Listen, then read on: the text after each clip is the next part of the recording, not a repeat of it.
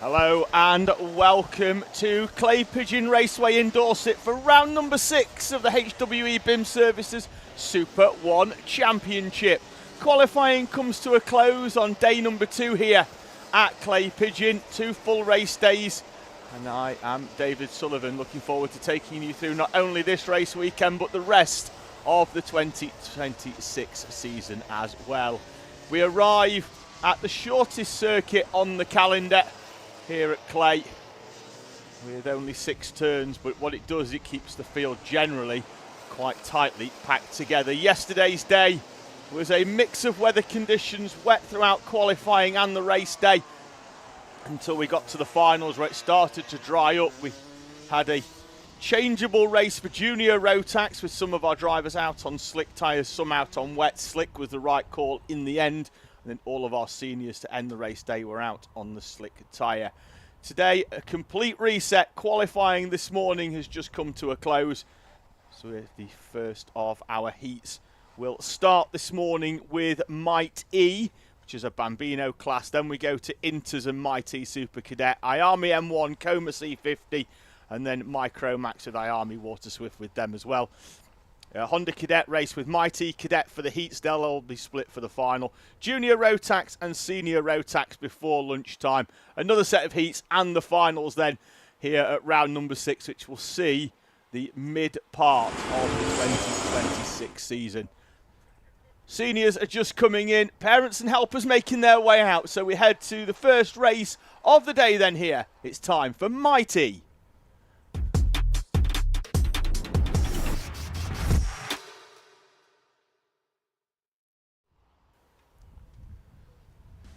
So no rolling up laps, so we'll be straight into the grid, so field will come straight out and grid up for standing starts. Aidan Castleman and Rafe Verdi on the front row with Joshua Chung and Teddy Veselovsky on row number 2. Eli Parkhouse will start alongside championship leader Luca Pede on row number 3. Max Tetlow, yesterday's final winner, will start in P7. He's got Oliver Reynolds for company. EJ Deere and Jensen Paris complete the top 10 in front of Archie Watkins and Reggie Love. Arton Odula starts in 13th. He's got Fabian Smith alongside him. Jack Voss and Astro Matthews, Fraser Payne and Maya Rossiter complete your 18 runners. Field just getting into position. That's Castleman in the 46. Verdi in the 20, using positions 3 and 4 as the front row so they can see the lights up above their heads as we head down towards Billy's for the first time.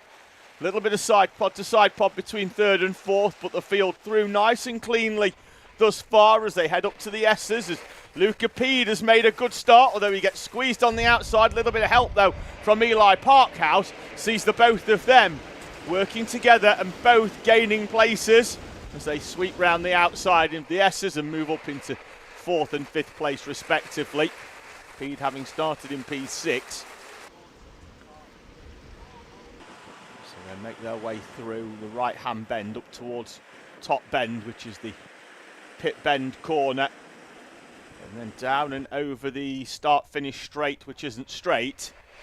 It's a long banking left-hander, as that's Oliver Reynolds pushing Max Tetlow through, as Tetlow finds a way through, and then wide goes Oliver Reynolds, very wide in fact goes Oliver Reynolds. And they all slot back in to the positions that they were as they came up and over the timing line at the end of lap number 1. Aidan Castleman leads them from Rafe Verdi and Joshua Chung. Luca Pede, Eli Parkhouse in the all-black machine. Then a gap back to Max Tetlow and Oliver Reynolds. It looks like they've found a way past Teddy Veselovsky. That'll be confirmed at the end of this lap. In fact, I don't think they have. They haven't. Veselovsky's managed to hold on from Max Tetlow. It looked like Tetlow was alongside. And Joshua Chung and Rafe Verdi. Verdi coming off the worst of that one, and it's allowed Luca Pede and Eli Parkhouse to come through. So Chung and Verdi preoccupied with each other. Allows the charging Luca Pede to make his way through. Up into 2nd place, Eli Parkhouse at the moment going with the championship leader, as down the inside goes Teddy Veselovsky in the number 25 machine. That will put him on the outside though, and he elects to slot back in behind the kart in front. Oliver Reynolds just behind, and then Max Tetlow. There's a big gap back then of 1.2 seconds to EJ Dearer, as that is Fraser Payne in the 83 machine making his way through, and it gap for the lead is going out as the fastest lap goes to Oliver Reynolds. He's in the middle of this train, taking advantage of the slipstream as he takes a wider line round Billy's. Gap out the front though is out to just over 0.8 of a second, with Aidan Castleman at the front getting his head down. Parkhouse in that third place seems content so far just to push Luca Pede along, and it's working well for both of them as Rafe Verdi and Teddy Veselovsky take differing lines and draw side by side. That'll put Veselovsky on the outside, and Oliver Reynolds can be smart here. He'll park his kart on the inside and is smart and finds a way through. Goes into the wheel tracks of Rafe Verdi, and Verdi's going to try and squeeze Oliver Reynolds. They'll run 3 wide over the timing line. Reynolds is through. He's managed to get past 2 drivers there. Has Oliver Reynolds, and moves from 7th to 5th in 1 lap with a good move on Veselovsky, and then takes full advantage getting past Rafe Verdi as well. Gap for the lead though is down to half a second, and it's closing corner by corner, and that is not half a second anymore. Pede and Castleman have been, Pede and Parkhouse have been quick through the first sector as Rafe Verdi picks up a contact warning.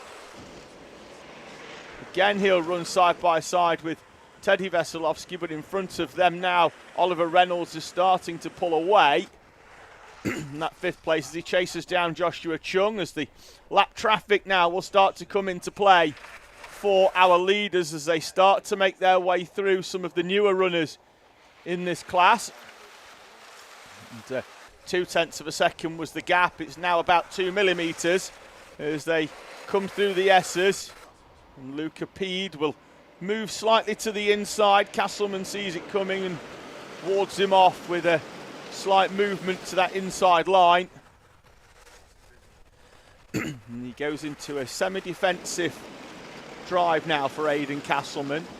Isn't white lining it, but he's just parking that kart 1 kart length in to try and stop Luca Pede getting a run on him. And now asks Pede for a little bit of a push.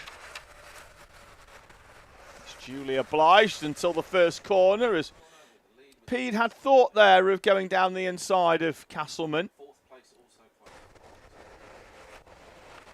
And in the background, that looked like it was Teddy Veselovsky, was it, on Oliver Reynolds finding a way back through. Indeed it was.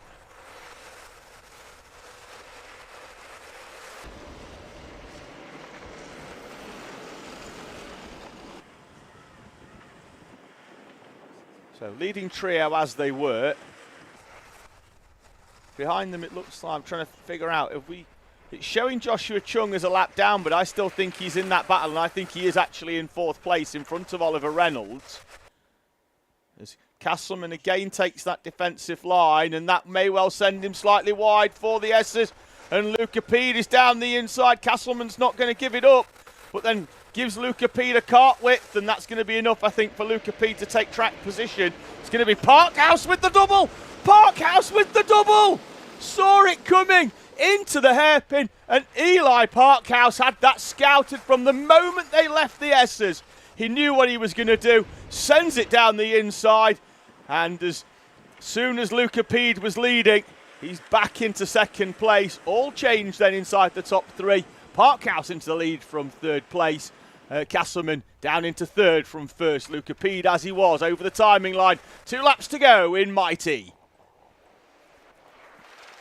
Will Pede try and get the switch back? I think Eli Parkhouse knows that's coming and takes a line that isn't going to be quick, but maintains his lead as he looks over the shoulder, leaves the door open up towards the hairpin, and down the inside will come Luca Pede. They'll run side by side, and that train of 3 at the front is going to become 4, maybe 5, because all the chopping and changing in the last lap or so has allowed Oliver Reynolds to close up onto the back.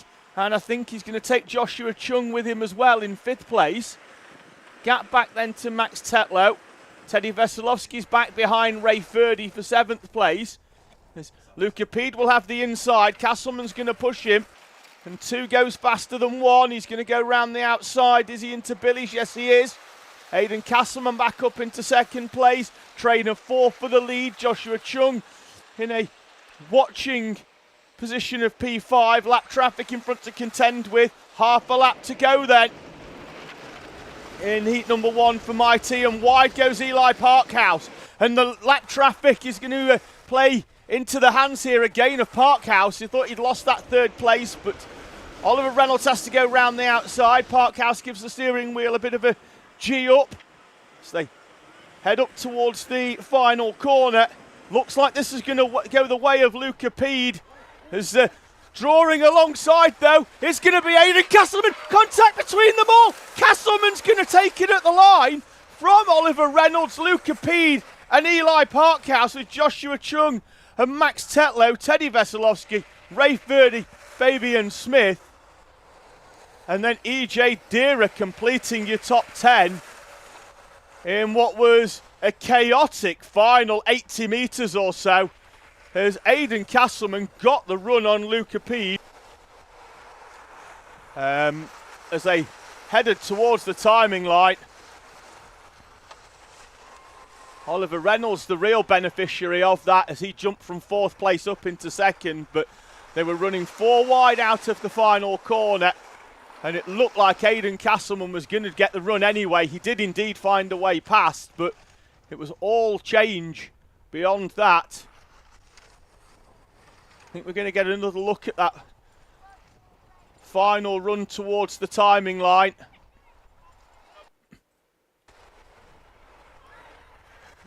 Luca Pede, he looked to his right. I'm not entirely sure he knew Castleman was there. 3 karts don't go into 2. And Eli Parkhouse takes the finish line backwards.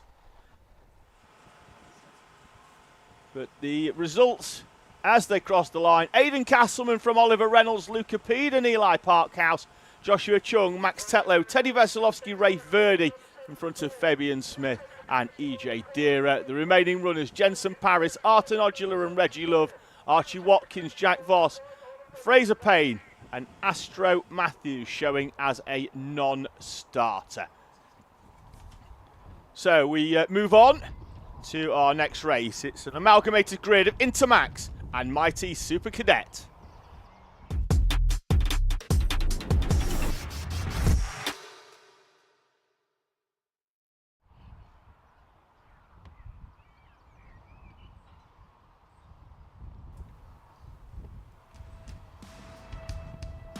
So Mighty Super Cadet and Intermax are your next 2. So they're down there in the holding area. Charlie Gregg, the championship leader and yesterday's final winner, will start on pole position in Inters. His championship rival TJ McLeish will start alongside him. Finley Thompson and Leyland Bradnam go off the 2nd row. Xavier Davidson and Evan Dearden on row number 3. Amelia Jade Hay and Harley Hassel are on the 4th row, with Calvin Sherlock and Finley Fawkes on row number 5. Eli Romolo had a bit of a problem in qualifying. He only got half a session in. He can't stopped, and then he managed to get it going again. We'll start in 11th. He's got Jan Hamira alongside on row number 6. Ronnie Griffin, Nixie Hay and Oliver Wynn, who didn't set a time in qualifying. His car stopped at the Horseshoe.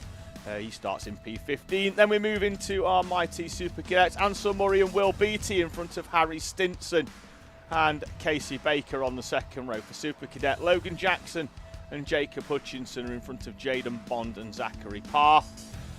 And then it's going to be Harry Watkinson in front of Oscar Dudley and Brandon Hartley, completing your 26 kart grid overall.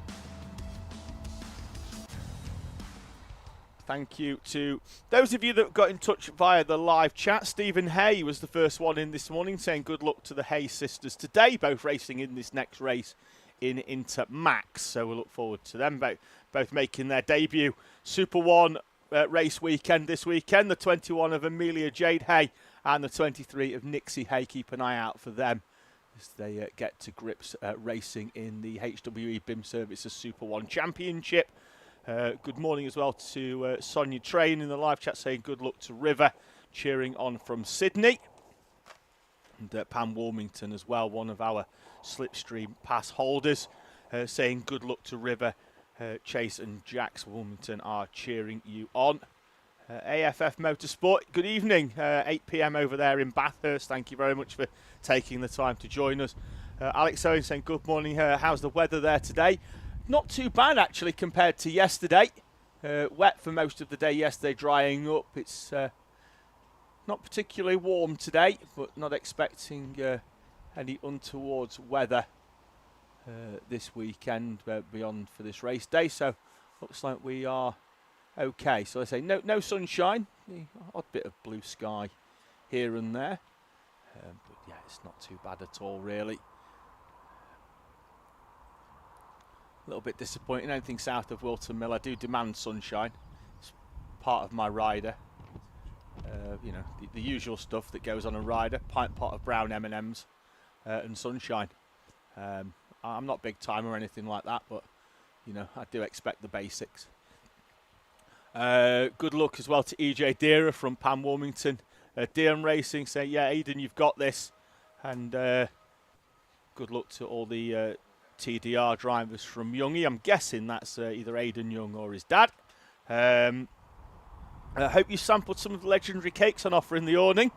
Yes, I have. It was in there yesterday, chocolate brownie with white chocolate pieces. Went down a treat, and I'll be going there at lunchtime today to see if there's any left. We'll be back into the live chat later on. Thank you very much as the Inters make their way out. It's a rolling start for this one. So they'll go out, they'll use half a lap to try and get some heat in their tyres, but with it being only just over 800 metres here at Clay Pigeon, they don't have a lot of opportunity as they have to be into grid position by turn 5. So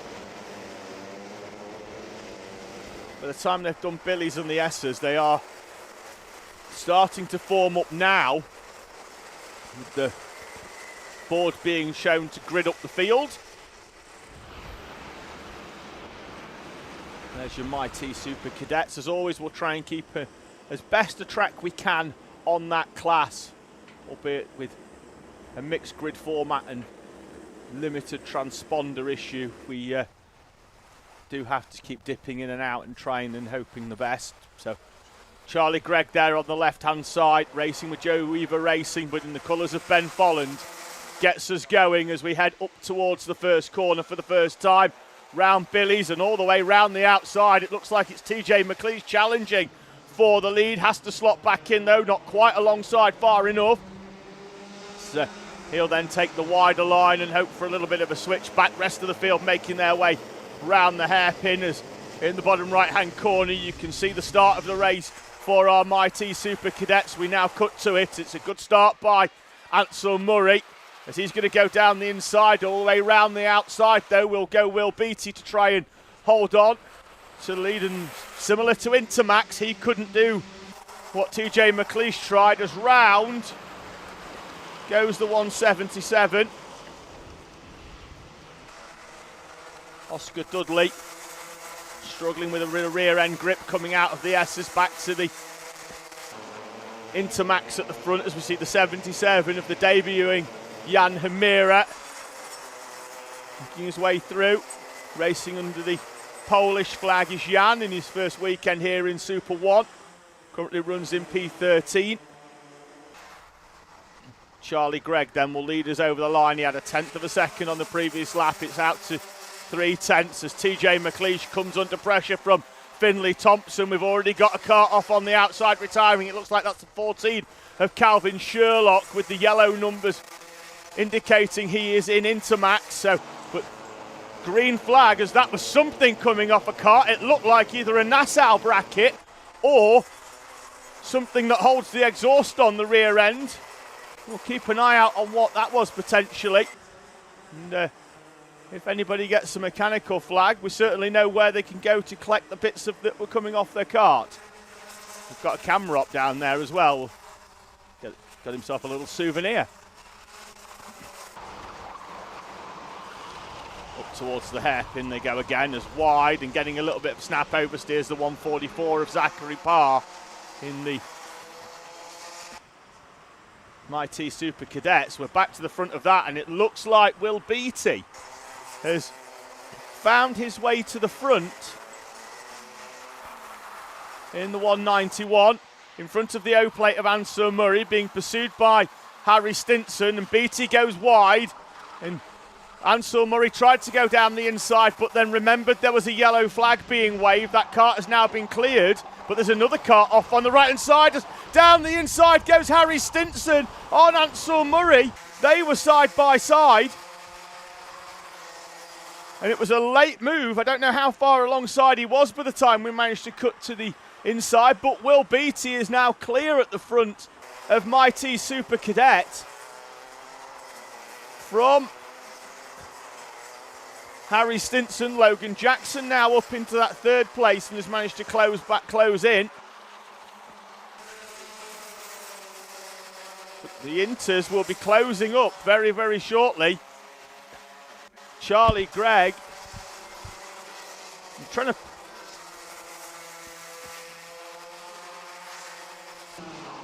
I don't know where Charlie Gregg has gone. I'm trying to pick out, he's down in 6th place. Here's Charlie Gregg, fastest lap on the previous lap as we move to Mighty Super Cadets, and he's had an off. 4 seconds he lost on lap number 4 for Charlie Gregg, and there he is coming through in the background. TJ McLeish leads then from Finley Thompson, Xavier Davidson, Leyland Bradnam.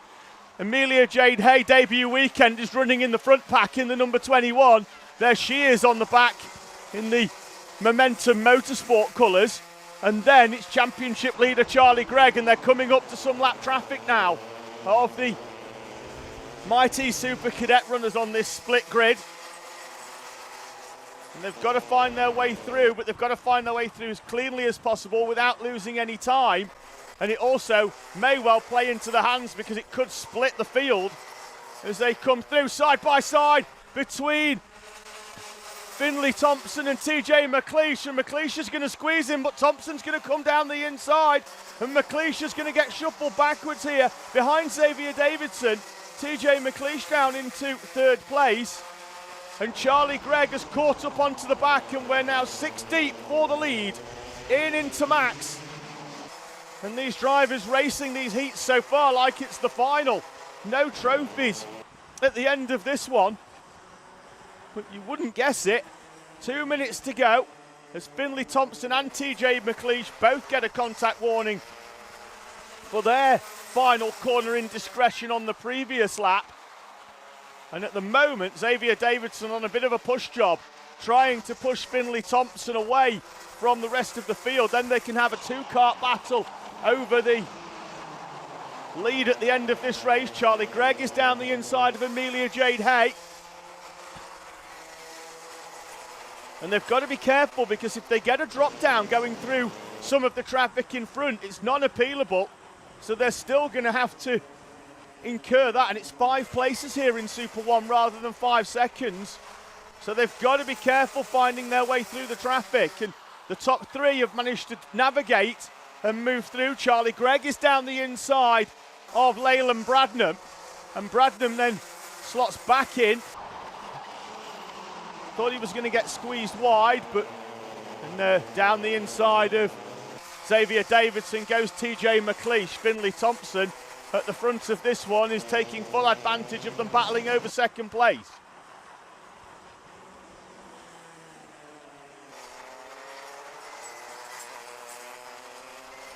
There is Thompson in the white, blue and green machine, ascending it down the inside on the traffic was TJ McLeish. It wasn't pretty, it wasn't quick either, and that's allowed Xavier Davidson to get back through and up into 2nd place. Here comes McLeish again, straight back at him. Charlie Gregg is taking advantage here, and Gregg is up into 3rd place as down the inside tries to go Xavier Davidson on Charlie Gregg to return the favour into the horseshoe. 10 seconds on the clock. I think Thompson's going to get round in enough time that it may well just elapse just in front of him. No, it doesn't. 2 laps to go then for Finley Thompson. He crossed the timing line with a few seconds to go. There's Charlie Gregg back down the inside of TJ McLeish. But the gap is 1.2 seconds And the only saving grace may well be that Finlay Thompson has got 3 mighty Super Cadets in front of him that he's got to work through. Albeit one of them is the very, very fast O-plate of Ansel Murray. Needs to be careful finding his way through the traffic, does Finlay Thompson. And these two in front are battling for position as we head on to the final lap. Doesn't need to rush things. In fact, I think he'd be comfortable just staying behind these two for Finlay Thompson. Charlie Gregg is some 20 kart lengths back, although he is clear now with Xavier Davidson and TJ McLeish, and they are well far apart that I'm fairly sure something's happened between the two of them. Battles further down the order, that's a bit naughty between those two.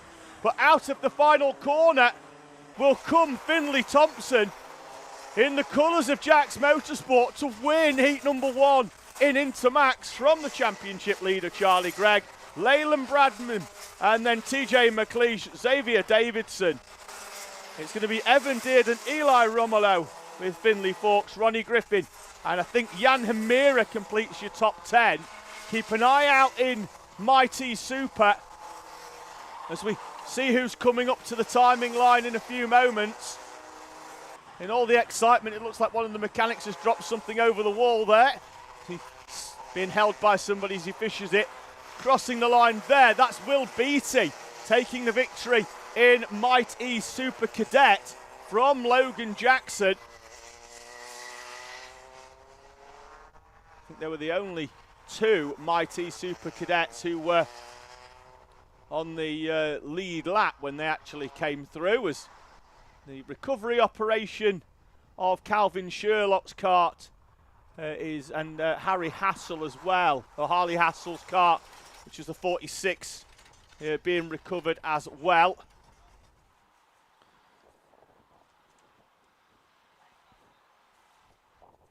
So, back into the live chat as well. Freddie Marjoram saying, go on Tom Nottingham and Isaac Parkinson Senior. Good morning to Freddie, who I know well from testing at Lockwell Hill near Mansfield, one of my son's test tracks when he was coming through his cadet days alongside Freddie. Good morning as well to Vinny C and saying, how long till Junior Max? Probably got around about 40 minutes, I think, until Junior Max. They've got Iami M1, Comas, Micros and Hondas before that, and then Junior Max. So go and grab some Frosties or something, and other breakfast cereals are available, and all that jazz, cup of tea, and we'll see you in about 40 minutes for Junior Max. Moving on then, it's time for my favourite class. It's Iami M1.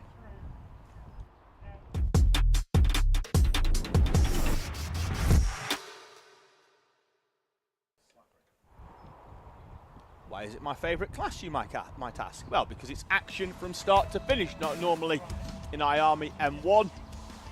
Drivers race for every single corner. It's Teddy Smith on pole position. He's got Presley Knight alongside him. It was those two that were duking it out yesterday at the front of this class.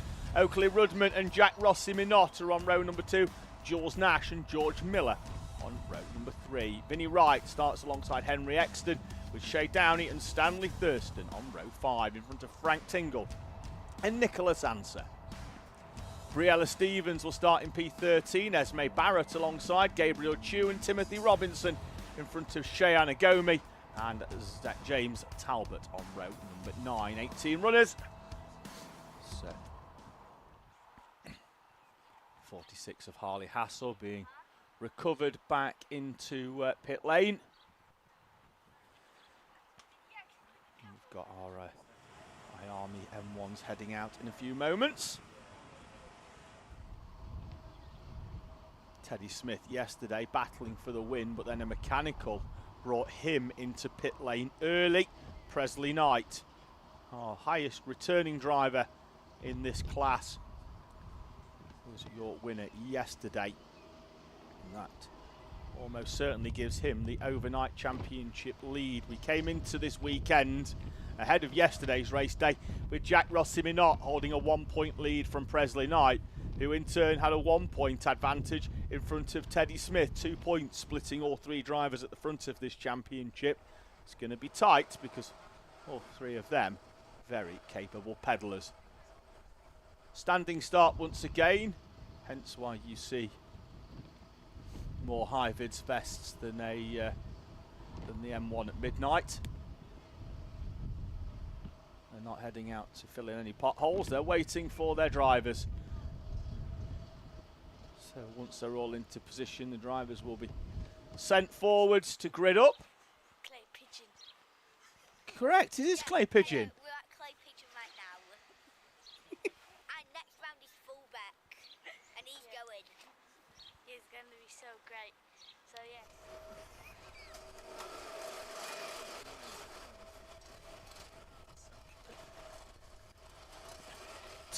Turns out I'll only be getting 90% of my fee this weekend, as 10% goes to Ellis Holt, and the name of the other driver escapes me, but I'll distribute 5% each. Drivers into positions, helpers being cleared from the grid, 5-second board in the hands of series coordinator John Hoyle, and we are away and racing as Presley Knight will lead us down to Billy's then for the first time. Being pursued by Teddy Smith. It's been a good start off the second row outside by Oakley Rudman as he slots into third place in front of, no, it's Jack Rossi Minot in front of Oakley Rudman, so it's as we were for the top four. As, round the outside there goes Teddy Smith, I think, for the lead on a very defensive Presley Knight. And in the background, Oakley Rudman, about 10 seconds after I incorrectly called it, is now past Jack Rossi Minot for that third place. Already the end of lap number 1 as we head up round the top bend for the first time. And Teddy Smith will lead us through then in front of Presley Knight, Oakley Rudman and Jack Rossi Minot. Good start by George Miller as he moves in front of Jules Nash, Vinnie Wright, Shay Downey, Henry Exton, Stanley Thurston are your top 10 as we have a few changes further down. That's a good move there by Jules Nash. Makes his way through and up into 5th place. So a little bit of a gap now. Needs to get his head down to try and catch this train of 4. George Miller in that 6th place now, being pursued by the 11 of Vinnie Wright. Field making their way through. I think that's Nicholas Answer in the number 30 machine in the yellow and purple, who takes a slightly different line. Teddy Smith on the inside. He's going to be overtaken this time by Presley Knight, and he's going to have 2 put on him. Oakley Rudman's going to try and work his way through. Thought he'd done enough to draw alongside Presley Knight there. Carried enough speed to try and do the double. Slots into 2nd place and is very, very quick round the hairpin. We'll be on the wrong side of the track here, and we'll need to be mindful not to leave the door open on the inside. But Presley Knight in 2nd place looking dangerous. Teddy Smith trying to stick the nose down the inside of him. They'll run side by side up towards the timing line. And whilst Rudman will be there, and he's showing Jack Rossi Minot in 2nd place. Fairly sure that that's not the case, because he's in the Tony Kart colours behind in 3rd, so we might have a bit of a timing anomaly, but it's certainly Presley Knight in the lead at the moment. And Jack Rossi Minot falling backwards ever so slightly at the moment. It's Jules Nash just behind him, as wide goes Teddy Smith.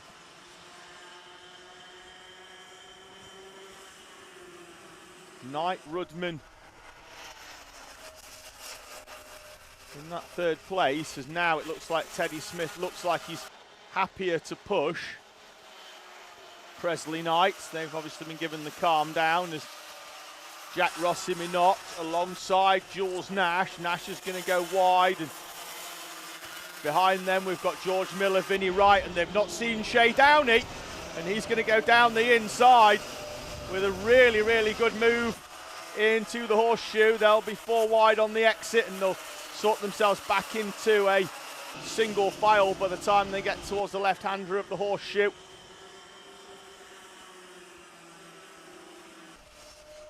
Half race distance as they cross the timing line this time, and the trio at the front are starting to move away, and at the moment it looks like it could well be a duo because Knight and Smith are working together.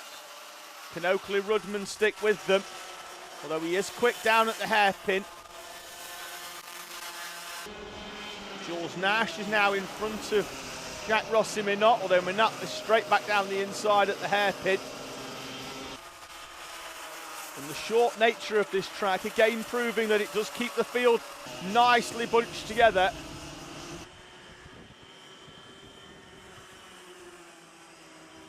This is your battle for fourth place as Oakley-Rudman has caught back up to this duo in front now, although he is tighter around that left-hander, scrubs off a little bit, but then gets a switch back down the inside, and he's going to be alongside Teddy Smith.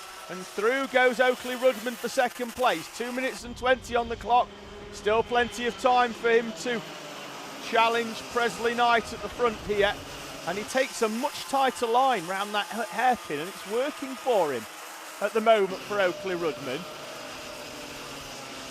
Just basically gets into the bottom lane. It's a banked right-hand hairpin, and it slingshots him out of the hairpin right onto the back of Presley Knight in front. Here comes Teddy Smith though as they fan out up towards the right-hander. And Knight's going to try the switchback that got him second place. Is it going to get him the lead? Yes, it is. Down the inside goes Oakley-Rudman. Up into the lead. Presley Knight's going to immediately try and come back at him at the hairpin. And Rudman, as fast as he led, is going to get shuffled back into third place. And Teddy Smith is going to come through and try and go all the way round the outside. Can he hold on? It's a long way round there. He almost gets squeezed onto the grass, but Teddy's going to lead. Teddy Smith then from Presley Knight and Oakley-Rudman. The three at the front, and to be fair, there's a great battle behind with Minot, Nash, Miller, Exton, Downey and Thurston. All in the mix there with Vinnie Wright just off the back as well, proving why I said this class is my absolute favourite. Oakley-Rudman down the inside of Presley Knight. And then there's a 7-kart battle over fourth place that we're trying to keep track of as well in the background of this leading trio. And Teddy Smith's got a little bit of a gap as George Miller goes down the inside of Henry Exton in the black and gold machine. Knight and Rudman are going to have to work together here. Although Rudman is now up into second place in front of Presley Knight. They're going to have to work to reel in Teddy Smith. The gap's out to just under half a second. They take a wider line and try and maintain the speed. Minot still leading from Nash in that second train of karts. It's Exton now in front of George Miller and up into sixth place as Stanley Thurston tries to sweep all the way around the outside of the 51 machine of Shea Downey in front of him. In 8th and 9th. Final lap. Oh, who was that going up on the back? I think that was George Miller going up the back of a kart in front of him. And we're all a little bit more spread out now with Jack Rossi Minot and Jules Nash clear. Shea Downey and Stanley Thurston have took full advantage. It was George Miller, I think, going up the back of Henry Exton. They're 8th, 9th and 10th. Last lap boards out then, half a lap to go. And the gap was down by half it was, 0.4 of a second now to a little over 2.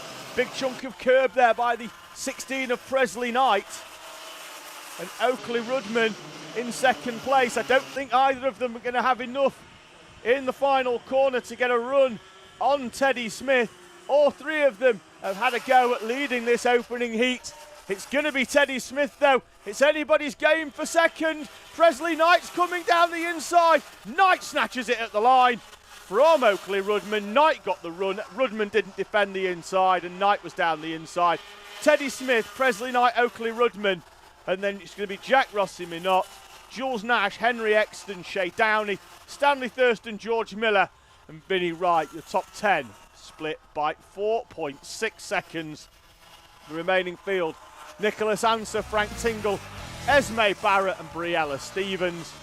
As the final runners come through, Shana Gomi in P15, James Talbot, Timothy Robinson. And on the final lap, it looks like we've lost the 55 of Gabriel Chu. He'll be classified in P18. Oh, no, he won't. He'll be P11. We've had a timing adjustment right at the end as Gabriel Chu manually reinserted into P11.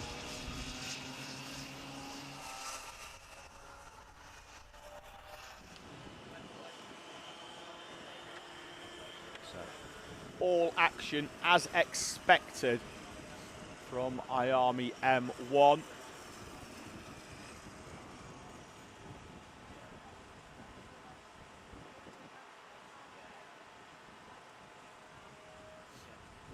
Shooting Outdoors channel says go Charlie Gregg from Alexander Adams Racing. And good luck as well to Robert Hanley in the Coma race from Lee Ainsley. Well, he'll be out in a few moments' time in our next race. Helpers making their way out. It's time for Coma C50.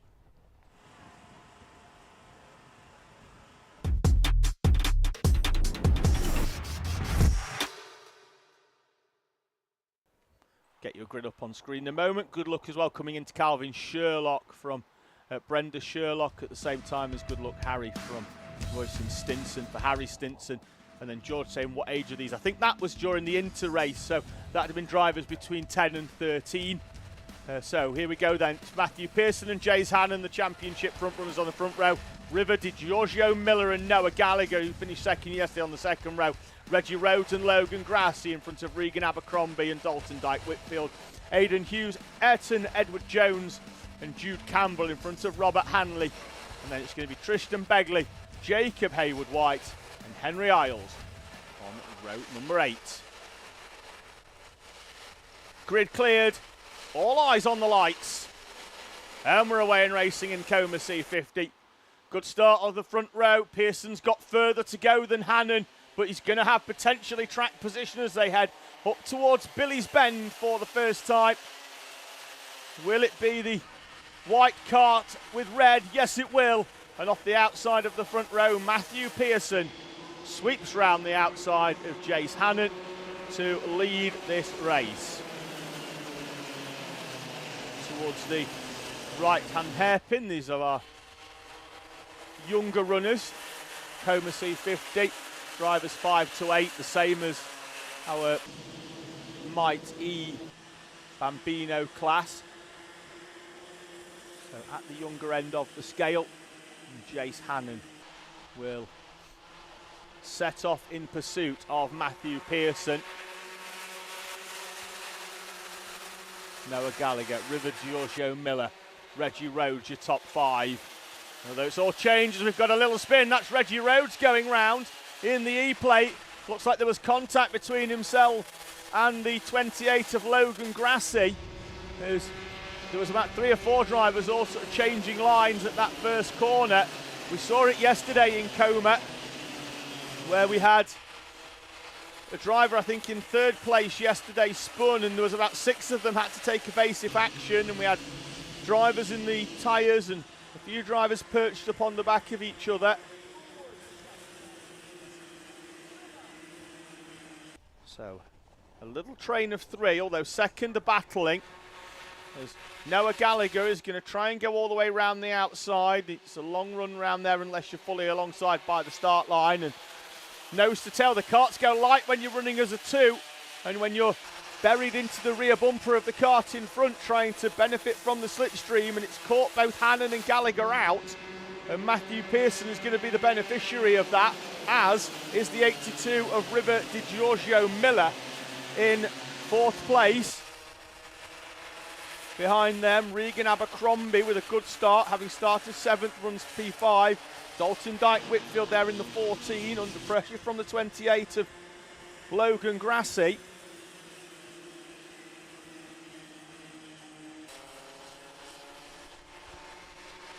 Gap was a 1/4 of a second, looks to be a little bit tighter. Yes, it is. Jace Hannon a fraction quicker, being pushed along, and he's being pushed down the inside by Noah Gallagher. Teamwork makes the dream work, and through they go, up into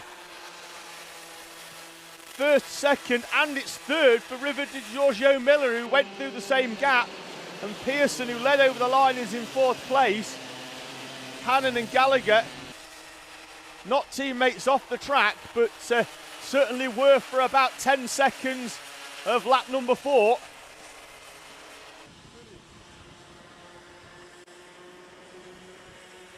And we go all the way down now to Logan Grassi in 7th place.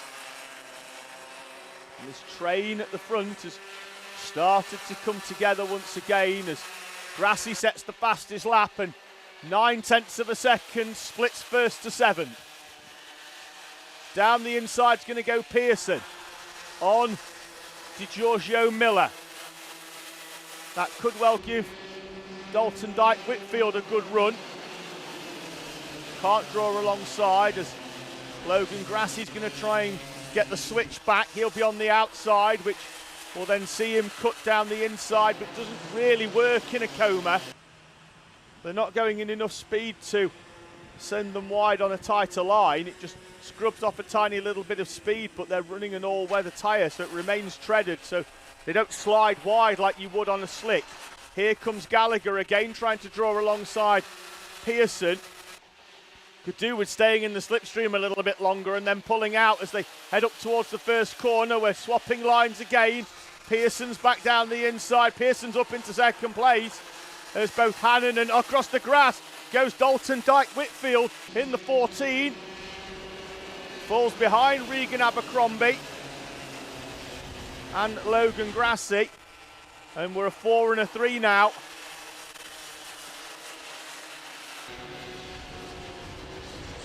Grassi will need to push Regan Abercrombie.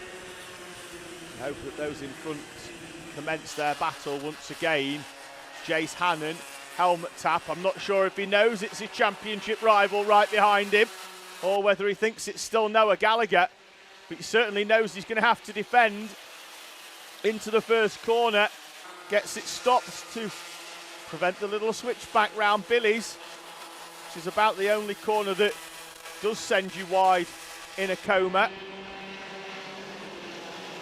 So run down to the hairpin, not only under the watchful eyes of the Alpha Live cameras, but also under the watchful eyes of a pair of photographers.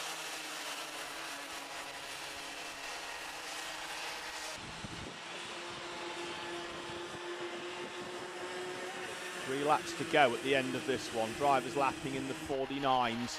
They'll cross the line with around about 1 minute and 6, I think, on the clock as they head up towards the start line there.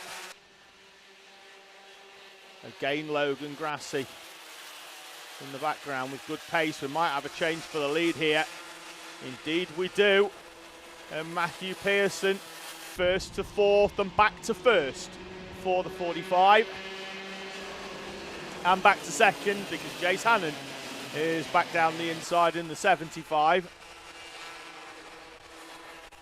And this is exactly what Gallagher would have wanted. He'd fallen 6.5 tenths off the back of this leading duo. And with a little bit of assistance from River DiGiorgio Miller, we'll be hoping that closes up in the remaining 2 laps. It's gone out ever so slightly to Gallagher, but I'm fully expecting these two at the front to go at it with 2 to go. As wide goes Gallagher, and it looks like we could have Miller down the inside, and we do. Behind them, running side by side, is Abercrombie and Grassi.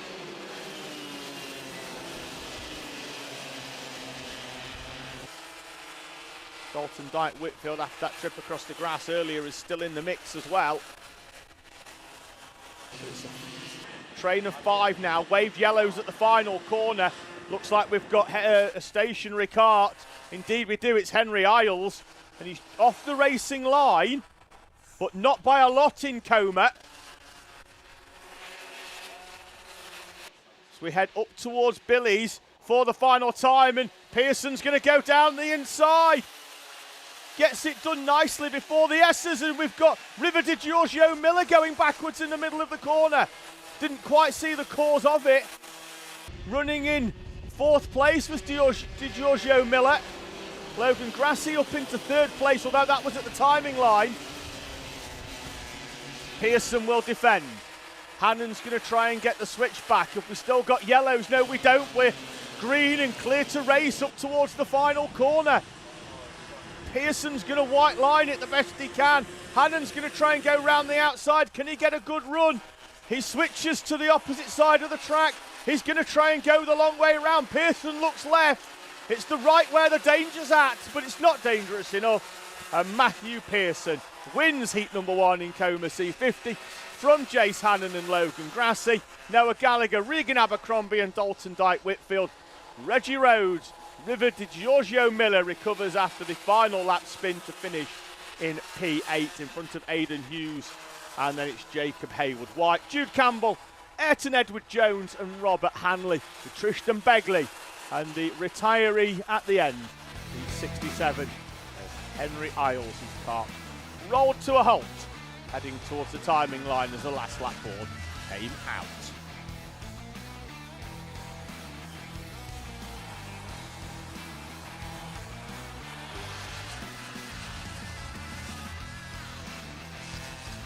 Dip into the live chat again. Good luck to Jack Rossi-Minot and Team 737 from Grandad Bob. Big shout out as well to Ayami Bambino runner Amari Morrison, who sadly broke his arm and will be missing today's race day, but is glued to the screen. So thank you very much for joining us, Amari, and we look forward to welcoming you back onto that Ayami grid here at Super One. Please let me know in the live chat what you'd call a gaggle of photographers, which we appear to have accumulating down at the hairpin. So what would you call a gaggle of photographers? Please let us know in the live chat. Hayley Leslie in the live chat saying good luck to Stan. And good to see your lad Finn here this weekend on driver coaching duty as well. Good luck coming in for Daniel Stangerian. We'll see him in we've seen him already actually in Mighty Cadet, so he'll be out with in Honda Cadet. He's qualified in that earlier on, did well yesterday. So we'll head to our next race. It's time for Micromax and Ayami Water Swift Restricted.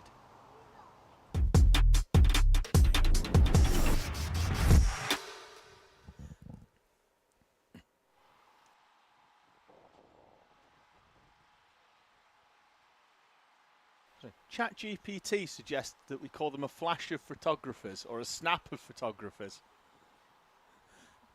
Don't think we're going to beat that, unfortunately, so it was a short-lived in the live chat. Right then, a reel of photographers Stuart, our producer, has just thrown in as well. So, right, let's get a grid on the screen then for you here for our micros. It's going to be Jensen Drummond on pole position.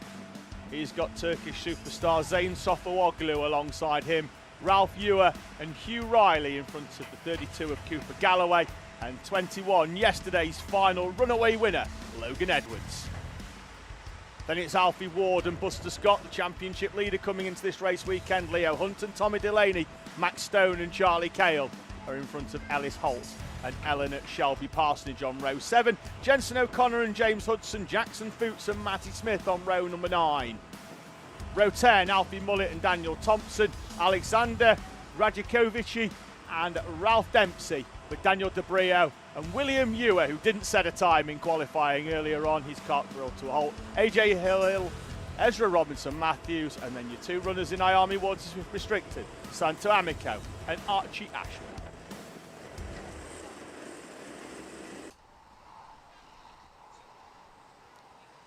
Here we go then, the 12 of Jensen Drummond in the blue, leading us through. Sofawoglu in the teal, he's on the inside. Logan Edwards with a very fast start coming out of the tram lines with the lights have gone green, the lights have gone green. They hadn't gone green though, it's the false start. Still showing green on the screen on timing, but it's definitely a false start. And because on our timing screen, the circuit goes yellow and we get a false start up, so. We've had a spin. Trying to pick out who that is. It didn't look like it was self-inflicted either. One of the Sodis going round. it's Daniel Debris out, one of the Vitesse Racing karts. Hope he's carried out his usual pre-race routine of having a Cadbury's Whisper before getting in his kart. Apparently makes him faster. I'm similar when before commentary, but it normally involves a sausage sandwich with hash browns on it. Normally makes me talk faster.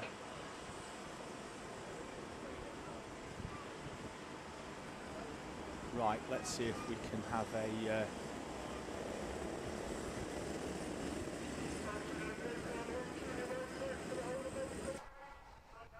second go at this one and see if we can get us away in racing. It looks a little bit tidier. And indeed it is. We're away in racing this time. Jensen Drummond will lead us down to Billy's. So all the way around the outside, Zane Sofooglu's going to try and keep the foot in. Slots into second place. Behind them, it's a good start by Hugh Riley in the Ayrton Senna replica helmet, number 87 RCE machine. Behind them, Cooper Galloway's had a good start as well from P5 and runs up in P4 in the Jack's colours. Up round the horseshoe. Looks like it's been nice and clean thus far on the opening lap as Zane Sofooglu tries a move into the unfancied in terms of overtaking opportunities final corner. Normally you use it to line up a move for this corner, and he's going to go down the inside into Billy's. And through goes Zane Sofooglu. Looked like Hugh Riley was coming down the inside as well.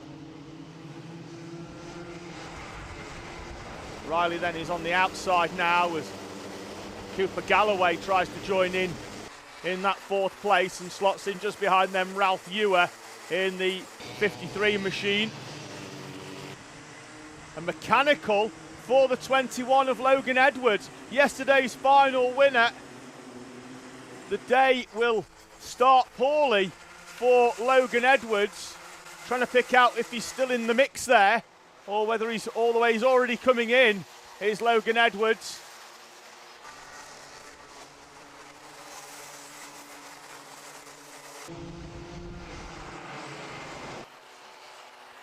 Five for the lead, as that's Buster Scott, the championship leader in the yellow helmet round, and that looks like Ellis Holt potentially trying to drag his kart out of the wall. We'll confirm if it was or not, but it's certainly a Pantano suit. So Sofooglu, Drummond, Riley for the lead, with Galloway and Ewer in the mix as well. Ewer's going to try and go down the inside of Cooper Galloway, gets that job done. Talking about going down the inside, Jensen Drummond here's through on Zane Sofooglu as well and moves up into the lead.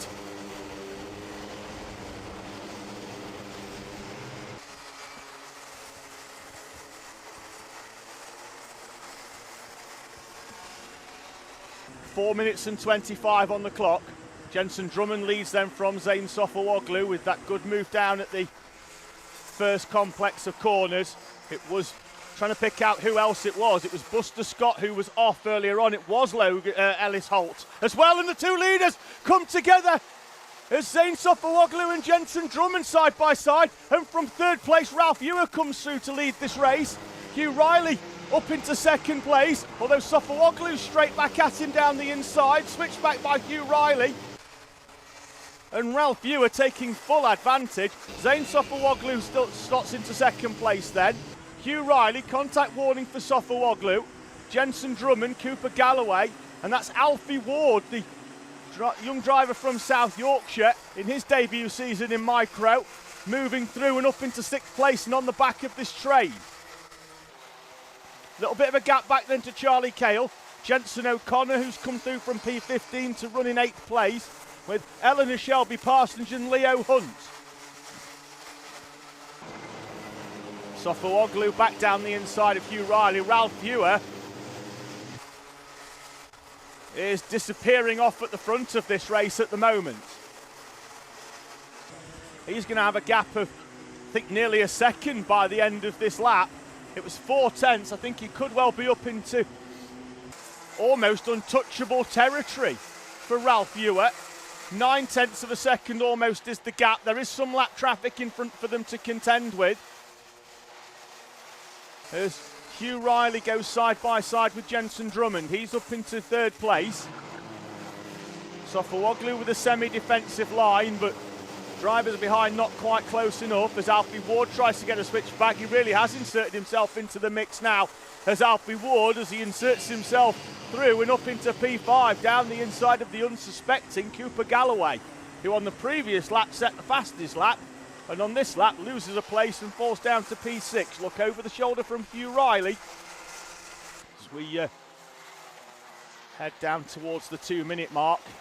Gap at the front fairly equidistant again between Ralph Ewer and Zane Sofawoglu.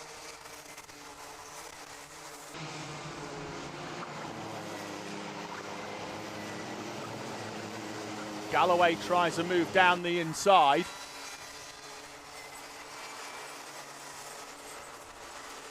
It's a little bit too far back.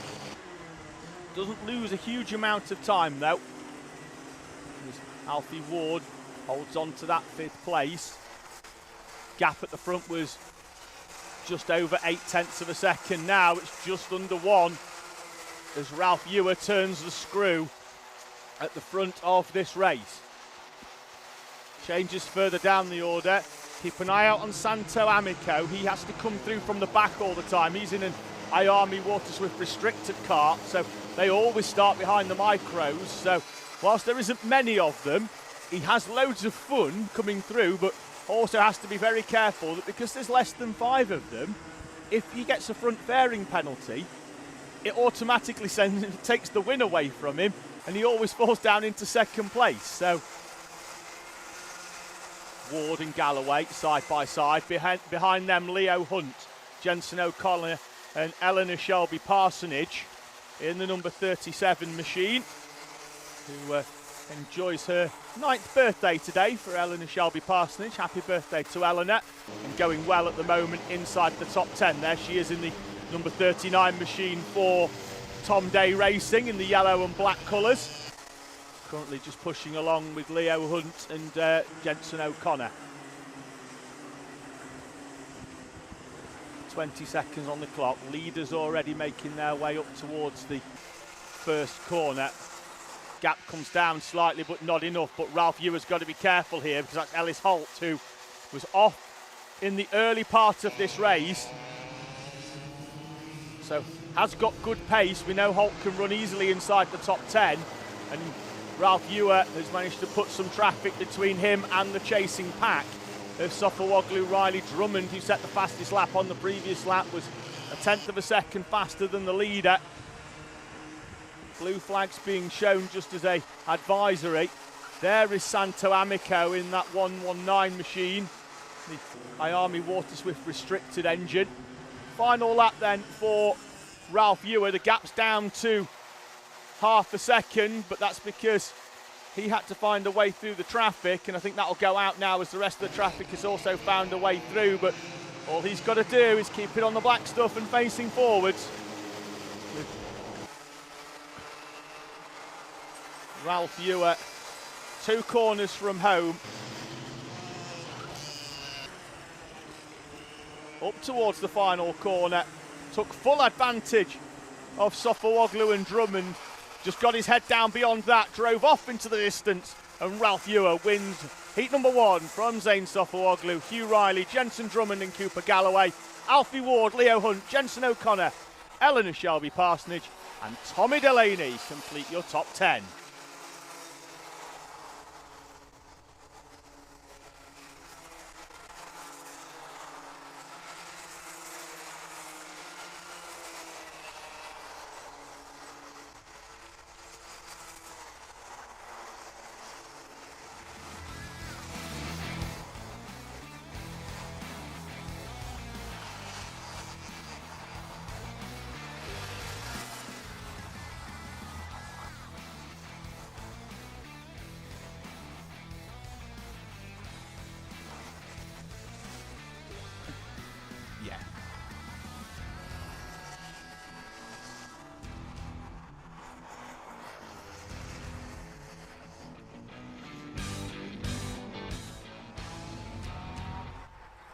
So we move on then to Honda Cadet, and just like yesterday, we have a guest in the commentary box. We'll let you know who that is after our little sting.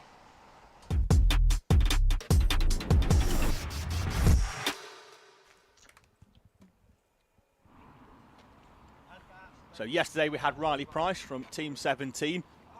Today we've got Andy Jennings from Zenico Racing. He'll join us for Honda, but what he's really here for is Junior Rotax straight after that.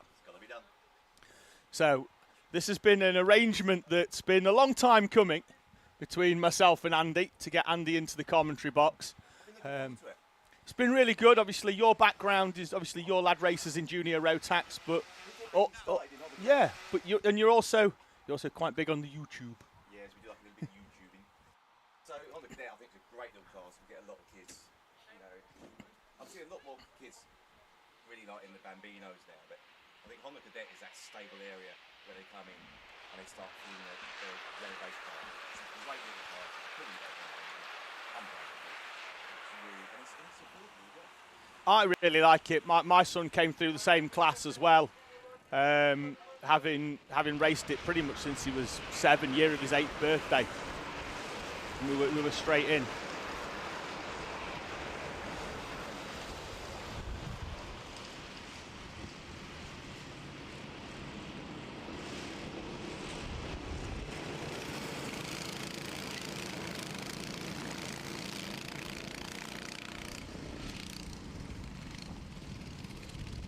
So might not have a grid for you on this one just because we're running 2 different classes, and particularly with Mighty Cadets. We'll try and pick up Hondas as well as we get this race underway. As we head round.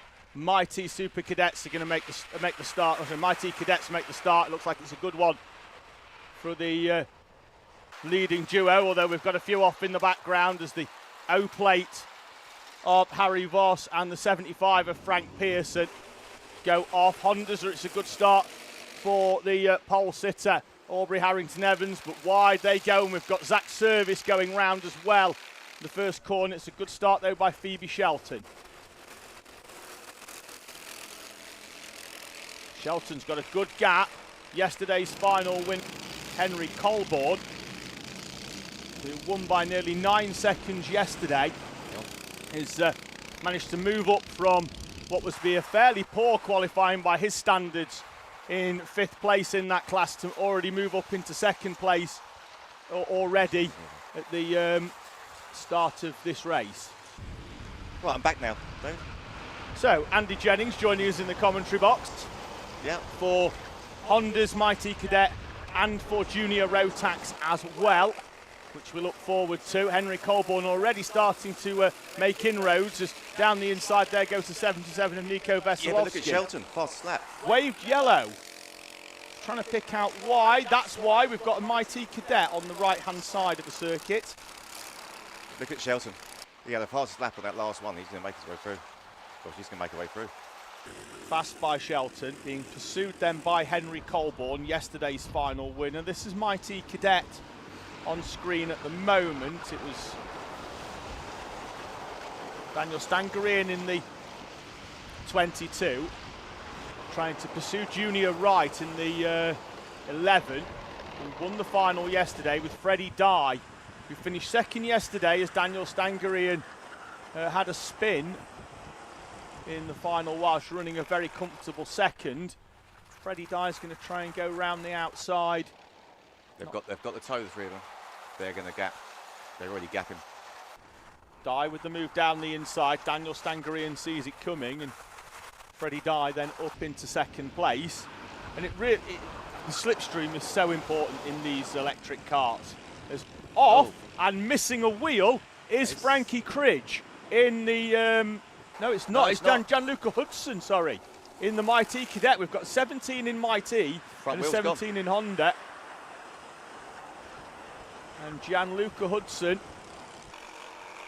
with his arm up, may as well get out of that one. That's not getting back on track. Front left missing.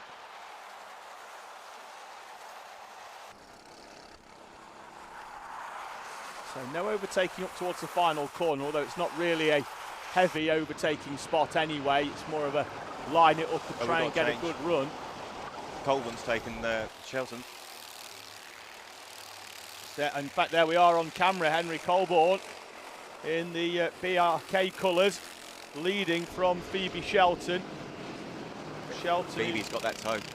Yeah, She's moving around. Came into this race weekend 1 point behind Reggie Dufficy in the championship. Dufficy up into third place, having not qualified as high as he would have quite liked. I think Shelton's just going to push Colborne here for a lap or two. We've got 3 minutes 80 on the clock. It'd be wise to stick behind, get that toe, break away from the rest of the pack. But you can see, looking, Shelton's looking around. Colborne yesterday, he suffered an engine failure in heat number 2, which meant that he had to start the final from a very similar place he'd actually started this first heat from.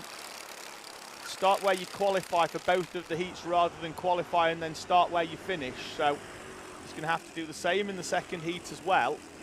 Here's Henry Colborne. Yeah, Shelton's following the racing line. So Phoebe's going to go with Henry, I reckon, for the next, one more lap, and I think Phoebe will start making the move. Looks like we've had a change for the lead at the front of the Mighty Cadet class as well. That's Freddie Dye now, leading yesterday's race winner Junior Wrights. Daniel Stangarian in the 22, pushing them, and then that's Jax Wong in the 76 just behind. And Stangarian's going to try and move down the inside, although you saw the kart skipping there as he scrubbed off a little bit too much speed trying to get the switch back. Tries the same again as Junior Wright goes slightly wide. The only real winner out of this battle, Andy, is going to be the leader. Yeah, and this is when you're fighting at that front, the back's going to start catching you though. We've got 1 minute 45 and 1 lap left. Yeah, got a bit of traffic in front as well for them. Is that back marker? Yeah, I think so. Just trying to pick out the numbers. But that's your leading trio, and if Dye can find a way through, which he can nicely, and what he wants is those two behind not to get through at the same time, and they do. They do. Manage to find the way through. Traffic as well for the Hondas. And we saw this yesterday. The front-running Hondas catch the back of the Mighties, and the front-running Mighties catch the back of the Hondas, and they both have some work to do. So Shelton's starting to come off the racing line. Just looking. See them moving around. What they need to be mindful of as well is that whilst they'll be looking at the clock and it will say something like 57 seconds, and it will, is the last lap is called by the leaders in the Mighties. So yesterday the Mighties managed to find their way up to the Hondas. There's some lap traffic in the Mighty in front of Henry Colborne and Phoebe Shelton.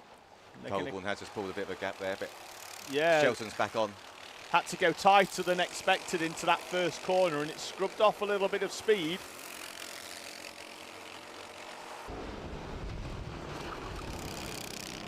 You see the determination of that races, can't you? Certainly can. Colborne running a clear visor, and you don't normally see that unless it's raining. But then it was very wet yesterday. Yeah, but I do like it because you can see this. You see the concentration in the eyes of the driver. The thing is, Colborne knows that Shelton's on the back. He knows she's there. We're now time is down to 0, but we're waiting for the Mighty front runners to come through to trigger when the last lap is. So 2 laps to go for these two in Honda. Colborne, a seasoned racer. This is your front runners then in the Mighties. Freddie Dye now with a good gap to Daniel Stangarian and Junior Wright. This one does look largely set in stone, albeit I don't think they've got any traffic to contend with. There's Jax Wong in the 76, so that's your top 4 in class. They're all clean there. No traffic to contend with either. This one looks like it's home and dry for Freddie Dye. So he comes out of the final corner. Second in the final yesterday. First in Heat 1 this morning. Freddie Dye continues the strong form as he takes the victory from Daniel Stangery and Junior Wright and Jax Wong. Let's see if we can pick up Honda. They'll be coming, I think, out of the horseshoe. Yes, they are, and up towards the final corner. Unless Shelton can get a good run, I think this one's going to go the way of Colborne. Yeah. Phoebe's moving, though. No, I think, yeah, there you go. Around the outside, not enough. Henry Colborne wins then from Phoebe Shelton. Jessie Bailey gets past a few drivers on the final lap as Reggie Duffy falls down the order. I wonder if he's had a little spin in the middle part of that race. He was up and running in third place. Didn't have, just didn't seem to have the pace and just fell down the order. Was fourth, then fifth, sixth, seventh. Had a 45-second lap on lap 9 that dropped Reggie Duffy, the championship leader, all the way down the order. So it's Colborne, Shelton, Bailey and Veselovsky in front of Zach Service, Aubrey Harrington Evans, Reggie Duffy and Frankie. I think that was a really sensible drive by Henry and Phoebe. You know, it's heat 1. You want to keep your points up there. If they start fighting and challenging and a mistake happens, they're going to lose their points. That was sensible. Really sensible. Mature driving as well when you think there's only, you know, a handful of points between positions in the heats. And this is Honda Cadets. Yeah. These are some of our youngest drivers out there. Right then, the one that you've been waiting for while we get Gianluca Hudson's kart recovered. It's time to move on to Junior Rotax.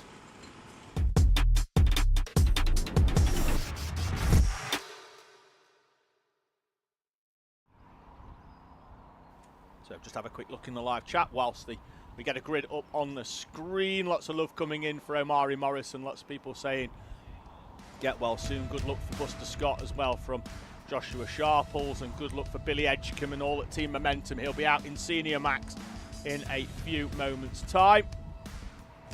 Freya Yeadon saying yes, a focus of photographers. And, lots of support, as always, coming in for Zane Sofawoglu, the next generation F1 champion. Things I don't know if he'll go F1 with Zane Sofawoglu. Every time I see him in a kart, it's followed by a video of him on a motorbike, and we know the family has a two-wheel route, so he may well go down that route. So let's have a look then at your Junior Max grid. The WC plate, the local hero Jake Cozzi will go off pole position. Tyler Banks and Kurt Kaplan, with Luke McGaw, the Honda Cadet graduate, going off the second row. Jude Puddifoot and Elijah Hartley will go off row number 3. Warwick Milam starts 7th. He's got Sam Stockton alongside Isaac Jameson and Fletcher Groans, with Nathan Rond and Noah Clare on row 6. Row 7 sees Neve Allen and Laurie McVeigh. Yesterday's final winner, disappointing qualifying for him. Zach Jennings and Kian Hundle go off row 8. Amy Peacock and Harry Ward on row 9. Row 10, Alex McCullough and Timmy Shahini, with Charlie Halewood and Arena Sipilova in front of Nelson Taylor and Jerry Duffy on the final row. Taylor removed from the standings in qualifying. He came in underweight. So it's going to be an interesting race, this. We've got some interesting drivers out there. Watley didn't turn out as we expected. No, Cozzi on the front row. He was probably the one that we did expect, but there's a fair few drivers, Andy, that are out of position. There is. You've got McCullough. He's P19. You know, he's normally at the front.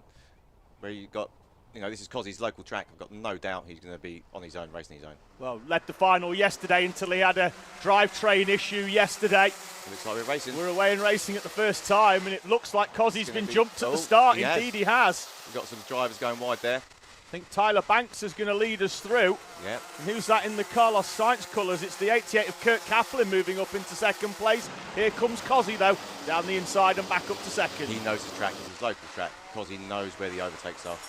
He's going to go. The final yesterday in this class had 5 different race leaders. Nobody wanted to win it. Cozzi led the early phase of the race. Then Jameson had a gap of nearly 2 seconds, and he went off at the first corner on slick tyres on a rapidly drying track.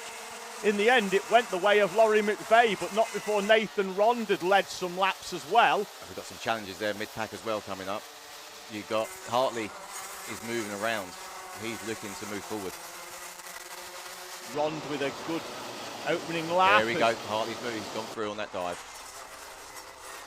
I think he got clipped as well. And who's that coming through in the 19? That's one of yesterday's leaders, Isaac Jameson, getting in the mix as well. So good start by Rond. He makes up 4 to run in 7th place at the end of lap number 1. And See, Cozzy's chasing down Banks. 0.3 of a second 0.3 quicker. of a second quicker. He's going to close that gap. That's Amy Peacock making moves. She had a disappointing qualifying.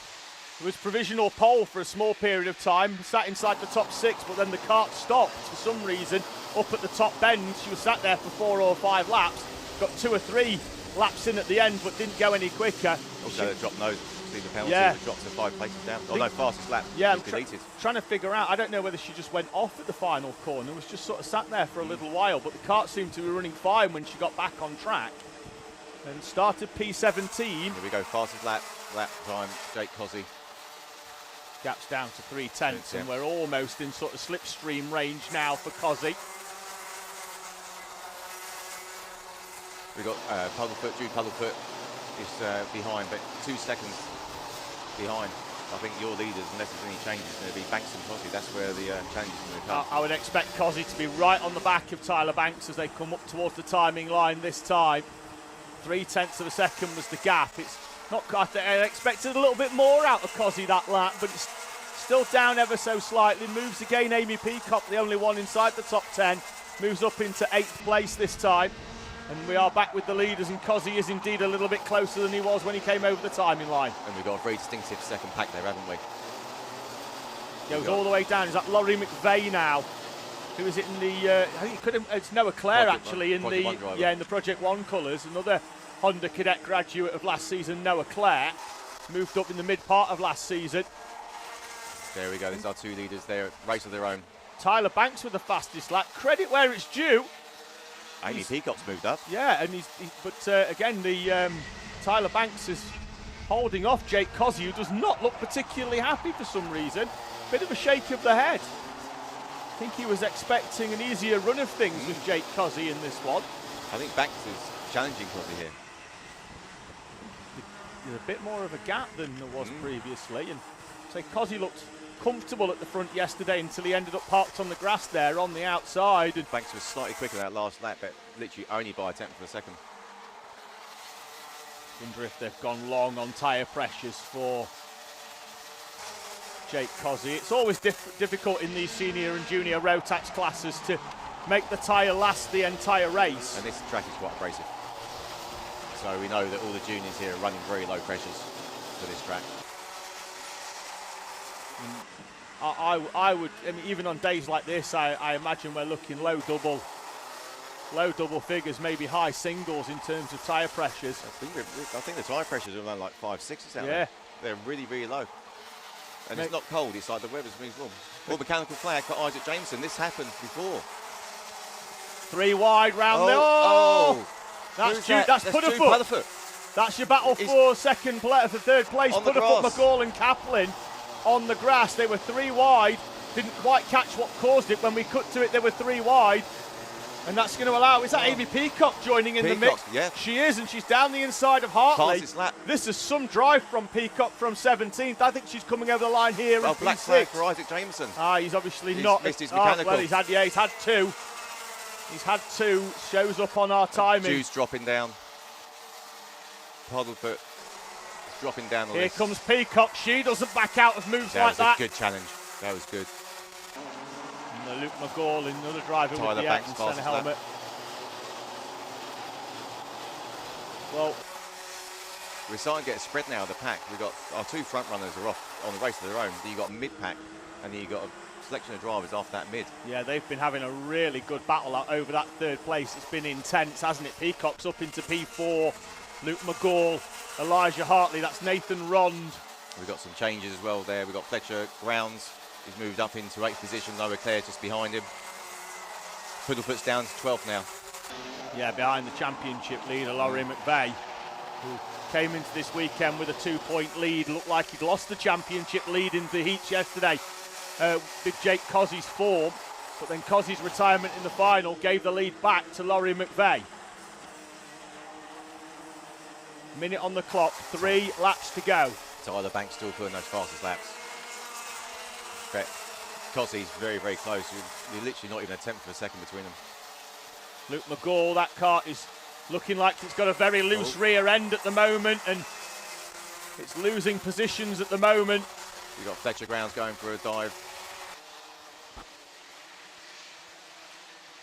No, I think he backs out. Yeah, I agree with that. Luke McGall there in the number 15, just behind Nathan Rond now. Grounds behind him. 2 to go, and the gap at the front is coming out even further. 4/10 of a second now for Tyler Banks leading the way. You got Grounds onto McGall's rear end there. He's moving around. We've got 2 laps left, roughly. Yeah, McGall, that rear end, he looks over his shoulder every time he comes out. I think just doesn't particularly look comfortable with the rear end grip. Looks like the tyres have gone past their best for Luke McGall, but holding on at the moment to a very strong P7. Time is down to 0. Last lap board will wait. Tyler Banks this time round. Gaps down ever so slightly. 1/10 of a second quicker was Jake Cossey on the previous lap. I don't think we've got enough laps for Cossey to catch. I think Banks is going to take this unless there's a serious mistake made, but I can't see it happening. 3 corners to go. The gap is closing corner by corner, but I don't think Jake Cossey's going to have enough. Not enough time on that clock. This time round, up towards the final bend. The safe money pre-race would have been on Jake Cossey, but it's going to be Tyler Banks as they head up towards the timing line. And Tyler Banks wins heat number 1, framed Jake Cossey. Kurt Kaplan, a charging Amy Peacock through from 17th to 4th. Elijah Hartley, Nathan Rond, Luke McGall and Fletcher Grounds, with Jude Pudderfoot in front of Warwick Milam to complete the top 10. The rest of the field, Noah Clare, Laurie McVeigh and Alex McCullough, Zach Jennings, Nelson Taylor and Neve Allen in front of Cian Hundle, Harry Ward, Timmy Shahini, Sam Stockton, Jerry Duffersey, Charlie Halewood, and then Isaac Jameson, classified in P23, but having picked up a black flag, I don't think you'll be collecting any points for that. No, that was a good race though. That was interesting. There was a lot of movement, and we saw what we said. You had Amy Peacock starting at the back, moving forward, the O-Plate winner from Rowra. And Fletcher Grounds. But look at Jude Pudderfoot. He got knocked down, he came back up to 9th. Certainly did. It was a good run there from Pudderfoot. He was all the way up to 3rd, wasn't he? Started P5, ran as high as 3rd, dropped 9 down to 12 and managed to recover back to P9 at the end of that one. And if anybody picks up any penalties in front, that's certainly going to give him a few more points, but a really good run for Pudderfoot in that one. It was good, and you know, we always say at the end of a race, you know, we're waiting this provisional result. You know, there was some close racing there. I wouldn't be surprised we got some drop noses. And Super One, it's a 5-place penalty. It certainly is. And let's just go back to Pudderfoot. For a driver that in his first season in effectively open wheel owner karting, some talent. He is, obviously he's in our all-in. You know, he's the Escort Scholarship winner. You know, my boy Zach's been behind him, and all the drivers saying he's talented. But he's very young into this class, and he's come from a ride and drive corporate karting. But that jump into this, here we go. No time to dwell then, we move on to the big sister of Rotax. It's time for seniors.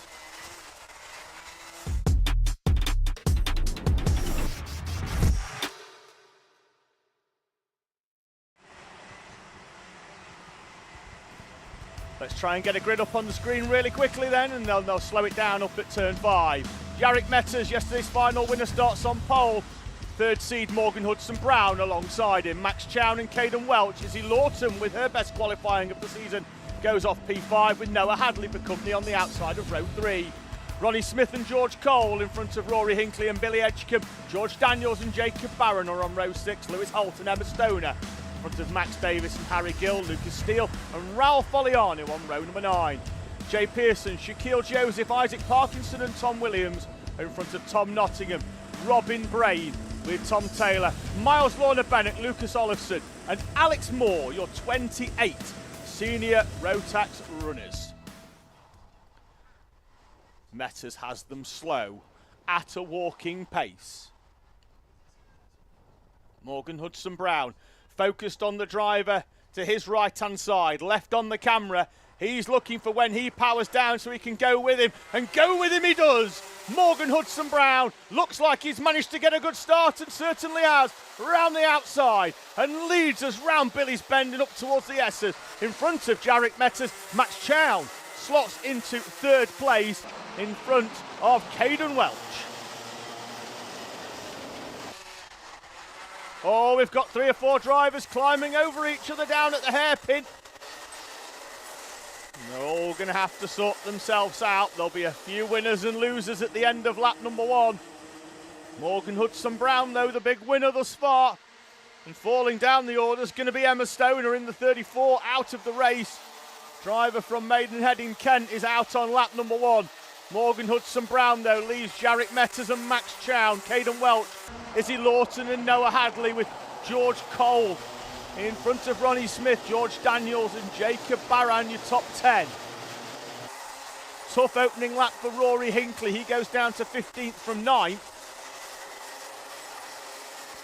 The driver of the 12 certainly has the talent to get himself back inside the top 10. Top 4 on a little bit of a breakaway.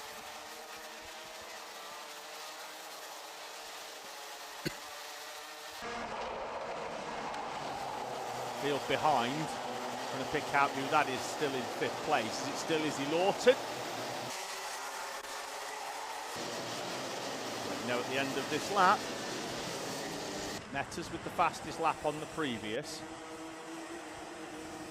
I think Lawton's fallen a few, because I think that's the pink helmet. Indeed, she has, down into P9, still looking comfortable inside the top 10 though.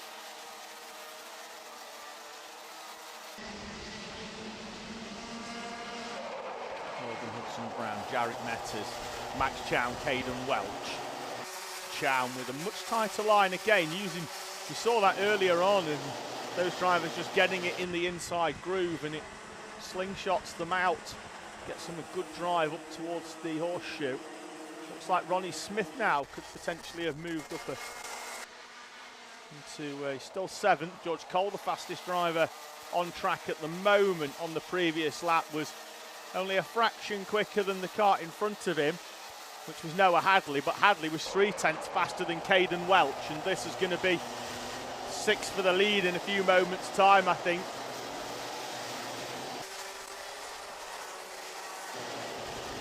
Jarek Metters, another driver at his home circuit,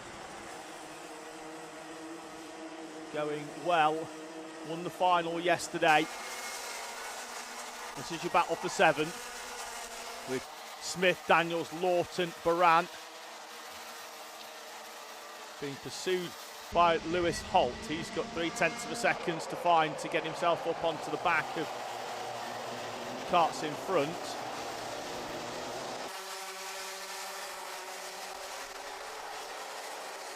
So 6 for the lead, then a train of 3 behind with Smith, Daniels and Lawton.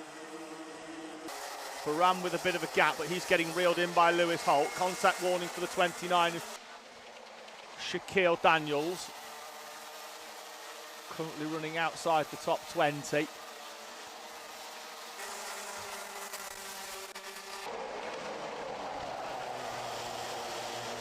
Metters closer to Morgan Hudson-Brown through the infield, but then Hudson-Brown pulling away through the faster complexes of corners, certainly round the final one down the start line. Let's see whether we can Metters though in the slipstream and trying to work with, and Metters is down the inside this time of Morgan Hudson-Brown with a superb slide job block pass on Morgan Hudson-Brown.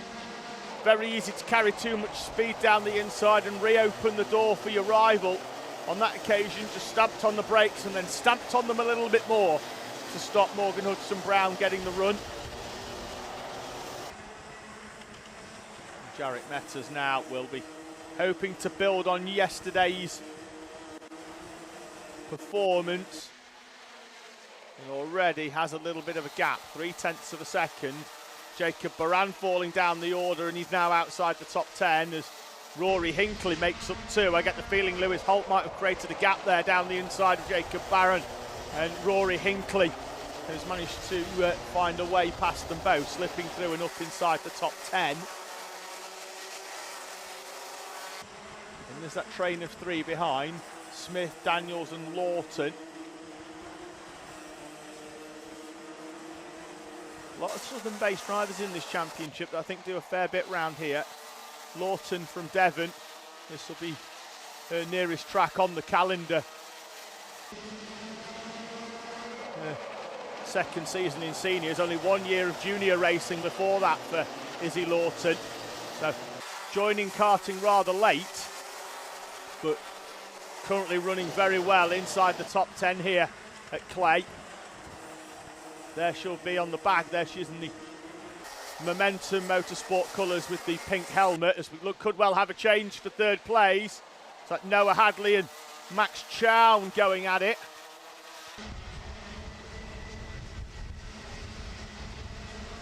Chown holds on.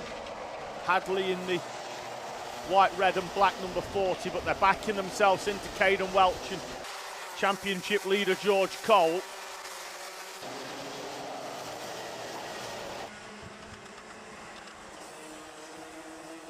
Lead us through. 40 seconds on the clock, so they're going to get round for, I think we're going to have 4 more laps here in this opening race. And round!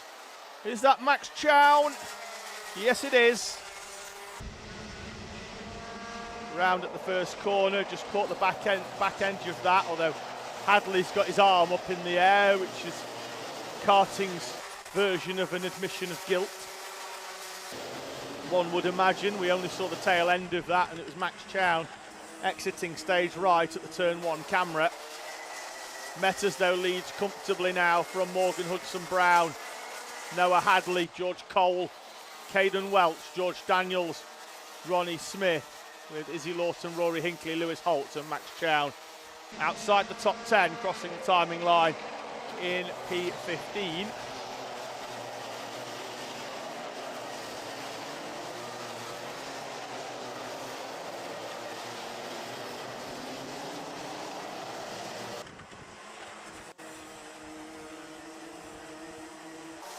Time is now down to 0. It will be Jarek Metters starting the final lap in front of Morgan Hudson-Brown.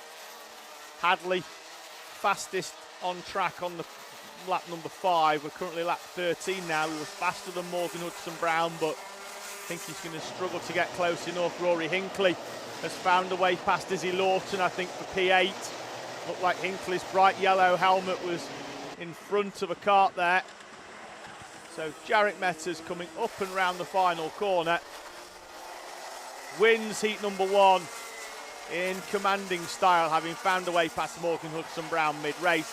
Hudson-Brown in second, Hadley, Cole, Welch, Daniels, Smith, Hinckley, Lawton and Holt complete your top 10. With Barron, Taylor, Davis and Parkinson in front of Max Chown, who had a trip out of the top 5 down to P15 earlier on in the race. Kieran Denyer, Billy Edgecombe, Harry Gill with Tom Williams and Max Lorna Bennett completing your top 10.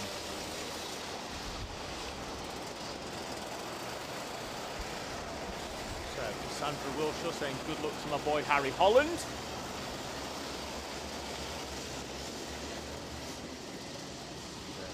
Support as well coming in for the TDR runners. An awesome drive from Emma Barrett for the test racing, from Banks, Ron, Warwick Milam and Alan as well. Well done to all. So thank you for everybody that's got in touch, including the support coming in for Jacob Amos from Nick at AMD. You see the marshals and stewards making their way off track because it's time to go and grab some lunch. So lunch break should have been about 1 o'clock till past. We're currently running 15 minutes ahead of schedule, so we may well be back before our scheduled return time of 1:30. So make sure you're seated and comfortable for around about 1:15 for the second set of heats and the finals, live here on Alpha Live from Clay Pigeon, from round 6 of the HWE BIM Services Super One Championship.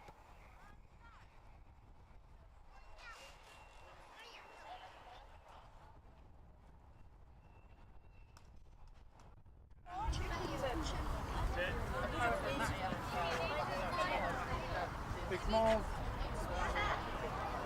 Big drive.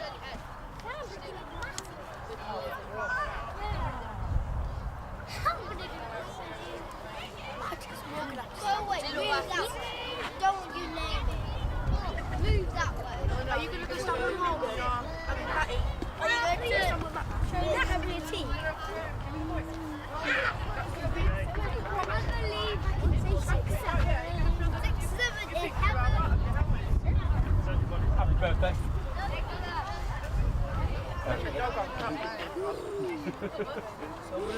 Get first to that as well. There we go. 6, 7 in heaven.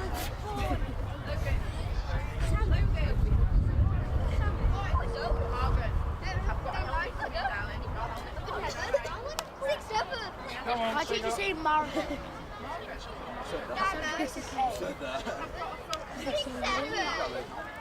big one.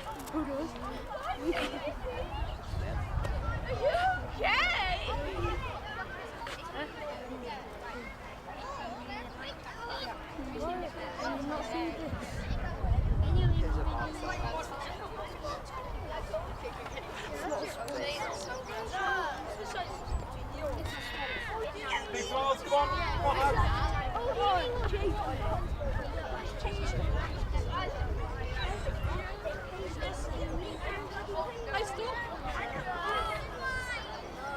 come on, big swans.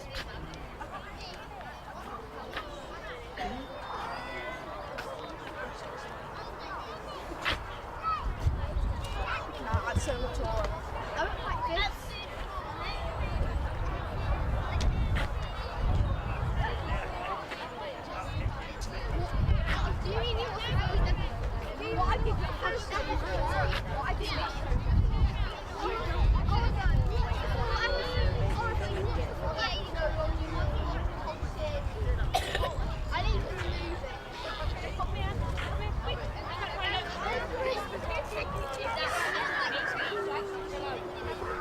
Come on, big balls.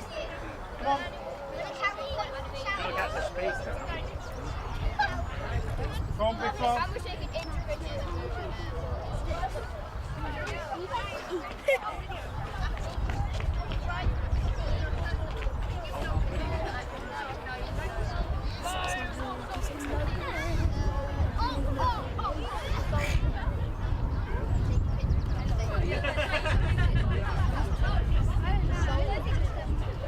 Jack is there. I can right. Oh yeah, I see him. Come on, big swans.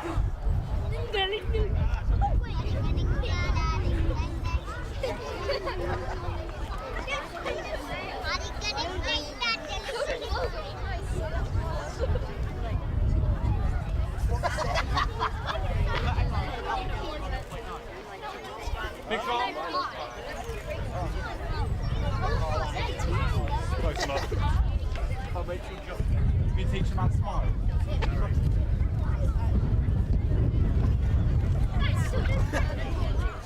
Josh, make sure you get Luke's lid. Get that. Get that.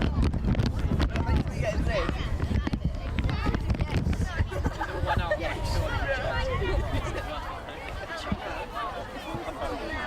Yeah, there's no She never put that in your web. Terrorism. Oh, that's actually YouTube. That is actually No! Yeah. Oh yeah. It looks like you see him moving and can't get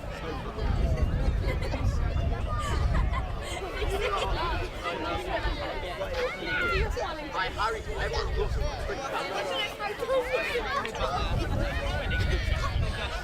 I'm not doing it, Joe.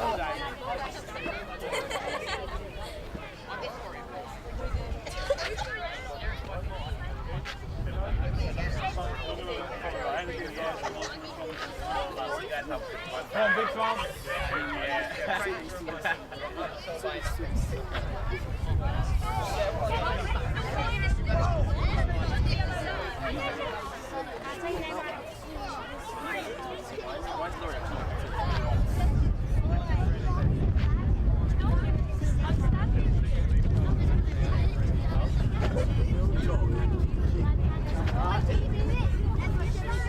We were just on the live camera. You know the camera on live. You just got on.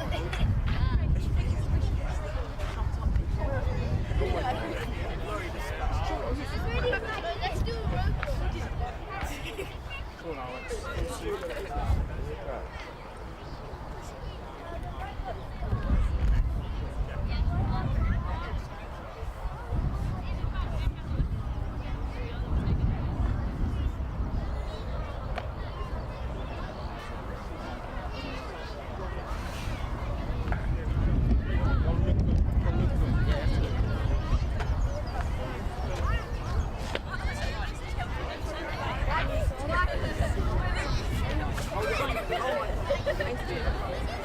Yeah, do it.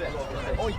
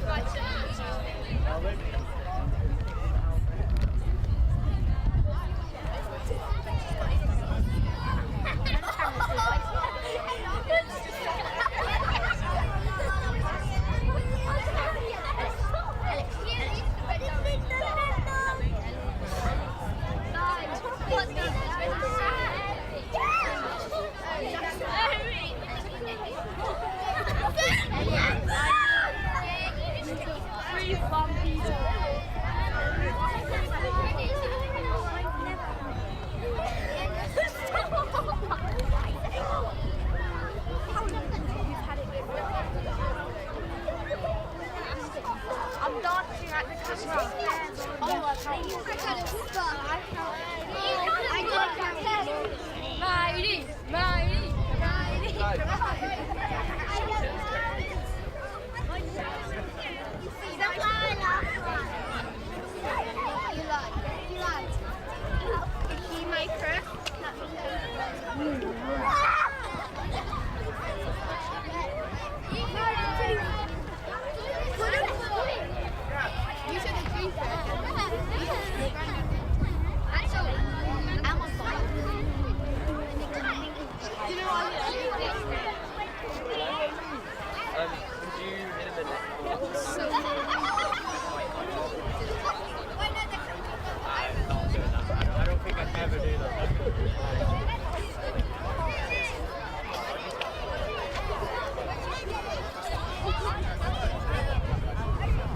Camera's on me.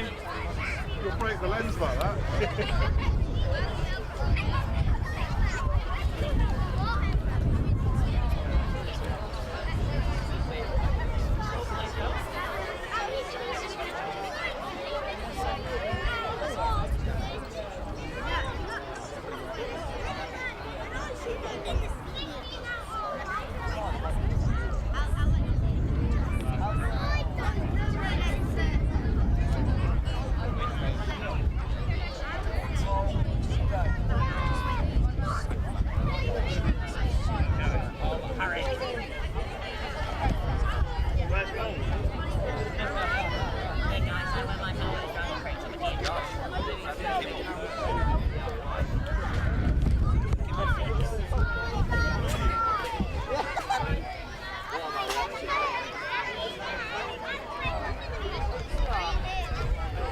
No, mate, I don't think I can, you know. Oh, mate, the camera's in the middle. Dude! I just looked down. I just looked down here. I can't even wait anymore. Oh, that's no, I'll wait, man.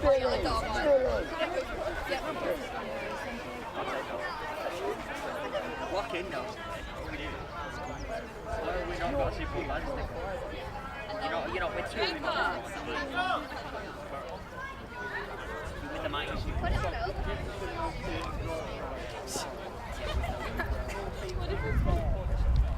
I want to do it right here.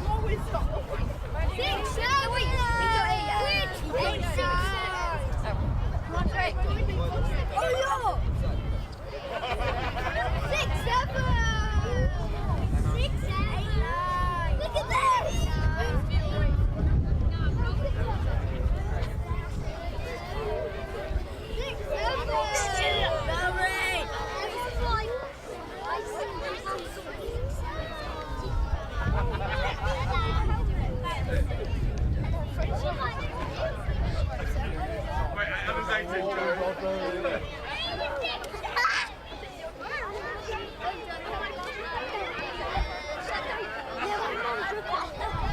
you be my mommy?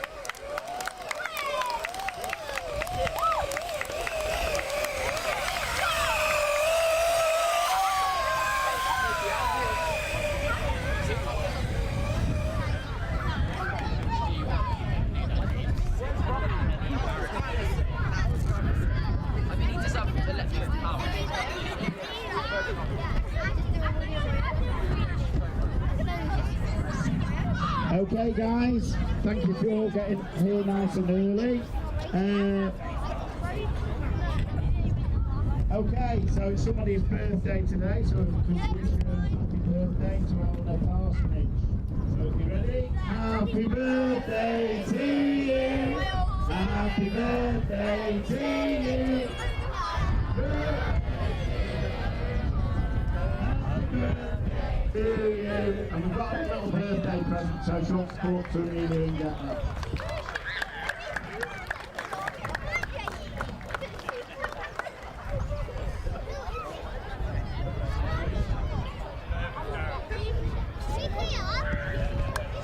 Okay, please. Big round of applause, happy birthday.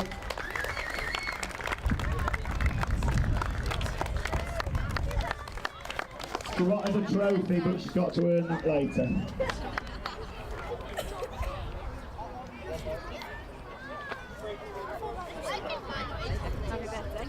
Okay, so the first person here who is sponsored by Go Outdoors, Ellis. Ellis Holt. Or are you giving your prize to someone else?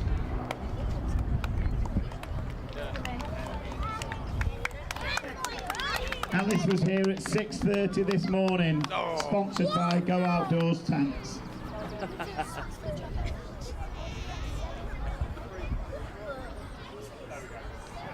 Okay guys, and now for the random wheel draw.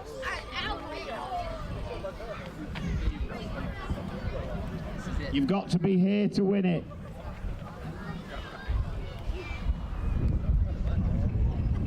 Alex McCulloch. And he's here.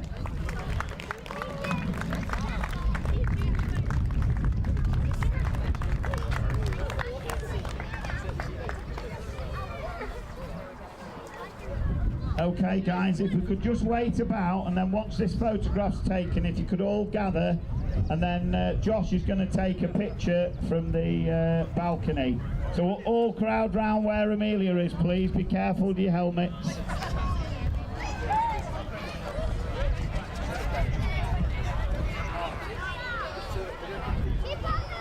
Anyone can get in, parents, mechanics, drivers.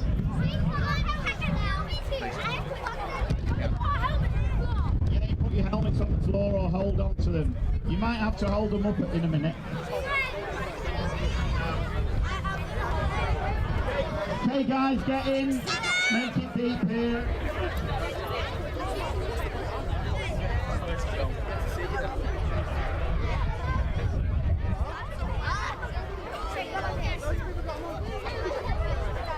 Where do you want them, Josh? Right guys, closer in, closer in. That'll do, just that way. Guys on the edge, move in. Don't come too close so we'll get you in.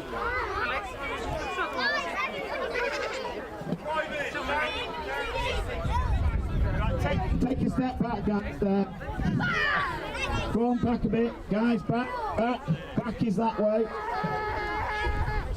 Right, guys, these ones in.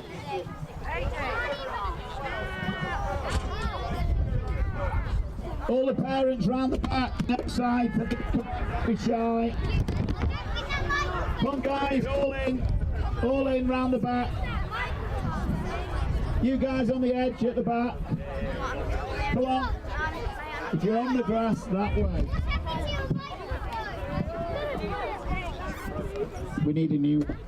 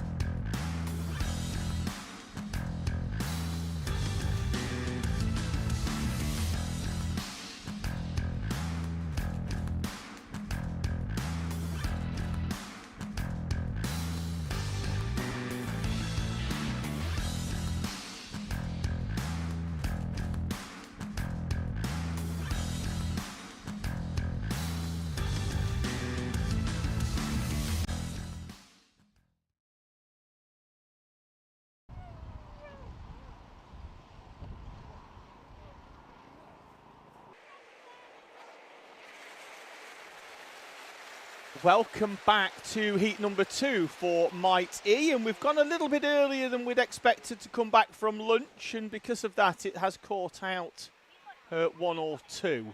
So we may well just have to cover this one the best we can with limited resources, and I'll just test my knowledge of the karting as we come through, and then we should be back to a nice full stream for the second race. But we are away and racing from a standing start in Might E, and as we head up towards the timing line at the end of lap number 1, it is Aidan Castleman leading the way from a fast starting Teddy Veselovsky down the inside. That looked like it could well have been Joshua Chung on Rafe Verdi in the number 20 red machine. So as we head up towards the hairpin,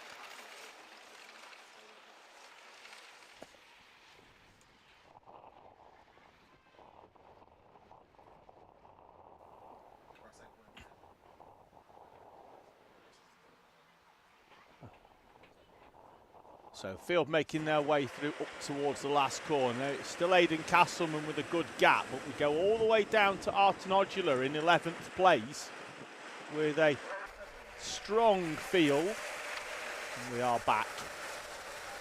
So Castleman and Young leading.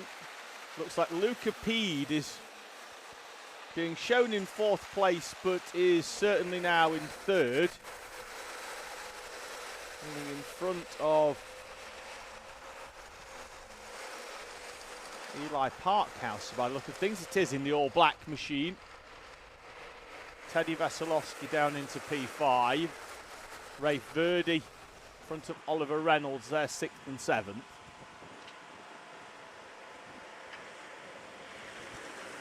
Luca Pede was nearly 8/10 of a second off the back of this train. Of 2 at the front, and I think that's going to have come down a little bit. Indeed it has. He's gained a place. Talking about gaining places, Joshua Chung trying to go down the inside of Aidan Castleman. That won't be fast for either of them, and that will allow Luca Pede, I think, to close up as we go all the way down, as I say, to Arten Odula, who's just been cast a little bit adrift of the 55 of Jensen Paris, who's on the back of this train at the moment.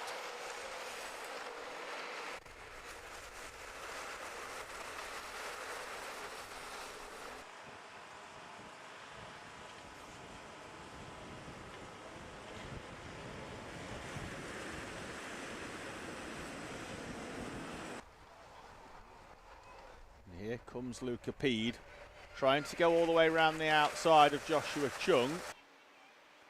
Now we'll try and move down the inside. He's a little bit too far back, is he? No, he's not, down the inside, and it also creates a gap for Eli Parkhouse. Parkhouse through, and we do know Parkhouse is quite happy to push Luca Pede. Certainly in the first 5 or 6 minutes of this race, as he has done previously, to try and not only move Luca Pede forward, but if one's going forward, 2 is going forward, so that certainly does help. Go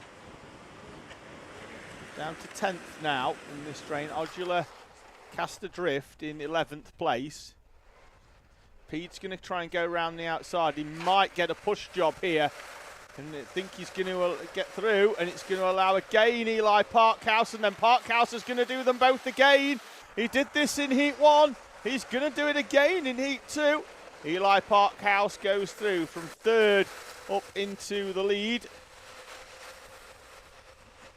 Parkhouse then from Teddy Veselovsky now up into 2nd place. He too took advantage. Aidan Castleman down into 3rd.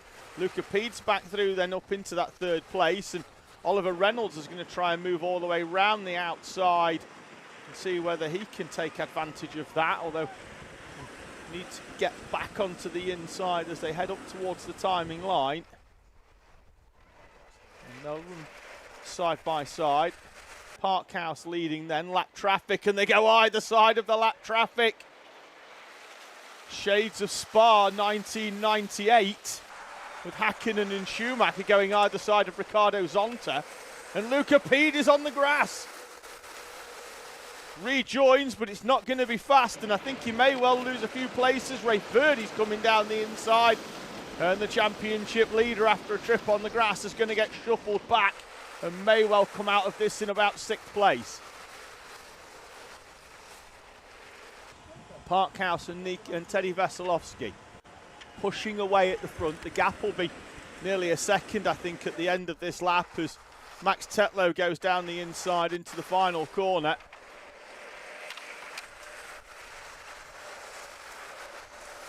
It is indeed a second with 3 laps to go. Castleman in 3rd place, Chung, Reynolds, Tetlow, Verdi and Luca Pede back in P8 in front of EJ Deera.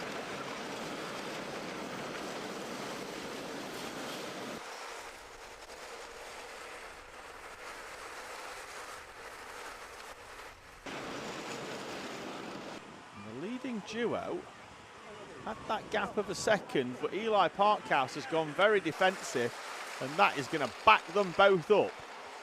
And that gap of a second is coming down very, very rapidly. As Aidan Castleman nearly 9/10 quicker on the previous lap, 0.873 faster than Eli Parkhouse and Teddy Veselovsky. Luca Pede's coming back into it. He's down the inside of Max Tetlow. We're side by side for the lead. Hayden Castleman's going to try and come down the inside of Teddy Veselovsky and gets that job done. Reynolds on the outside, tries to cut back on Joshua Chung, finds Luca Pede on the inside of him, and Pede is through and back up into 5th place, having dropped down to 8th.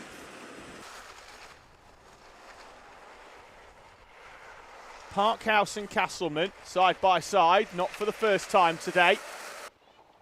And they'll run up towards Billy's, and Luca Pede comes down the inside of Veselovsky, as does Joshua Chung.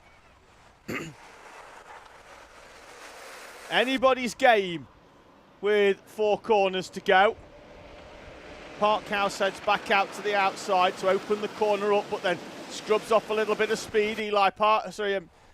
Aidan Castleman's going to try and get a little switch back on him, and that's it.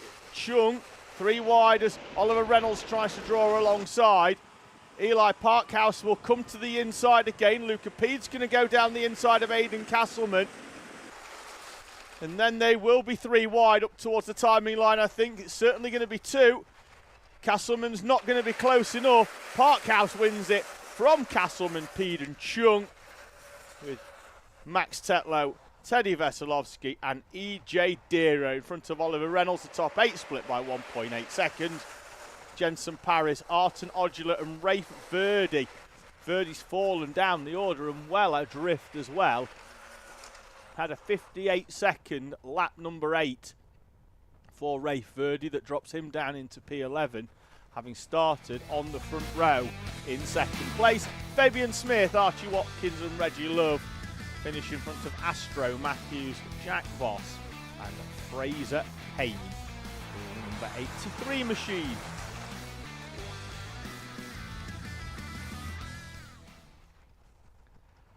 So it's time to take things up a gear as we head towards our Intermax and our Might E Super Cadet class. They will race together for the final time today, and they will be split for their finals later on. So we will head towards that race. Intermax and Might E Super Cadet.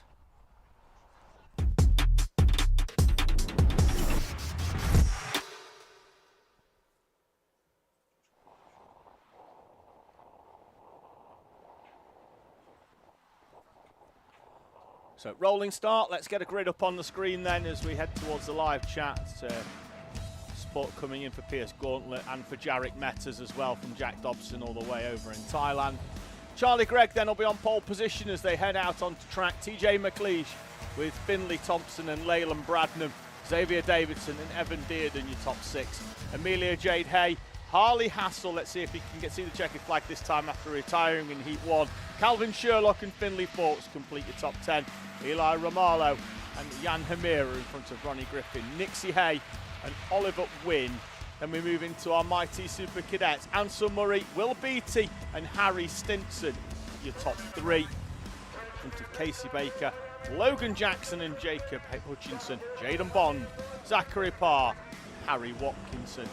In front of Oscar Dudley and Brandon Hartley.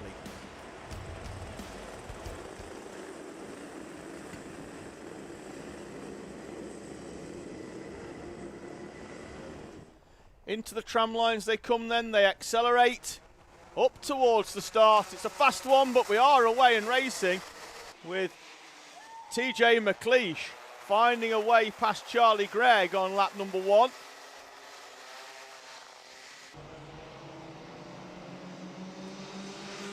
Up towards the hairpin as mighty super cadet head towards the tram lines. Not going to be too far in front, really, of the Inters. They're away and racing as they head up towards the first corner of Billy's. And it's Ansel Murray in front of Will Beattie and Harry Stinson. Your top 3 as, onto the grass goes Logan Jackson. Getting squeezed out wide, and that will drop him down the order. Driver who ran very, very well yesterday. Moved down the inside by the 139. Casey Baker recovering, having started P4, retaking 4th place. And it's going to be Ansel Murray from a side-by-side as the W plate. With Jacob Hutchinson. Gets himself into position. So Will Beattie there in the blue. Drop back to pick up Casey Baker in that 4th place.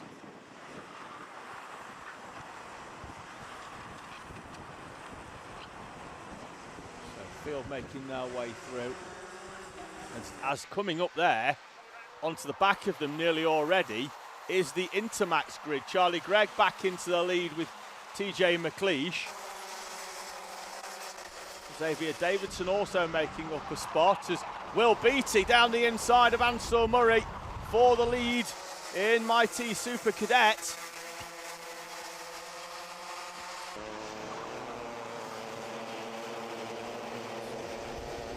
Put back to our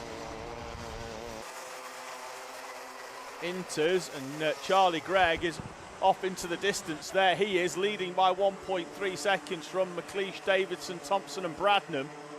Another good showing by Amelia Jade Hay in 6th place in her debut weekend in Super 1. Currently sat in front of the 55 of Evan Dearden as Ansel Murray goes back down the inside of Will Beattie with a robust move down at the hairpin.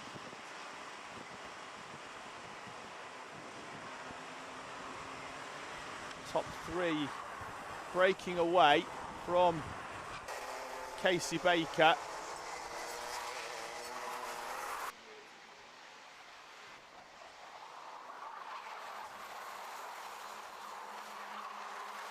Beattie with some really good mid-corner speed. And is strong down at the hairpin here. Just seems to get the kart turned in and fire it out the far side. We cut back to our Inters, who are just in the background as Charlie Gregg is now making his way through the mighty runners, and again needs to do this nice and cleanly as he finds a way past Harry Watkinson.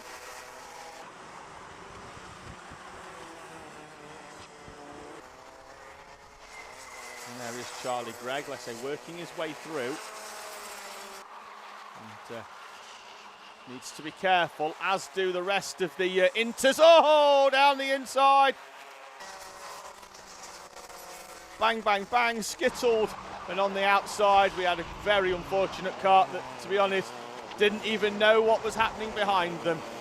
Cut 2 karts down the inside for the Inters into the side of the Mighty on the inside, and that skittled into the Mighty on the outside, unfortunately. So tough break.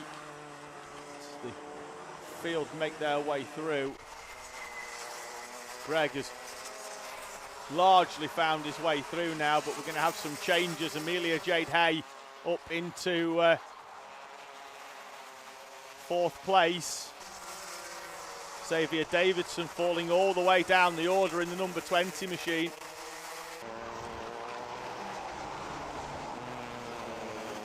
So he's still 4 wide as down the inside goes TJ McLeish. In fact, that's Davidson still there in the 20s. So that's a transponder issue, sending Davidson down to the bottom of timing. He's still in the mix just in front of Amelia Hay. And then it's Leyland Bradnam behind us round the outside of Watkinson goes the 38 machine of Finley Thompson, who is also dropping down the order on timing, but is still up there, I think, in second place in front of TJ McLeish. So we're having a few timing issues that are non-Alpha Live related. Try our best to try and just track who's where. We know Charlie Gregg's winning by a decent margin. I think Xavier Davidson is in second place. This is your battle at the front of Mighty Super Cadet, with Ansel Murray leading from Will Beattie.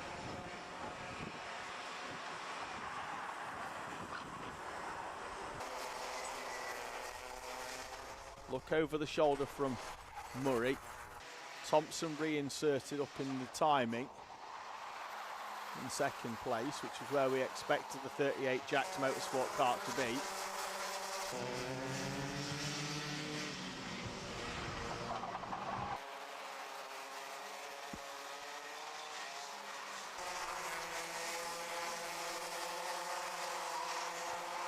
Back to Mighty Super briefly as we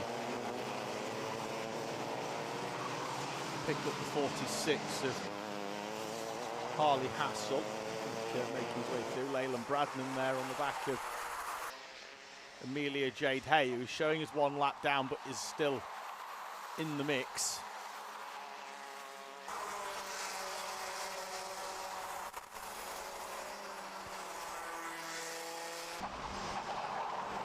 There's Harry Stinson in third place in the Mighty Super Cadet class, being hunted down by the 8 of Charlie Gregg, who has put a lap on all of the Mighty Super Cadet field. Having, to be fair, they weren't a million miles off the back of them when they started. So Charlie Gregg starts the last lap in the number 8 machine and has a gap of 5.5 seconds. He's managed to cut through this traffic, hopefully clean enough that he's not got any issues with the front end, but everything looks stable at the moment. Wave yellow at the final corner. So it's because we've got a kart on the outside. We'll try and pick that up. It looked like one of the Inters. Charlie Gregg, though, takes the checkered flag. It looked like a MJR coloured kart from Martin Jackson Racing that was stationary on the outside, showing us Thompson second, Davidson in third place. Timing showing Evan Dearden and Eli Romolo, with Leyland Bradnam falling down, but I think it's Bradnam's up there, as is TJ McLeish. McLeish is in a MJR coloured kart as well. Could that be TJ McLeish at the final corner? At the final corner, we'll try and pick out who it is. We think Amelia Jade Hay is up inside the top 6, as would Leyland Bradnam.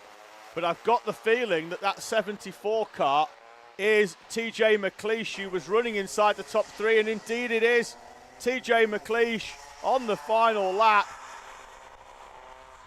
Out of the race, kart stationary, Driver appears to be okay. He's out of the car. Marshall's just inspecting, but that was why we had that waved yellow flag, which is still out just so the carts are coming in slowly into the pit lane.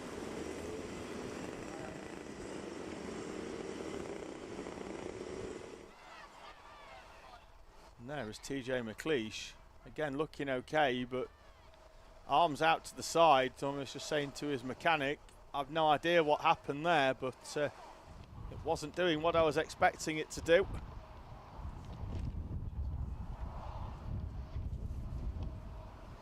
So we move on. The short track clear up to iArmy M1.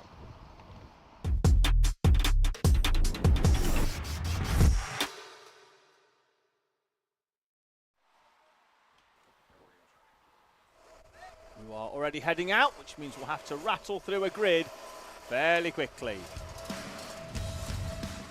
Front row will be Teddy Smith and Presley Knight, Oakley Rudman and Jack Rossi Minot, with Jules Nash and George Miller on row 3, Vinnie Wright and Henry Exton, Shay Downey and Stanley Thurston, with Frank Tingle and Nicholas Answer in front of Briella Stevens and Esme Barrett, Gabriel Chew, Timothy Robinson, Shiana Gomi and James Talbot, your 18 runners. And we are away and racing right on cue, apart from Stanley Thurston, who's struggling to get away. And will he get away is the big question. Needs to be recovered, if not, 'cause he'll be on the racing line, but powered down and just didn't get going. Jack Rossi Minot, though, with a good start, is right up behind Presley Knight at the front. Teddy Smith's had a bit of a nightmare start and has fallen well down the order. Just didn't get away. And I think could well be outside the top 10. Up towards the timing line we go. Stanley Thurston did get going. He's some half a lap down though. I think Smith could well be around about P6. But Knight and Jack Rossi Minot then. George Miller, Jules Nash, Oakley Rudman, Vinnie Wright and Teddy Smith, the pole man, in P7 in front of Shay Downey, Henry Exton, Frank Tingle. Are your 10 at the front.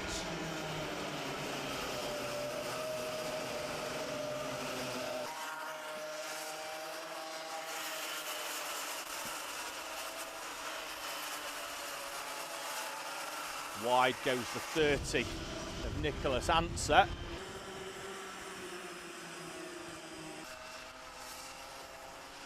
No harm done in terms of position though. He comes from line P11. What looked like Jules Nash having a little bit of a go at George Miller. Yes, it was. And Jules Nash in the number 18.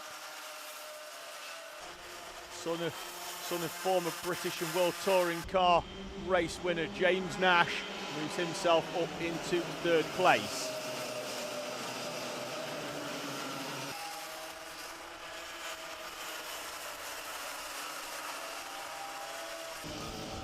Rudman, who went really well in the first heat this morning. Found a way past George Miller as well. And he's up onto the back, and we've got a train of 3 at the front as Rudman takes the tighter line. And who's that? Is that Teddy Smith coming down the inside? Yes, it is. Sends it down the inside of George Miller. Some move that by Teddy Smith, and he moves himself up into P5. The knot goes slightly wide. It's going to give him track position though for the left-hander, but then that's going to send him slightly wide. Rudman's going to try and go around the outside. I think that could well leave a gap, could it, for Jules Nash to get back up into third place. It's Rudman though at the moment, as the 18 of Nash and the 19 of Smith go side by side, and Smith again is going to do a carbon copy of the last lap where he managed to move up to P5, and does it this time to move up to P4 for Teddy Smith. So the pole man, having dropped down to P7, is on a bit of a charge at the moment. Gain will be on the outside. Rudman does like taking a little bit more of the track. And that does put him on the outside then now to try and open it up, as we've got a slow-moving kart coming off into the pit lane in front of them. I think that could be the 37 of James Talbot. Confirm at the end of this lap when we've got a driver on a lap down, but again, let's see whether Smith can go down the inside. He can. He's 3 for 3 so far down the inside, but this time he's not going to get as much love from Jack Rossi Minot. Minot gets it back from Smith, and then Smith, with a robust move in the second part of the S's, moves himself up into third place. Jack Rossi Minot down into fourth place.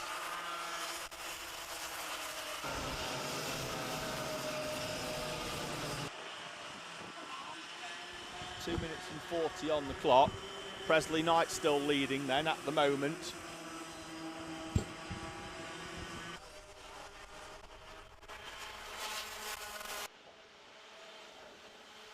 Let's see whether Smith can go down the inside. Can't get it done this time because Oakley Rudman has the kart parked nicely on the inside. The trio of RCE karts at the front are actually a quad, because Jules Nash is in fourth behind them, although that looks like Jack Rossi Minot down the inside. Yes, it is. And now Minot will have track position up into the left-hander. Nash tries a little switch back. He's at Shea Downey, who's worked his way up into sixth place on that previous lap past George Miller. Contact warning further down the order for Stanley Thurston on that previous lap as he starts to try and recover. Having started in 10th but falling all the way down to P18, it was James Talbot. Oh, that is Teddy Smith with the slide job down the inside on Oakley Rudman. Rudman is back through into second place. Presley Knight, though, has gained 10 kart lengths because of that. And going to need Smith and Rudman to work for a few corners, but it's all it's taken, really, I think, is a few corners. Smith goes wide round the outside to close back up on those in front of him.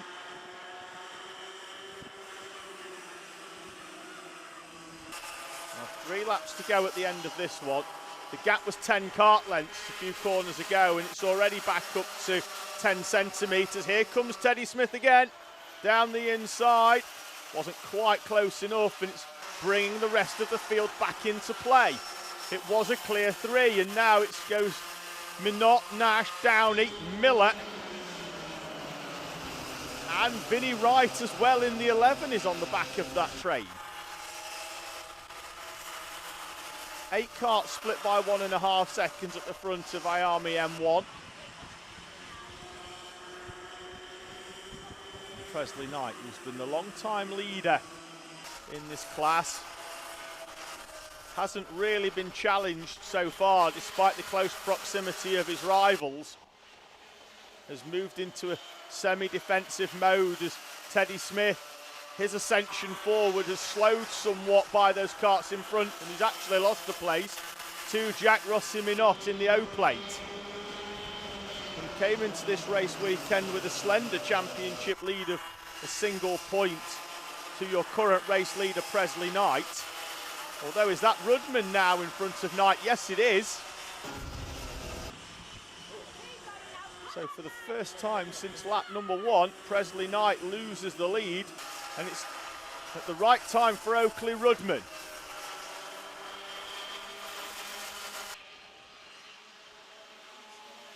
Final lap. As Teddy Smith again goes down the inside into turn 1, and again sees Jack Rossi Minot come straight back at him, and they're going to be preoccupied with each other, and that's Shea Downey coming through in the 51 machine up into 4th place, and I had this feeling he was going to carry a little bit too much speed there. Managed to get it stamped on and get it slowed down. Up towards the final corner they'll run though, with Oakley Rudman, and oh, it looked like Presley Knight was going to come down the inside of Oakley Rudman. He might have one more chance if he can pop out of the slipstream. I think Rudman's got it sorted though, and Oakley Rudman wins heat number 2 from Presley Knight and Teddy Smith.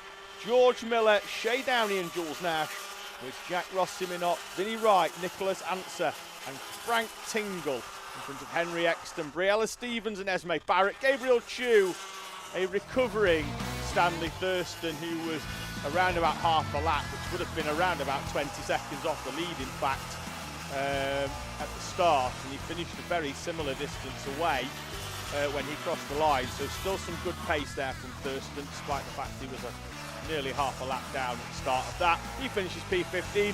Timothy Robinson, Shane Agomi, James Talbot was the kart pulling into the pits on lap number 3. We stick then with our smaller drivers. We head to the next of our standing start classes. They'll be straight out the gate and straight to the line in Coma C50.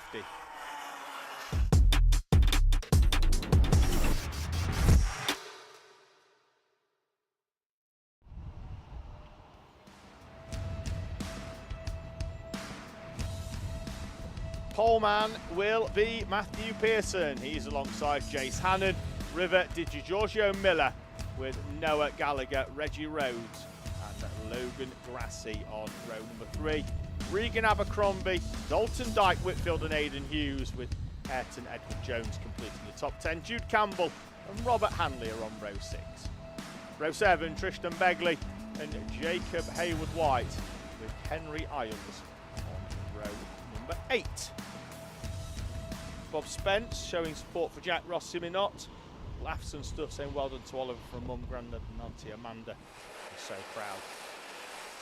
So loads of people coming in from the live chat. Hello as well to Hazza, Bobba Freya and George Large, who are all Slipstream Pass members as well. Thank you very much for joining us here for round 6 of the HWE BIM Services Super One Championship.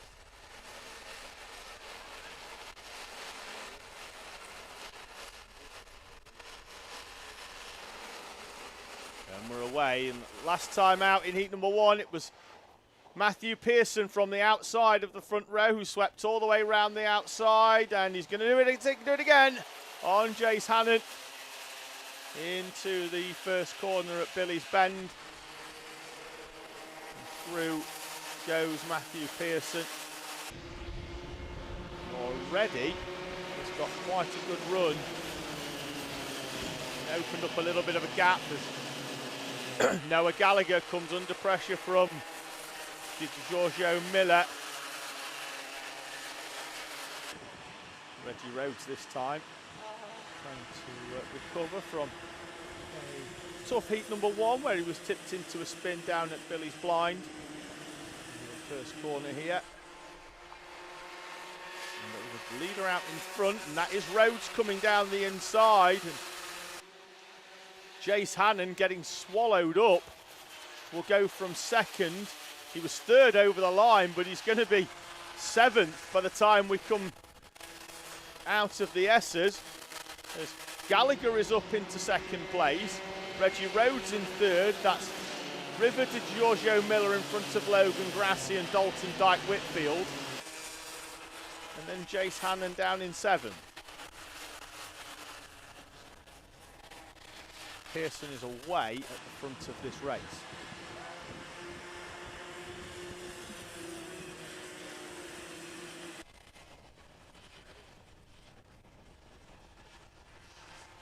Rhodes is going to try and go around the outside this time of Noah Gallagher.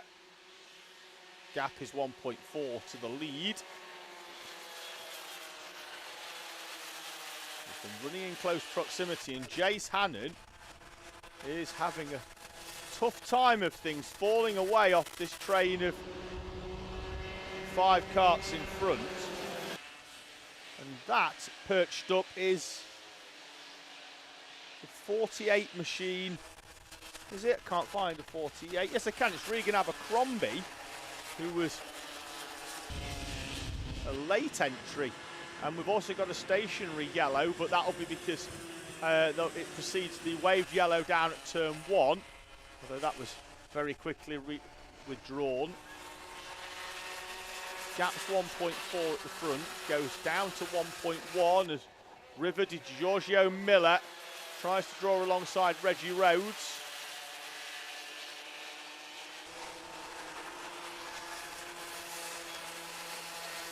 Big gains that time by Noah Gallagher. And whilst Rhodes was a tenth slower, he was still faster than the leader. Dalton Dyke Whitfield finds the way past Logan Grassi. Grassi then slots him nicely behind and pushes along.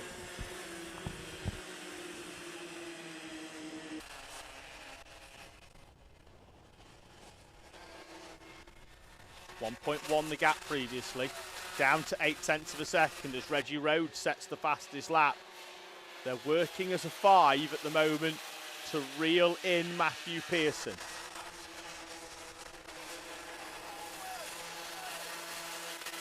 Although,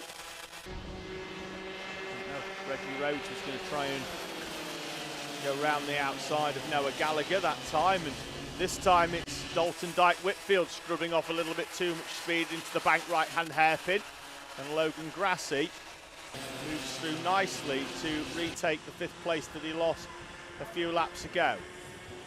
1.4 seconds, was down to 1.1, he's down to 0.8 of a second, and is now going to be down to, I think, 0.2 of a second or so as they come. It's less than that. Gallagher 0.7 quicker on the previous lap. Catching is one thing, getting past is another though.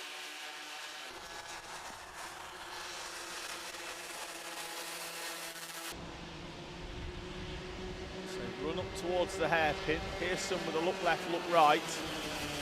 Shame he can't look straight behind, because I don't think he'd have been able to see Noah Gallagher. He was that close to him when he looked over his shoulder.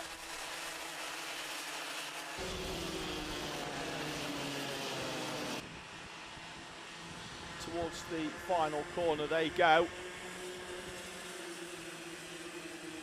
This 6 have moved away from Jace Hannon, who just comes into shot now. Started off that front row, and for whatever reason, just the pace hasn't been there. He did a 51 on the last lap, and that was a personal best. Front runners leader did a personal best that time round. He did a 48.9. So Jace Hannon as Logan Grassi takes the grass route through the S's. In his battle with River Di Giorgio Miller.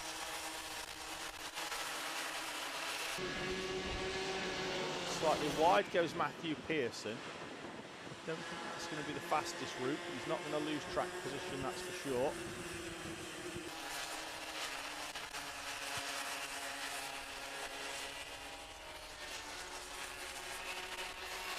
I'd say Gallagher was taking chunks out of Pearson to catch up, but hasn't been able to find a way past. As wide goes Logan Grassi. I think that just may well be that Di Giorgio Miller takes a much tighter line round the right-hander at Billy's. 3 laps to go. Time now down to 48, so they'll comfortably get round.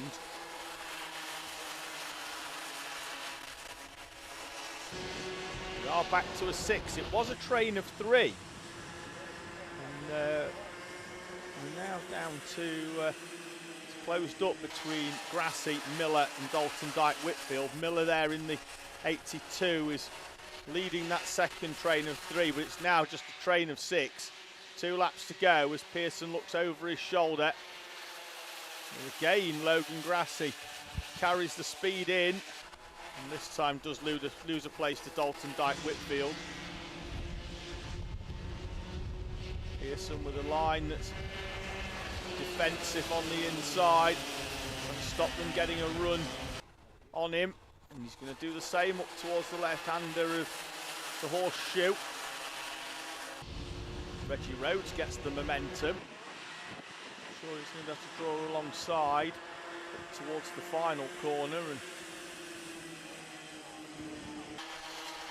Field come through then with the last lap board waiting to greet them.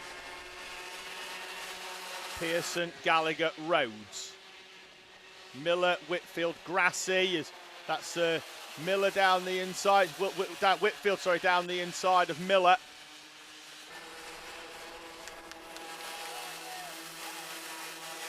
Moving himself up into 4th place.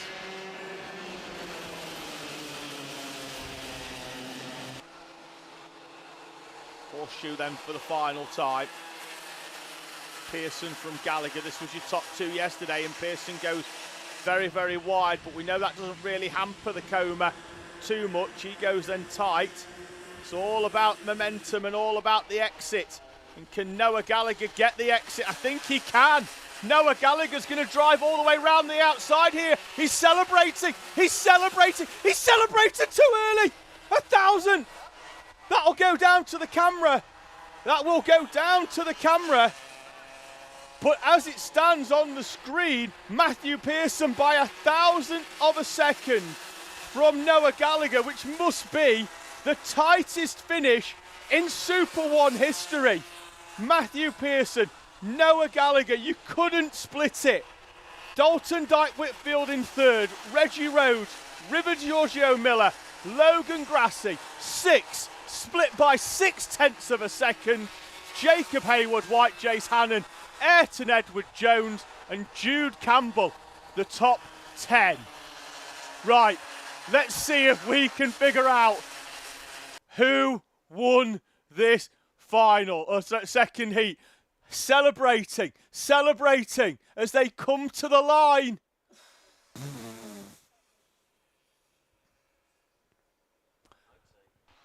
No idea. Absolutely no idea on the visual there.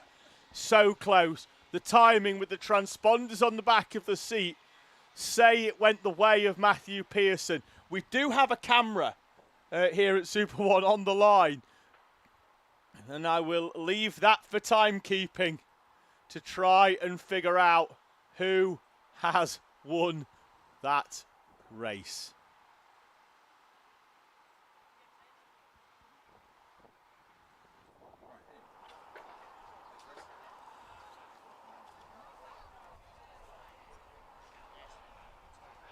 Next up then, while the work continues off track to try and separate those two, we'll see Micro Max and iArmy Water Swift Restricted.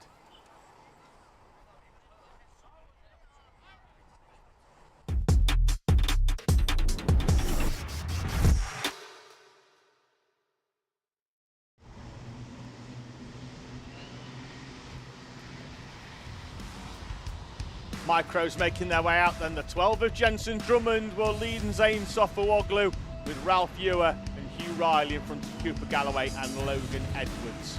He won the final yesterday but retired from heat number one with a mechanical issue. Alfie Ward and Buster Scott, Leo Hunt and Tommy Delaney are in front of Max Stone and Charlie Cale on row number 6. Row 7, Ellis Holt and Eleanor Shelby Parsonage with Jensen O'Connor and James Hudson, Jackson Foots and Matty Smith on row number 9. Row 10, Alfie Mullet and Daniel Thompson with Alexander Radjovici and Ralph Dempsey in front of Daniel DeBrio and William Ewer on row number 12. AJ Halil, Ezra Robinson Matthews, and then your two iArmy Water Swift Restricted runners of Santo Amico, Archie Ashford.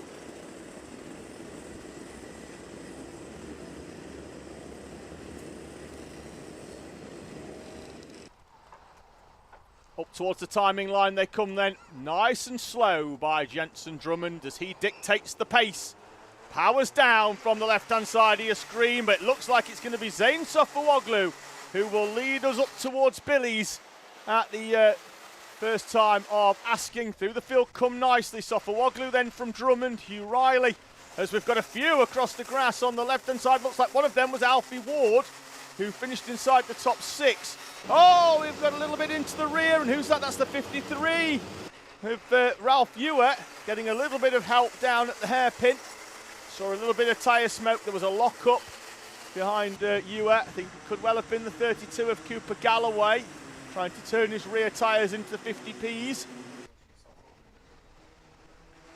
So it's the turquoise colour of the 54 of Zane Sofawoglu, leading Jensen Drummond and Hugh Riley, the top 3. Riley's going to come down the inside of Drummond. Not sure he's backing out of that one.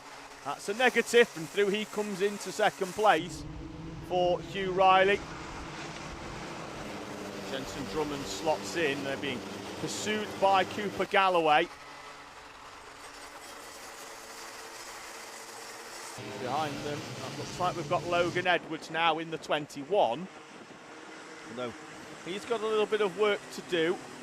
Leo Hunt, I think, is the driver in the 66 who was very impressive yesterday, but he's on the grass.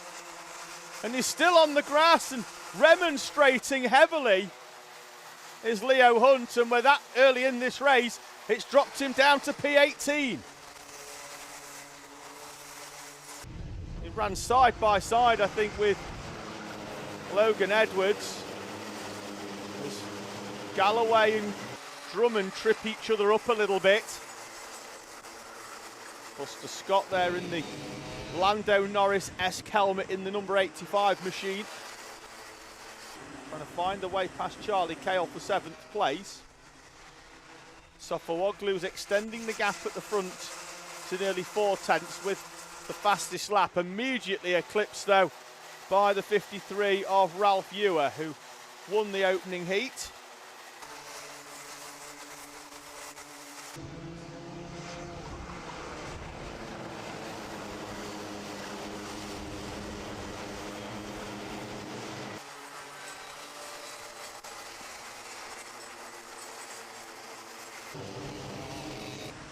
Four-tenths of a second the gap at the front.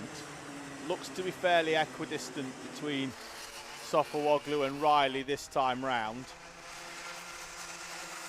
Out ever so slightly. Again, Ralph Ewer on the back of this train with the fastest lap, but he's caught right up onto the back of Cooper Galloway now, and will need to start progressing in terms of positions rather than lap time if he's got aspirations, and that's going to help him, because Galloway goes into the back of Jensen Drummond and they're hooked up. They can't clear each other and they're going to go all the way down to the bottom of the order. Galloway getting out of the cart. You need to lift the front end up, young man, and free those two machines. But they're going to go all the way down to the bottom of the order. Ralph Ewer jumps up into 3rd place. Cale in 4th, Edwards, Scott, and we've got another driver off at the first corner, so no overtaking. It's another of the Jacks Motorsport carts. Can't quite pick the number out, but I think that could be Leo Hunt in the 66. So he was on the grass a few laps ago, and he's in the tyres now. All change inside. And we've got Alfie Ward down the order as well, 6 places. Everybody from 3rd down to 21st makes up at least 2 places on that lap due to the issues with Galloway and Drummond initially. Ward's down the order. Leo Hunt as well will fall down towards the tail end of the field, but was already there after the trip across the green stuff in the early part of this race.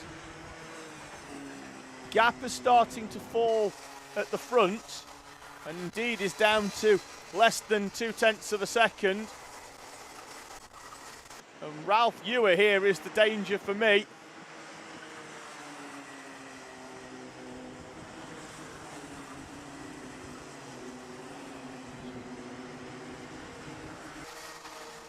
Try to make our way through, and Sofawoglu very defensive into the first corner on the 87 of Hugh Riley.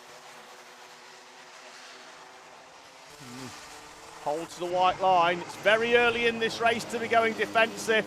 Still 2 minutes on the clock, yes, but certainly round Clay Pigeon when they're doing 40-second laps. You could still have 4 to go at the end of this one.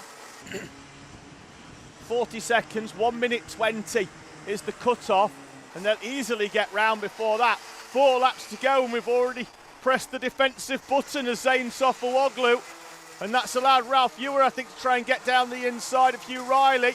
He's going to try and sweep all the way round the outside. It's long. It's not quite long enough. That run round the outside, and he's run out of time. Hugh Riley looks over the shoulder again. Sofawoglu with the defensive run. Ralph Ewer's going to try that run. He needs to be mindful here not to lose sight of Zane Sofawoglu, who, as it stands at the moment, is backing up these 3. But at the same time for Ralph Ewer, he doesn't feel that Hugh Riley is taking the chances presented to him. He's got to try and put himself in that position, and here goes Hugh Riley. Sofawoglu, I think, will still have track position, will he? Yes, he will down the inside. They're side by side. And it's as you were. somehow, as you were. They fan out up towards the hairpin. Ralph Ewer's going to try and get the switch back. He needs to ease the cart to the inside and try and work his way back down the inside here. Can't get it done. 2 laps to go at the end of this one. Again, Sofawoglu, defensive line into the final corner.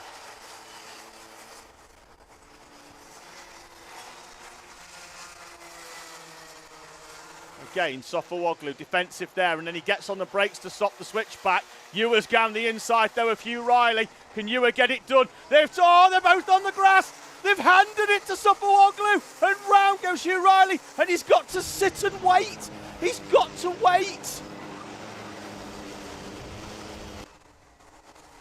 Sofawoglu with a gap of nearly a second now. As Hugh Riley and Ralph Ewer tried to go side by side through the S's. Riley tried to stick it out round the outside. Ewer was down the inside, and Zayn Sofawoglu takes the plate, turns it into a gold platter. It's been handed to him. He was leading anyway, but was defending hard from Ralph Ewer and Hugh Riley, and now he's got a gap of 1.5 seconds. Will look over his shoulder and will have no idea of the carnage that unfolded behind him. But Zayn Sofawoglu will add to his second place in heat number 1 by taking heat number 2, as we've got the 91 of Ezra Robinson Matthews going slowly. It's been a second and a first for Sofawoglu. It's a first and a second for Ralph Ewer. They'll be split by a tyre break for pole position in the final. Logan Edwards, Buster Scott and Ellis Holt in front of Charlie Cale, Eleanor Shelby Parsonage, James Hudson, Jensen O'Connor and Max Stone. Hugh Riley eventually crosses the line in P11, having been facing the wrong way with 2 to go. Alfie Mullet, Matty Smith, Santo Amico again comes through the field to finish P14 from the back of the grid. So, the drivers that had a few issues earlier on, Galloway and Drummond, finish in 23rd and 24th after unhooking their carts from each other down at the hairpin. Other drivers that had some issues, Leo Hunt outside the top 25. So, Micro heat number 2 consigned to the history book. 3 more heats for you today then before we head to 10 finals as we split some of our merged classes for the finals. It's time for Honda Cadet and Mighty Super Cadet.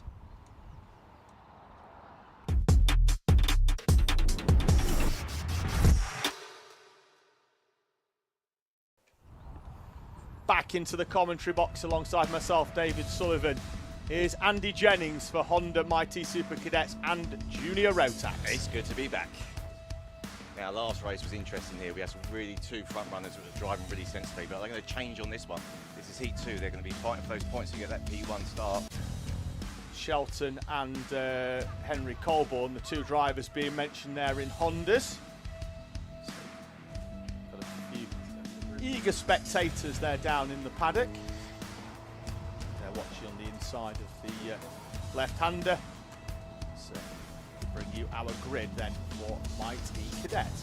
Okay, let's run you down then from row 1, Daniel Stangerin. Row number 2, Junior Wright. 3, Frank Pearson. 4th, Harry Was. Row 3, Jacob Amos. 6, Freddie Howell. Row 4, Jax Wong. Number 8, Ganlusa Hudson. Row 5, Freddie Dye. Row 10, Emily Christie. Row 6, Samuel Kenny. Number 12, Pierce Gauntlet. 13, Aubrey Harrison Evans. 14, Phoebe Shelton. 15, Zach Service. 16, Nico Waleski. 17, Frankie Gridge. 18, Reggie Ducey. And the last at the back, 19, Jesse Bailey. And 20, Henry Colborne. That is your run-up. So Colborne going off the back then. Your Heat 1 Honda winner. Daniel Stangerian then will lead us out of the grid for our Mighty Cadets as the field make their way round. 2 rolling starts for us. Yeah, we're split grid here, aren't we? Very much depends on how close they can get. We saw earlier on in our first of our split grids, Intermax and Mighty Super Cadets, that the front-running Intermaxes were so quick at the start that the Mighty Supers fell off the back of them, that the Inters were coming through the back of the pack inside 3 laps. And that can cause problems because obviously you've got people coming through. So it's not quite a back marker, they're still in the race. Certainly are, and it's very much a case of that you often see it where the front-running Hondas will catch the back, and then the front-running Mighties will catch the back of the Hondas as well. So field make their way through up towards the tram lines then for the first time. Starting to form up. P1's doing a good job there. Howard early. And it's a false start. Go around again. I think they went a little bit too early there. They were formed up nicely, as you said, Andy, coming out that final corner, but I think maybe a bit quick. yeah, they did power down, and you see the yellow cone there on the left-hand side. It's your acceleration mark. Which is your acceleration mark, and they did go around about 50 metres earlier than that. So, Well, it's good though, get some lap warm air tyres. Get some wolf into that rubber. so Second time lucky. this is what brought the fields closer together last time round, rather than being half a lap apart. Although Hondas have done a really good job of maintaining that gap a little bit more. Again, this grid of Hondas is really mature for their age, aren't they? Yeah, I always find these classes as well, you can enter at sort of 8 and it runs all the way to 12. It's a big spread in terms of age and maturity. It's where the drivers grow. You really see a difference in them. Forming up. That's slightly better. Well done. And I think we're racing. We are all the way around the outside. Goes Daniel Stangarian to hold on to the lead at the start, and we are away in Hondas as well, and it's all a good start once again by Henry Colborne. Just puts the cart on the inside, doesn't he, and works his way through. He's gone from 8th to 4th there in the space of 2 corners. That's a good rolling start. Again, you know, these young kids are growing. Shelton's got a good gap though, and she'll be hoping that Colborne doesn't make his way through quite as quickly, although he did go down the inside there of Nico Veselovsky for 3rd place.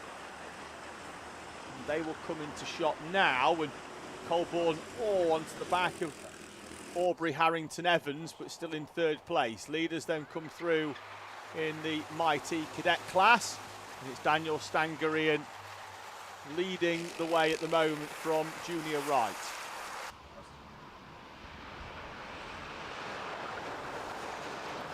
And Freddie Dye, who won the first heats in the second train at the moment. It looks like it's Jax Wong that's gone with Daniel Stangarian and Junior Wright on this occasion. And already you see the Hondas are up onto the back. They're catching. And Colborne hasn't found a way through yet on Aubrey Harrington Evans and is looking a little bit impatient. Again, we've got 5 minutes 37 plus 1 lap. They just want to form up and get their positions and drive. Those front runners need to make a gap from the back, give them the space to fight later. See, and the issue is here, but you notice they're that close that they're actually catching the Mighties whilst they're still battling for position. Whereas if they caught them in 2 or 3 laps' time, there will be that natural fragmentation of the grid, and they'll be able to effectively try and work through one at a time. And this down the inside goes the 27 of Freddie Dye on the 75. This is where split grids are different because, you know, if you're a back marker, you know, you hold your racing line and let people through. But if you're racing in a split grid, you are racing. You know, whether you've got a Honda behind you or you are still racing for your positions. Here is then, and Colborne has found a way through and is actually gained time as well on Phoebe Shelton. 9/10 of a second, in fact. 76 Jax Wong is fastest lap. And here's Shelton trying to find a way through. That's Gianluca Hudson, who retired with a missing left front, and Shelton's trying to go down the inside. It was a late dive on the 83. I think is that Samuel Kenny in the 83? Yes, it is. And now Colborne's coming through on Shelton, change for the lead. That was a nice Honda. move. Fastest lap there. Oh, Colborne! Colborne's round. Colborne is in the wall at the final corner, and that was a concertina effect that I wouldn't mind seeing again. I'm not quite sure what was the cause, but he was up in the air and was very lucky not to go over there, Andy. He was very, very lucky. But again, you know, he controlled his slide, but yeah, we can replay that. That'd be fantastic. Up towards the hairpin they go then, as Veselowski tries to go down the inside, and here we go. So keep an eye out on the white and green cart as Colborne then comes to the inside, and contact with the cart to his left and from the cart behind as well as he's slowed. I think he's managed to get back into the race, although well down the order, and is last in Honda as it stands. There he is at the moment. Yeah, he was just clipped both sides. He done well to hold it. Did very well to hold it. He was definitely bouncing around, getting a bit of airtime. It was all very tight there between the Hondas and the Mighties. I don't know when Colborne watches that back, he feels that he could have given the slower karts in front a little bit more space, but obviously he's trying to maximise his run out of that final corner as well.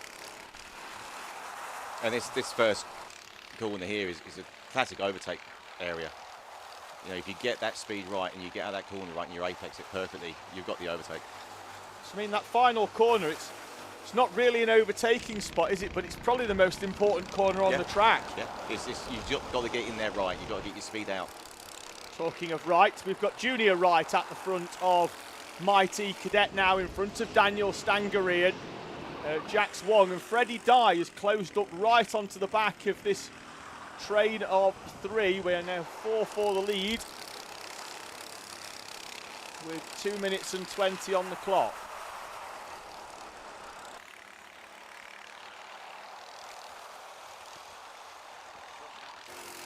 See, with that toe, you can expect to see them put away now. Yeah, Freddie Dye overcooks it slightly. I think he dropped a left wheel off the track there on the outside and did well to not get tipped into a spin by himself there, but now he's got a few laps and could do with these three in front battling to give himself a chance to close up.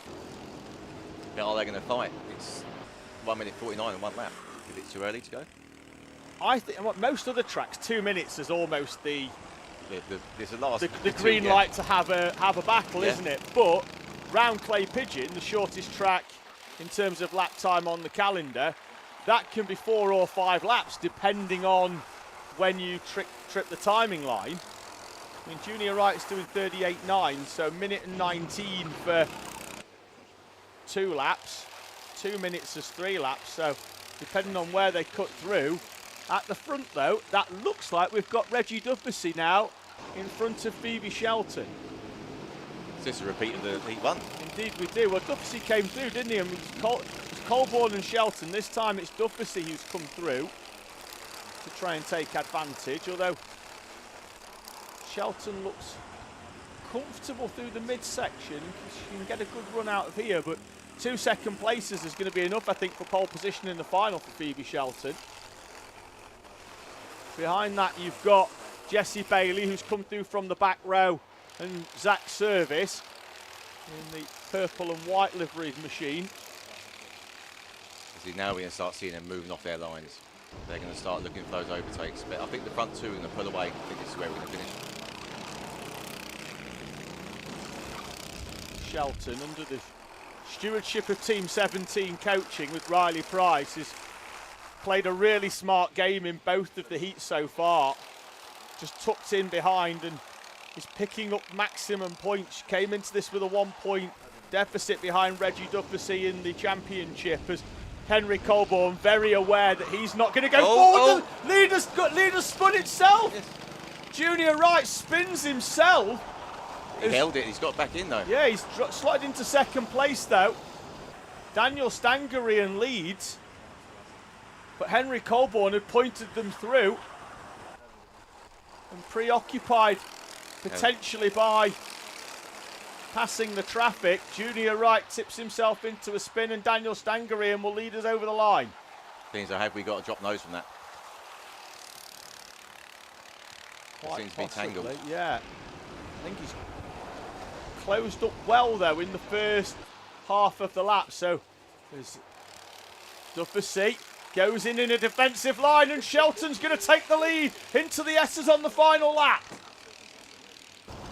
Duffy took that defensive line, and what doesn't really harm the Bambinos certainly harms the Hondas in any class faster than that in sending them wide. Stangerian's going to take the victory then in our cadets for Mighties from Junior Wright. Jax Wong and Freddie Dye. Honda, though, as they head up towards the timing line. Shelton still under pressure here, and he's going to get squeezed to the line. That's almost photo finish. 9 thousandths of a second. That's night and day compared to what we had earlier in Coma. Yeah. We had a thousandth over the line in Coma in a photo finish. But Phoebe Shelton holds on from Reggie Douglasy, Zach Service, and Jesse Bailey. Your top 4. Nico Veselovsky completes your top 5 in Hondas. So field will make their way in then as we head towards Junior Rotex.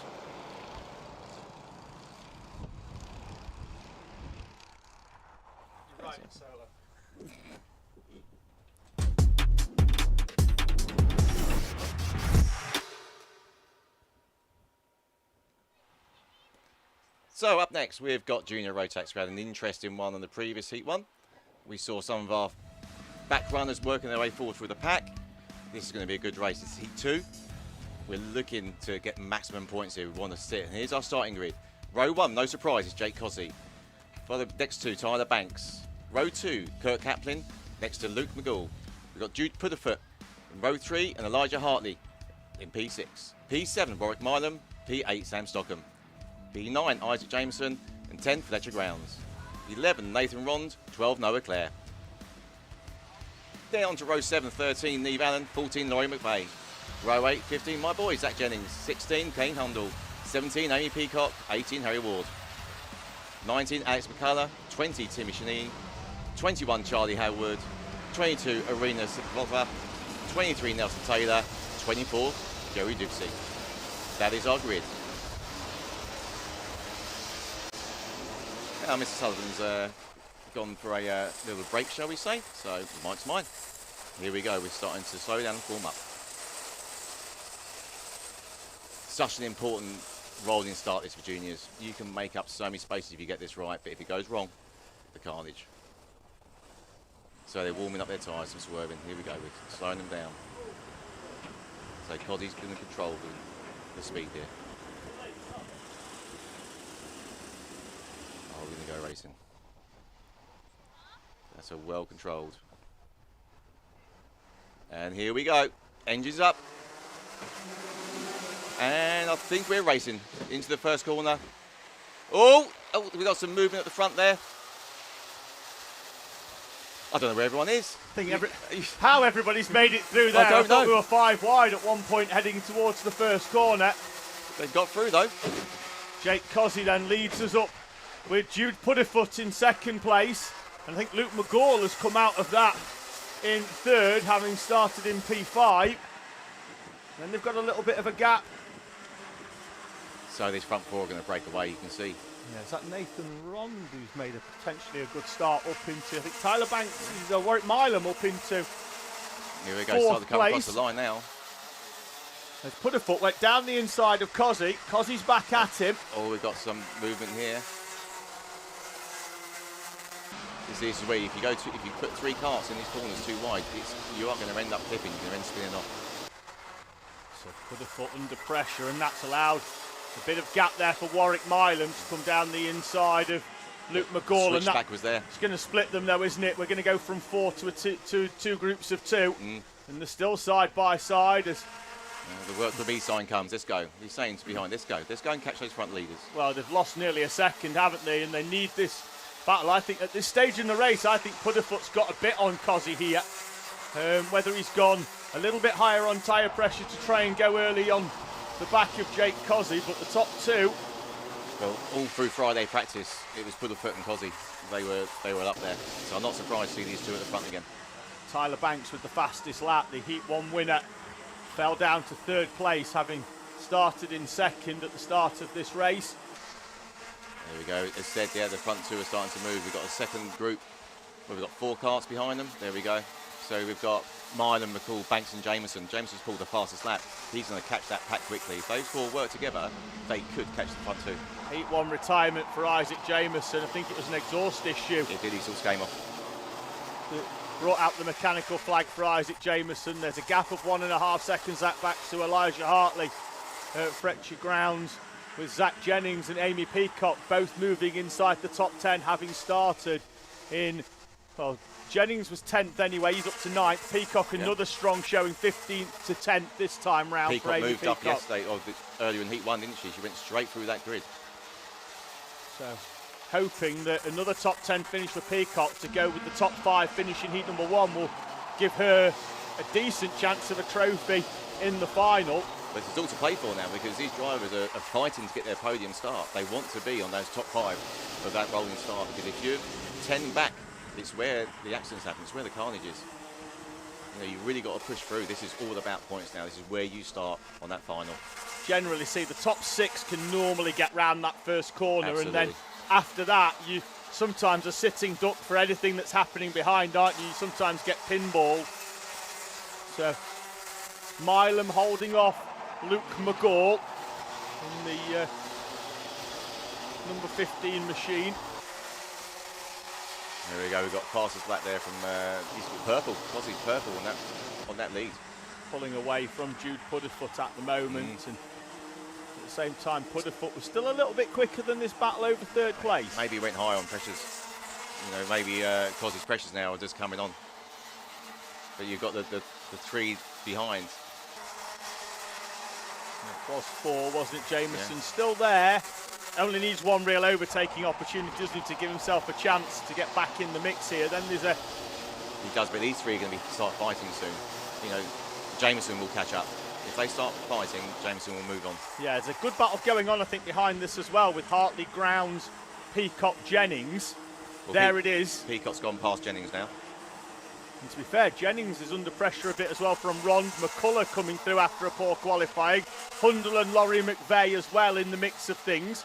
As down the inside goes Grounds, and I think that could well leave the door open. Peacock, we know, doesn't back out of them moves, and it's a good opportunistic move. Peacock's gained by Peacock. She's quick, and she's got some fantastic overtakes. So I'm not surprised there where Grounds went for it and Peacock just opened the door. She went through. Taking full advantage of the gap being created as the seniors watch on in the background. Oh, that's a trip onto the grass for Nathan Rond. Sees Alex McCullough through down the inside. There's Jameson going through. On Luke McGall. It's interesting how you always see the groups, aren't you? You know, when they're in a group of 3 or 4, you know, that toe then they get, you know, especially if you're at a really big circuit, you know, that toe's so important. But around here, I think the overtaking opportunities is from that toe. So Cossey with a gap at the front of 4/10 of a second is as Tyler Banks puts in the fastest lap. Jameson's moved up, it's 5th. Jameson got through on McGall, and McGall has fallen away. It was at the S's on the previous lap. This is battle for second with Milam and Banks. Banks, the fastest driver on track once again after that Heat 1 win. The 2 Vitesse Racing karts in 3rd and 4th place. I think we're going to see Jameson possibly catch Banks. I think Milam and Banks, I think we're going to see them bunching up into a 3. We've got 1 minute and 1 lap to go. We're going to battle it out though, as down the inside goes Tyler Banks for 3rd place with a lovely move. That was smooth. And there we go, work with me, they're giving the sign, let's go get them, let's go get them. Smart by Milam, I think there, not to really over-defend that as well. Saw that Banks was down the inside, knows that Banks is quick round here, clearly, after that Heat 1 performance. Tuck behind him and just go. You know, they're still in danger of being caught if they were to defend too hard from Jameson. Now, interesting, these 2 are pulling away from Jameson now. You know, they're working together. That's Grounds, I think, isn't it? I'm trying to see whether there's definitely a bit of a fight going around that area. They are battling. Peacock, Grounds and Jennings, they're in the 22, still in front of Alex McCullough and Nathan Rond. Time is down to 0. Yeah, so we've got, obviously, my Zach there, you see he's moving around, but I think Grounds has got the power over him. Grounds is pulling away. Leading duo. In fact, I think everything down to around about Amy Peacock in 8th looks fairly equidistant. So we're going to wait for Peacock to come through. She's under pressure, and as is Jennings as well, as he gets back down the inside of Alex McCullough. So this is where they're fighting for their positions. You know, we've got some good drivers in that pack. We've got some experienced drivers. You know, Fletcher Grounds, he got top rookie yesterday. This is his first national championship. You know, he's done amazingly well to get up to P9. Jake Cozzy will come through then to win heat number 2 and take pole position, with Tyler Banks having a first and a third, Cozzy with a first and a second.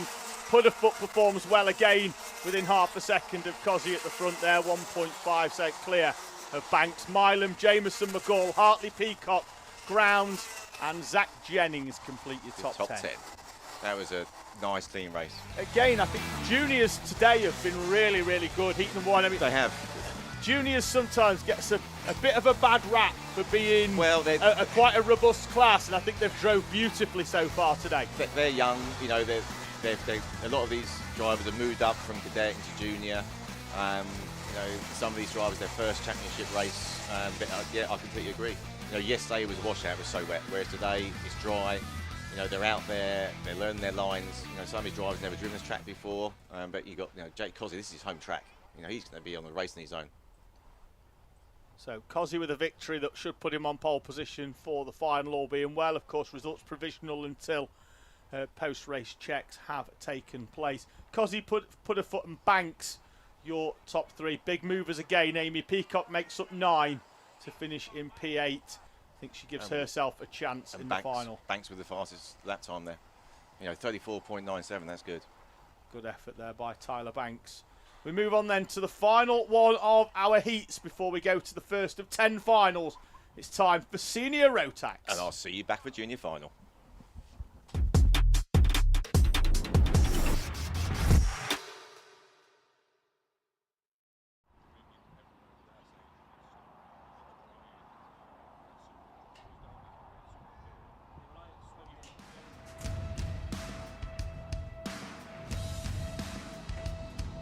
Seniors then will make their way out shortly.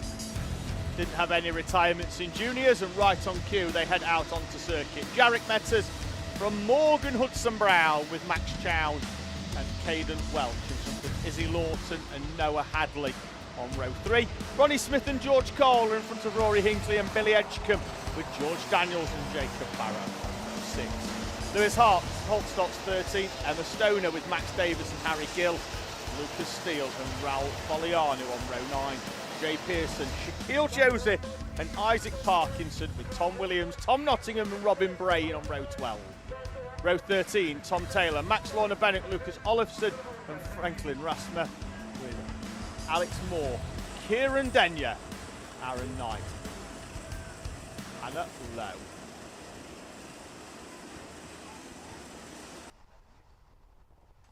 Field coming through. Not sure we've got all of those runners, although we have got at least 26. And we are away and racing at the first time of asking, as Jarek Metters leads us through. It was Morgan Hudson Brown last time who swept all the way around the outside, and we've got a car parked down at Billy's blind. That's Kieran Denyer up, and Rory Hinckley's on the grass, struggling to get back on the tarmac. Not sure who that was off with Kieran Denyer, but we've got another car on the grass and one facing the wrong way at the... and yeah, no power for Kieran Denyer. Manages to get it going. But it's going to be like a fruit machine, I think, on the timing on the opening lap. Metters, Brown, Chown, Lawton, Welch, Hadley, Smith, Cole, Edgecombe and Daniels.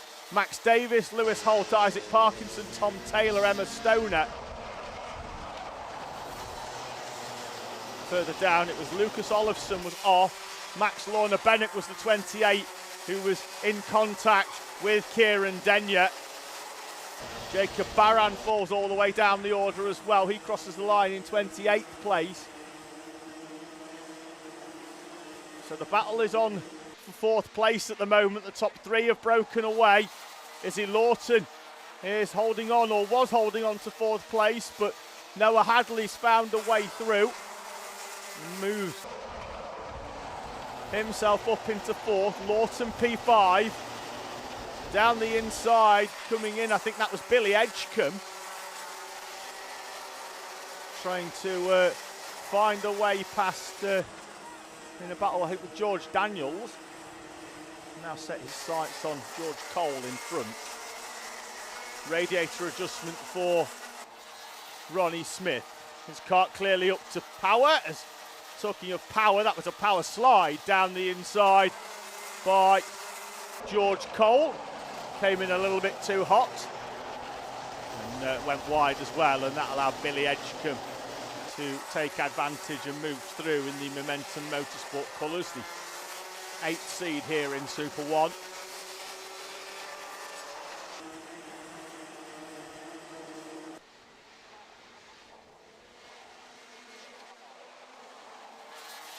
Leaders still with a gap, although Max Chown is closing in on Morgan Hudson-Brown over second place.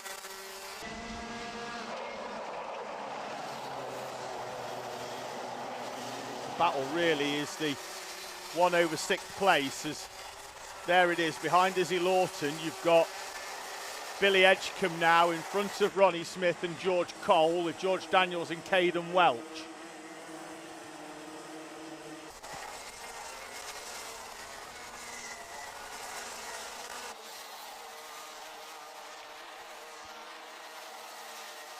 So the Momentum duo of Lawton and Edgecombe in 5th and 6th place.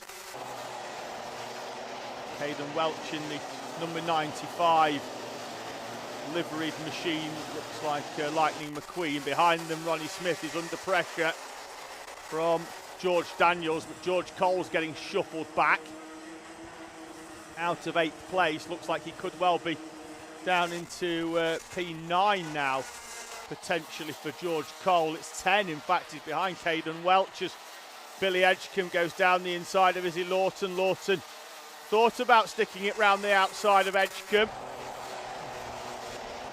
Decides mid-corner to slot back in, and the two Momentum machines will continue to try and pull away from the train behind, which is now being led by Ronnie Smith in 7th place. Daniels, Welch, Cole. Gap back then of a few tenths of a second to Max Davis and Lewis Holt, who are joining this mix. The Joe Weaver racing machine, that's Holt down the inside. Davis straight back at him, and they only succeeded in losing a little bit of time.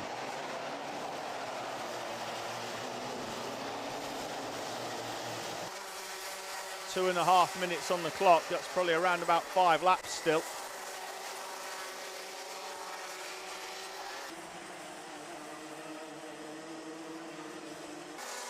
Up round the final corner, Edgecombe has started to move away from the battle behind. This one's got potential though, from 6th down into 10th place. Currently being occupied by the championship leader George Cole. There goes Caden Welch down the inside of George Daniels. Daniels rides it out all the way around the outside, and George Cole takes full advantage of the gap created and slots through beautifully to move himself up into 9th place. Oh, that's Izzy Lawton tipped into a spin by Ronnie Smith. Lawton's going to need a bit of a reset here because she's going to lose a place as well to Lewis Holt, and I think there could be another one coming potentially from Max Davis. Tough break that for Izzy Lawton, who's been really good here today at round number 6 of Super 1. Was en route for her second top 10 finish. Ronnie Smith with a defensive drive now with a minute to go. There's back George Daniels into George Cole, and through George Cole comes into what will be 7th, as we've got another of the Project One karts doing a pirouette on the grass. Not going to find a lot of grip over there on the slicks, as we saw that kart going round 2 or 3 times. We'll pick out who that is as they fall. Will fall down the order at the end of this one. We've already lost Hannah Lowe, Kieran Denyer and Lucas Olofsson As George Cole goes down the inside of Ronnie Smith for 6th place. Metters is off into the distance. Morgan Hudson-Brown has been reeled in by Max Chown and Noah Hadley. Gap back then to Billy Edgecombe, who's 5th but lonely. There he is, coming through. Metters will cross the timing line before the time elapses down to 0. 2 to go. Tom Williams going slowly there, having been off circuit down at the first sector.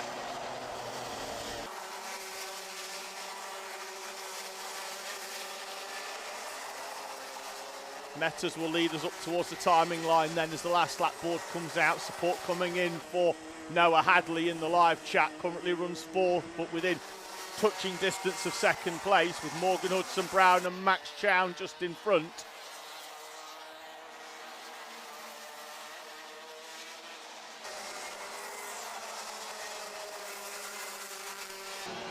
Up towards the hairpin for the final time. Not quite close enough, Hadley this time on the back of Max Chown. We'll need a good run out of the final corner if he can get it. At the front though, Jarek Metters has put the marker down ahead of the final that he won yesterday. He's going to take the 2nd heat and inserts himself as the favourite for the final. In around about an hour and a half's time for our senior max runners, they'll close out the day. Metters from Brown, Chown, Hadley and Edgecombe, George Cole, Ronnie Smith, Caden Welsh, Lewis Holt, George Daniels in front of Tom Taylor in 11th. Max Davis, the unfortunate Izzy Lawton, who ran well inside the top 5 early on and then had that spin after contact down at Billy's. Isaac Parkinson with Harry Gill, Alex Moore coming through from 29th to finish P16. Good run for Alex, with Robin Brain, Tom Nottingham, Jay Pearson and Shaquille Joseph completing your top 20. So we head towards our finals. Our amalgamated classes are split, so we've got 10 finals. We start with Mighty, we'll go Mighty Super Cadet, Intermax, IAMI M1 and then Coma, Micro Max, Mighty Cadet, Honda Cadet, Junior Max and then Senior Max. So for those of you that are wanting or waiting for a specific class, that's your running order. 10 finals here as we head towards the main events at round number 6 of the HWE BIM Services SuperOne Championship. Final 1 of 10 is up on us now. It's time for Mighty.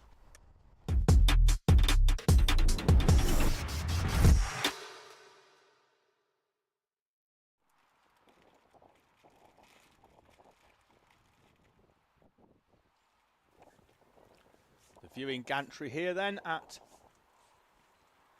Clay Pigeon,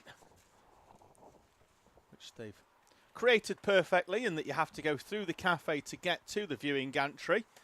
Got to maximise the revenue. So 9 minutes on the clock then rather than 7, plus 1 lap for your finals. Mighty will see Aidan Castleman and Eli Parkhouse in front of Luca Peed and Joshua Chung, Oliver Reynolds and Max Tetlow on row 3. Teddy Veselovsky and EJ Deera, Rafe Verdi and Jensen Paris with Fabian Smith and Arton Odula. Row 7, Archie Watkins and Reggie Love, Jack Voss, Astro Matthews, Fraser Payne and Maya Rossiter, who I don't believe is here. 17 runners then for our Might Ease. Point to the lights, we're away and racing. It's a good start from Castleman. Got further to go from the pole berth, but does have track position and is down the inside and holds off Eli Parkhouse at the first corner.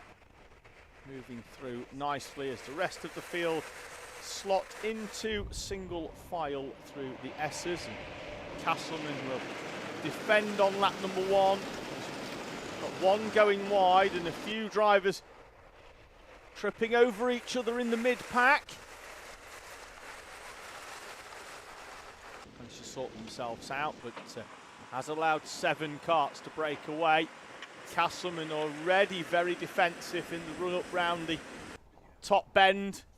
Parkhouse, though, we know is smart and does like a push early on to try and break away.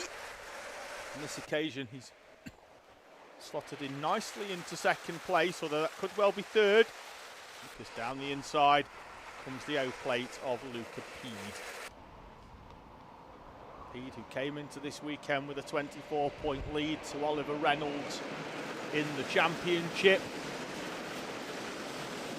Aidan Castleman, who leads this race, was third on points, with 3 points behind Luca Peed. And it was Eli Parkhouse in fourth. Not a lot to choose between them but in this class, but Luca Peed has been the epitome of consistency when it comes to scoring points. He's in second place now. And would you put money on him doing that lovely little switchback that he likes into this first corner on Aidan Castleman? Good job you kept it in your pocket, because it's not happened this time round. Oliver Reynolds, though, has moved up nicely into third place. With EJ Deera, who hasn't really troubled the front pack in the first two heats today, but now finds himself in the mix. We now only have 6 carts running in front. Eli Parkhouse and Max Tetlow battling over 5th, but they need to be mindful not to get cast adrift here. Support coming in for Aidan Castleman in the live chat. Someone asking which one is Zane. He's not out yet. He's out in around about 40 minutes time. He's the 5th of our finals. This is the first.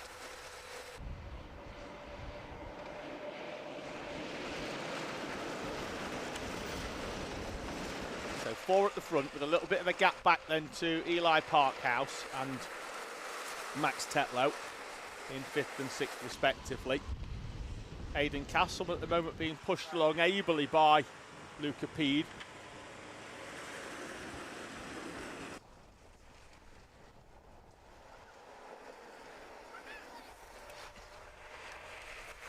And they're battling over 5th place, and that's not going to gain them any time in closing up on this 4 in front. Eli Parkhouse, who's been the front runner this weekend. Max Tetlow, who won yesterday's final as well. Currently 5th and 6th and being cast adrift of this leading quartet. Castleman still holding firm at the front from Luca Peed, Oliver Reynolds and EJ Deera.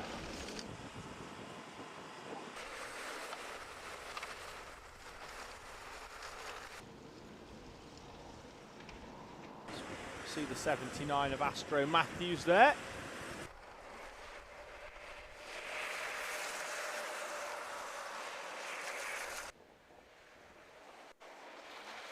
So as we were at the front, this 4, Max Tetlow is up into 5th, and Eli Parkhouse has gone missing. There he is in the middle of the pack. That's not Parkhouse in the black. That's the 99 of Fabian Smith. Parkhouse is further back. There's another black cart there on camera that is Eli Parkhouse, and he's down in 11th place, having found a way past, I think that's Teddy Veselovsky, so he's back inside the top 10. But Eli Parkhouse, who was on for a trophy, now falls outside the trophy paying positions. Well, currently Noah's Ark at the front, 2 by 2. Castleman and Peed, then Reynolds and Deera. Battle going on here behind Rafe Verdi with Fabian Smith in the all-black 99, Machine Jensen Paris, Eli Parkhouse and Teddy Veselovsky.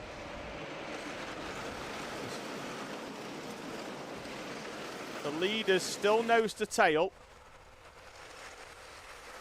They've just managed to find a way, I think, past some lap traffic of Fraser Payne. I think all 4 of the leaders have done so. There's Max Tetlow trying to find a way through as well on the traffic in front. Gap back then to Joshua Chung, who's on his own. Rafe Verdi, Smith, Paris, Parkhouse, Veselovsky are your train of 5 from 7th to 11th.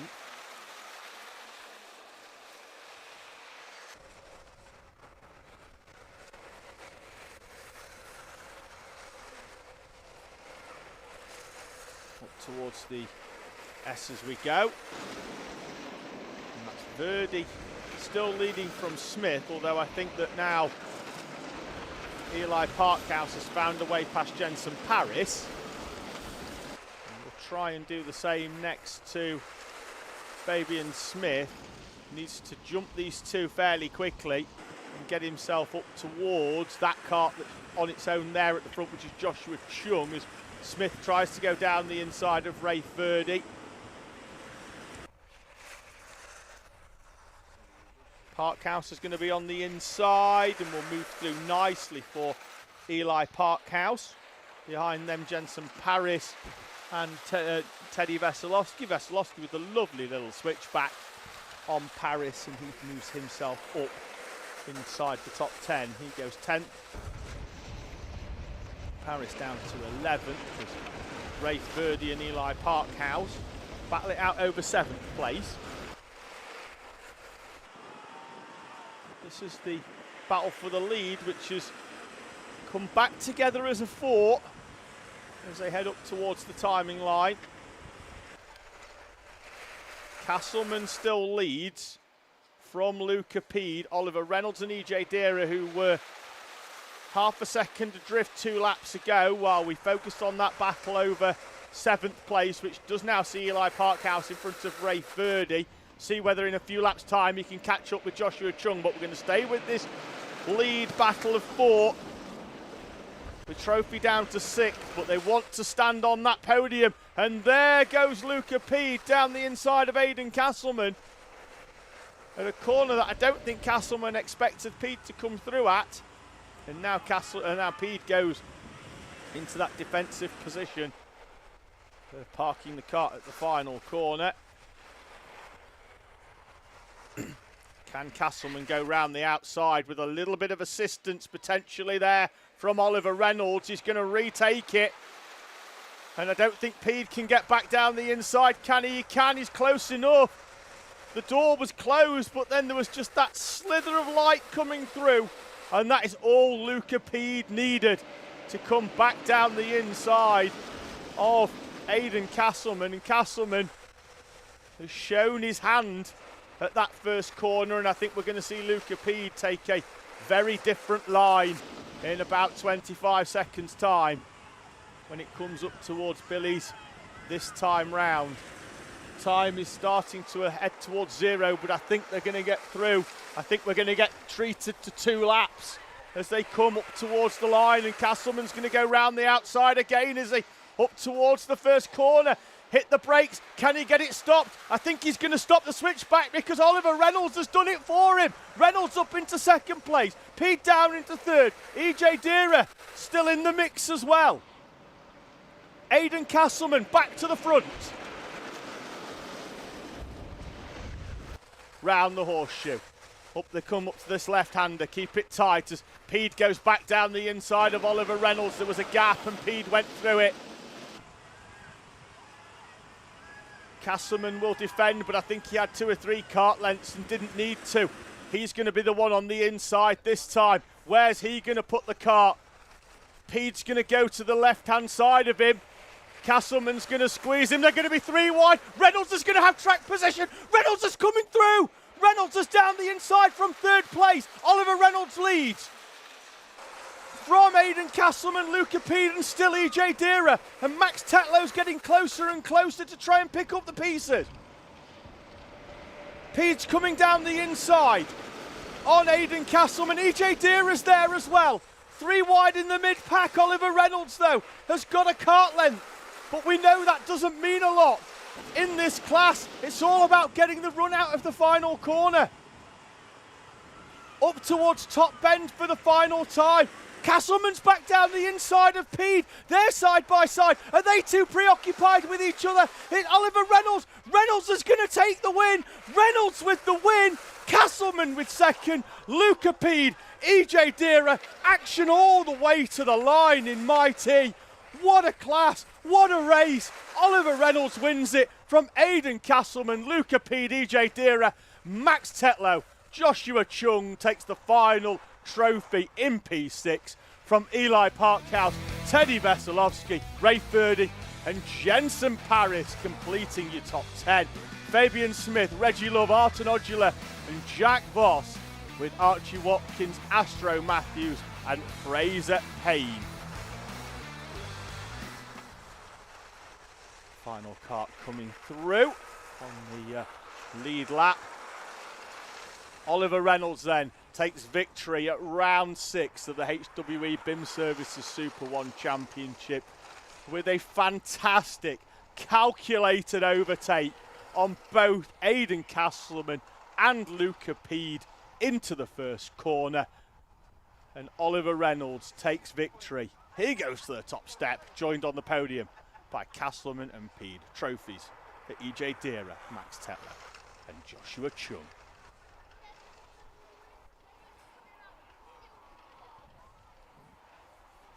Well, unfortunately for the remaining 9 finals, they've got quite a high bar to match that one. Let's see whether they can do it.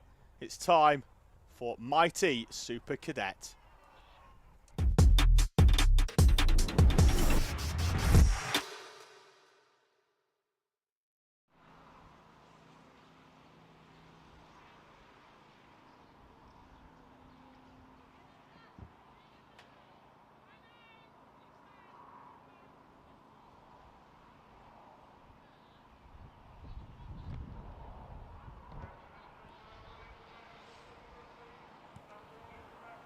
So, Mighty Super Cadet then making their way out. Rolling start will rattle through a grid for you.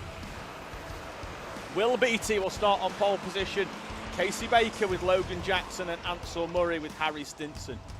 And Jacob Hutchinson in front of Jaden Bond, Harry Watkinson, Zachary Parr, Oscar Dudley, Brandon Hartley, your 11 runners. Some big names slightly out of position in this one. They're a little bit further down the order than they'd have hoped. Ansel Murray with a spin in heat number 1, Harry Stinson with contact in heat number 2. Sees them start 4th and 5th respectively.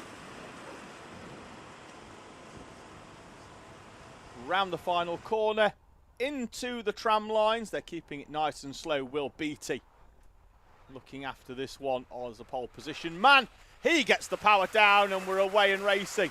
And Will Beattie will try and get a jump on the field. Casey Baker goes all the way round the outside. Looks like it's been a good start as well by Logan Jackson. Yes, it has. He holds on to 3rd place. Stinson has found a way past Murray. And that's your top 5. And then Stinson will defend slightly as well. Yes, he will. As they make their way up and round this opening lap for the first time in this Mighty Super Cadet final. Split from their usual track sharing with Inters. Jackson pushes Casey Baker along. Baker with a semi-defensive line. Will Beattie will want to use these opening few laps to try and put a bit of a gap between those behind. Stinson goes down the inside of the unsuspecting Logan Jackson. That allows Ansel Murray through as well. Support coming in for Ansel Murray from Sienna Murray from Mum and Janessa. Currently running in 4th place at the moment. Made a place up on that lap with Harry Stinson. Both of them finding a way past Logan Jackson. Next one on the hit list in front of them is Casey Baker, who currently holds 2nd place at present there in the burnt orange colours. At the front, Will Beattie is the one leading. Has a gap of what appears to be around about 0.8 of a second. And 2 minutes in, it's catchable, but with every lap that goes, and here we've got Stinson trying to go all the way around the outside. I guarantee Murray's going to go in the same gap as well. And Murray's going to try and go through the gap that was created as well, and through nicely. Stinson's going to get hung out on the outside, I think, here. Manages to get across in front of Casey Baker, and Baker's going to get shuffled back even further with a great move down the inside this time by the 112 of Logan Jackson. Baker straight back at him though. And Jackson, though, still on the inside. They're going to lose loads of time here. They're going to lose nearly a second to the duo in front, and Jackson finally gets the move done. They've backed themselves up into Jaden Bond behind them as well.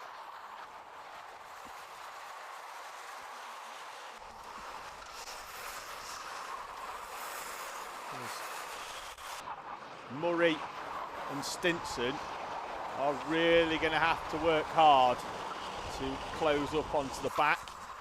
It's Jacob Hutchinson, who registers under 134 but runs the W plate for Jacob Hutchinson. This is a Bumwell plate, a driver from Sheffield in South Yorkshire, winning that at his local club that is very close to my heart as well. We've spent many weekends with my son at Bumwell, racing, dipping in and out of that championship when our other commitments allowed us to, and was a proud recipient of the Joe Dale Memorial Trophy a few years ago.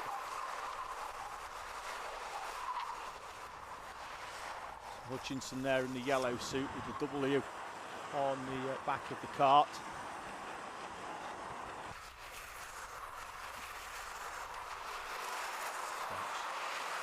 Jaden Bond at the front of that one, being pushed along by Zachary Parr.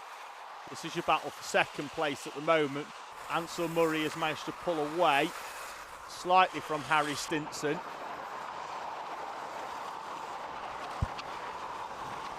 Look over the shoulder from Murray.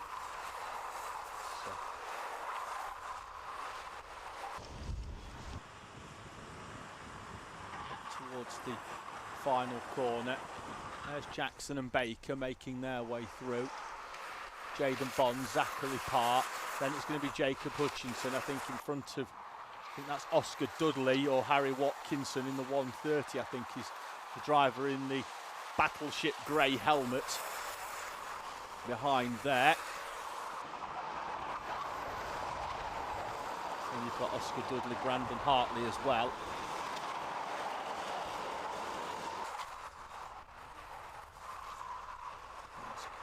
Starting to come to a bit of a 4 rather than 3 and a 1 in that battle over what will be 7th place.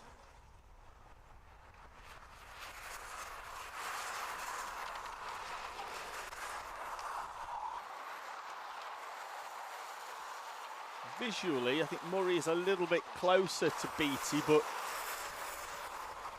it's fractions of a second and he's needing tenths plus every lap now. There's Logan Jackson in 4th place, being pursued by Casey Baker.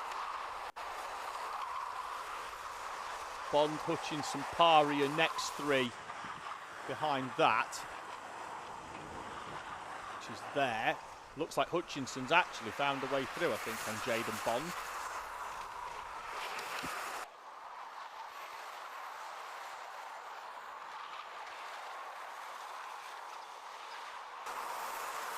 Field coming through still 3 minutes to go, and there is Hutchinson's a lovely move down the inside there by Harry Watkinson in the grey helmet. There's the 144 and the 148 of Zachary Parr and Jaden Bond exchange positions and lines through the horseshoe. The other 2 runners coming through, Oscar Dudley, Brandon Hartley, 10th and 11th respectively.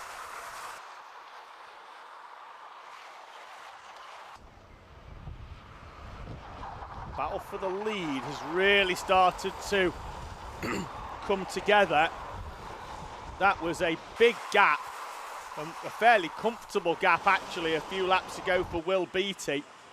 And now Ansel Murray has reeled him in the space of 2 laps. And he's going to need to act fast because Harry Stinson will be on them within a lap.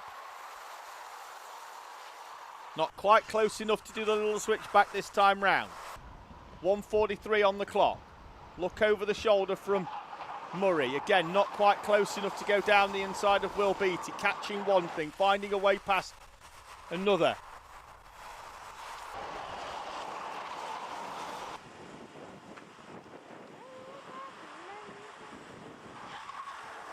Minute and 20 on the clock.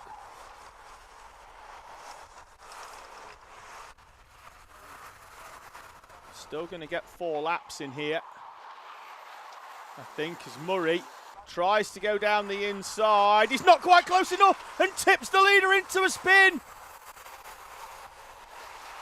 And here comes Stinson down the inside, taking full advantage. And I think Murray would have been alongside enough, but I think he scrubbed off a little bit of speed whilst trying to do the switchback. Wasn't going to back out, but wasn't quite alongside enough, and Will Beattie was there. Will Beattie tipped into a spin. I think he's down to at least 5th place. Stinson from Murray are your top 2. Still 3 laps to go, I think, or 2 maybe. I think they've crossed the line. It was a much slower lap, obviously, that time round with all the action going on. Stinson, Murray, Jackson. Contact warning being flashed up on the timing screen for Ansel Murray.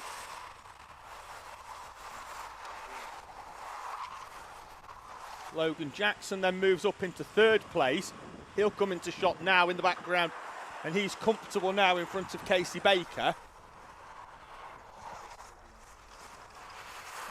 1 to go, final lap as Stinson takes a defensive line. He's got to slam the anchors on to stop the switchback, and has that done beautifully by Harry Stinson.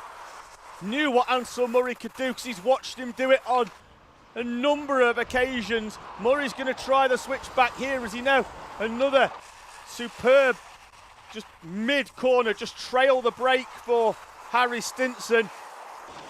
Needs to stop the switch to the inside for Ansel Murray and open up this final corner the best he can. They're going to run towards the timing line. Murray's alongside him. Murray takes to the grass. Stinson's going to take it though. Stinson from Murray at the line. Logan Jackson will be 3rd in front of what I think is Casey Baker, and Will Beattie potentially crossing the line in P5 as we caught the final few laps and final few corners.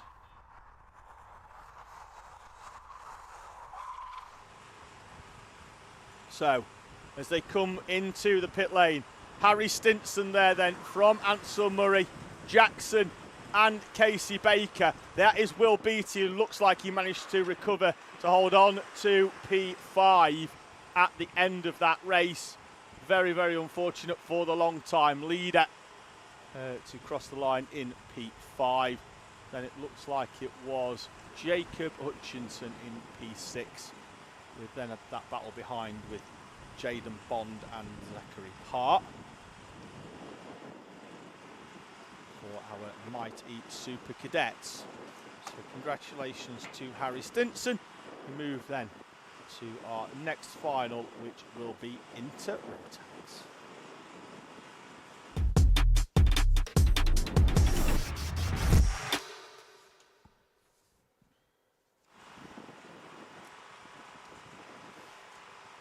So Intermax out in a few moments' time. Support naturally coming in, of course, for Zane Sofawoglu.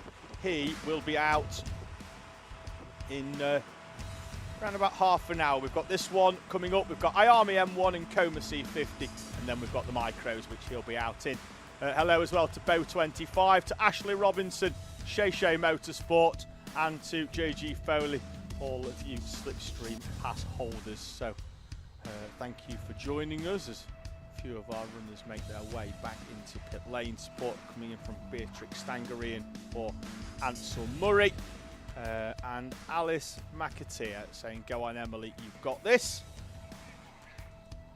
So part just being recovered there. We'll run you through a grid then for our Intermax final. Charlie Gregg on pole position. He's got Finley Thompson, the Heat 1 winner for company, alongside him. Leyland Bradnam and Xavier Davidson are in front of Amelia J. Haid and Evan Dearden on row 3. Row 4, Finley Fawkes and Ronnie Griffin. TJ McLeish, after his retirement in heat number 2, He will go off P9, hoping for a clean opening few laps to try and move himself back up into a trophy position. Eli Romolo with Oliver Wynne and Harley Hassel on row number 6. Nixie Hay, Calvin Sherlock, another driver who had a Heat 1 retirement, and Jan Hamira go off P15.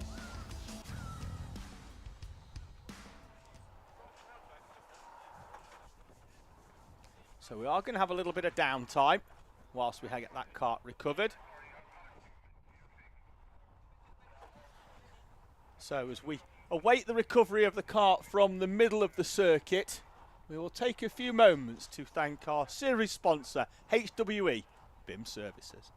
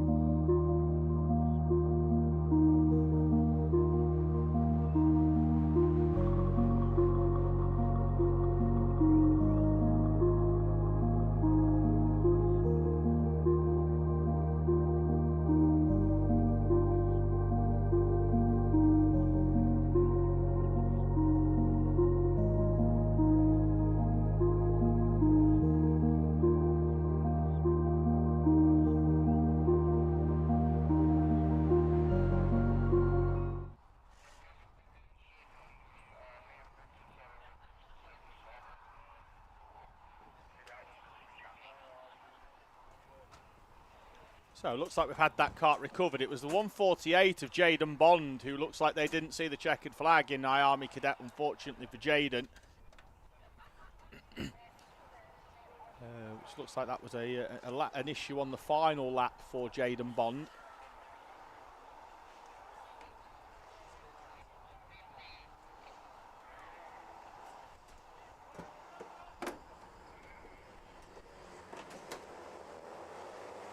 Inters are out though. They head out of the dummy grid. Charlie Gregg then leading us round. Nixie Hay and Jan Hamira were a little bit slow out the gate, but there are plenty of time to catch back up. Stephen Hay in the live chat saying good luck to both of the two Hay sisters on their debut weekend here in Super One. Hope they've enjoyed it down here at Clay Pigeon. Certainly sure that Amelia has. She's done very, very well in her first weekend here in the HWE BIM Services Super One Championship, and we'll start this final from the inside of row number 3 in P5. Sister Nixie will start P13, also on the inside of row number 7. Field making their way round, then 9 on the clock plus 1 lap. Championship leader Charlie Gregg takes us into the tram lines. We are away and racing at the first time of asking as we head towards Billy's for the first time, but all the way round the outside I think has gone Finley Thompson in the 38, and the Jacks Motorsport kart will lead us up towards the right hand hairpin. There's TJ McLeish in the Martin Jackson Racing colours, trying to make up some places on the opening lap and trying to stay within touching distance of a podium position, but at the moment unable to make some clean headway in the opening lap. McLeish from 9th place. Thompson leads then from Gregg, Davidson, Bradnam, Hay, Griffin, Griffin, Fawkes, McLeish with no places gained on lap 1, crossing the line 9th, Oliver Wynne, Eli Romolo with Calvin Sherlock, Harley Hassel, Nixie Hay, Jan Hamira. Gregg working hard to try and find a way past Finley Thompson early on in this race. Thompson with a good line into the final corner, but needs to park that kart to stop Charlie Gregg making the move down in towards Billy's at the end of that long sweep out of the final corner, and at the moment is holding firm. Run up towards the hairpin, not quite firm enough though. There goes Charlie Gregg down the inside. Thompson's going to try and stay around the outside. He's going to have track position for the horseshoe. Gets it in, gets it stopped. Finley Thompson holds on by the skin of his teeth, but will it be only a matter of time before the championship leader comes through?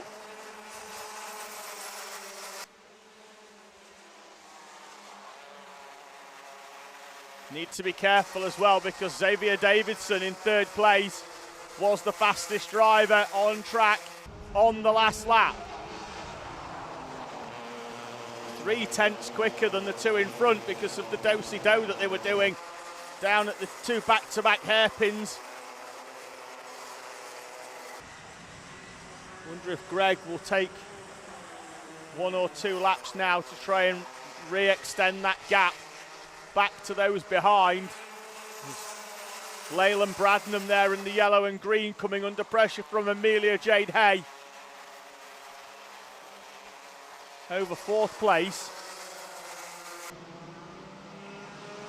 Again, Thompson leaves the door open, and again Charlie Gregg will go down the inside, but it's a different outcome this time. Charlie Gregg gets the job done. Has Finley Thompson got anything in return for the runaway championship leader, Charlie Gregg?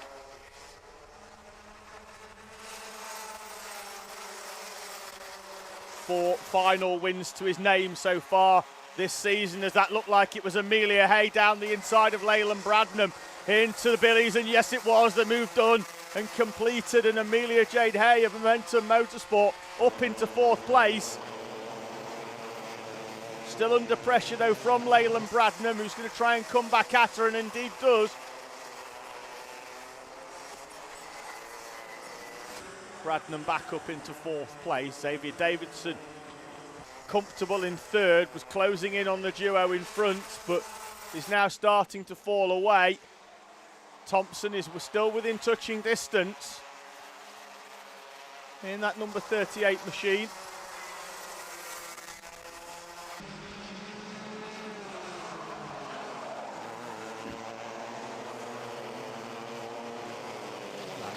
Right-hand hairpin for Charlie Gregg. Half race distance in terms of time, plus the 1 lap, as we've got Evan Dearden facing the wrong way out of 6th place, down at the hairpin. Waved yellow, and he falls all the way down to 15th and last place. Will become Evan Dearden out of the final trophy position. That's taken now by TJ McLeish, but I get the feeling that's about as high as he'll go without anybody tripping over in front of him.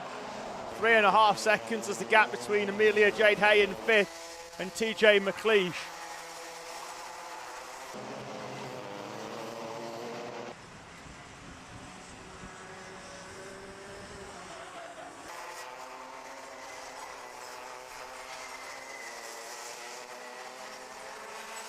Finley Thompson doing a really good job of sticking with Charlie Gregg here. When the field is split and they're coming through the traffic, Charlie Gregg is able to navigate that a little bit cleaner.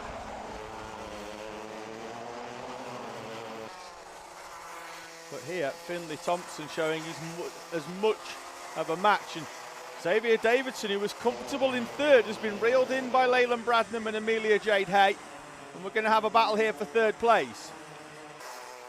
Gap was down to 1/10 of a second on the previous lap.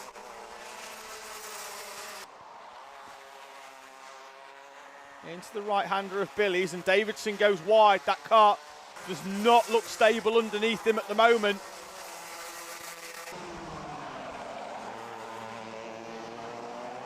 He's going to try and come back at Leyland Bradnam from a little bit too far back, and that's going to allow Amelia Jade Hay, I think, to have a run at him in the next few corners while he gets back up to speed. And almost immediately on timing, we see a contact warning for Xavier Davidson there. They have got a little bit of a gap to Amelia Jade Hay, who was very fast round sector 1, was 4 or 5 kart lengths back and closes that up in the space of a corner or so. Bradnam a little bit more defensive this time, potentially feeling that Davidson was going to come back down the inside of him. Davidson then tries it into the horseshoe. That door always going to get closed, and indeed was.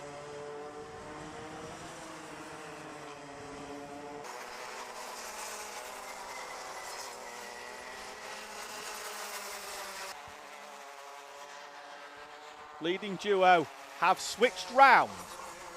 Finley Thompson is past Charlie Gregg over the timing line on that previous lap. As Bradnam again defends from Davidson, who all of a sudden seems to have a little bit more grip and a kart a little bit more sympathetic to his likes underneath him now. It was all over the shop earlier on.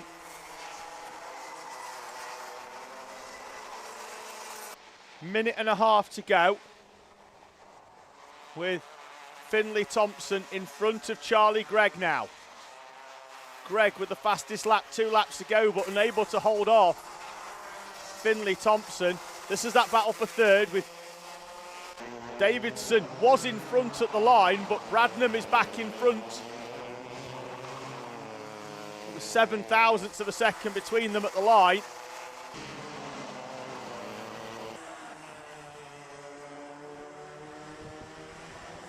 Davidson trying to get that run again out of that final corner. There's TJ McLeish in the background, still 3.5 seconds off the back.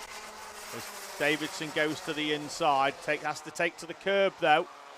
As Leyland Bradnam squeezes him. Didn't really know he was there, to be fair to Bradnam.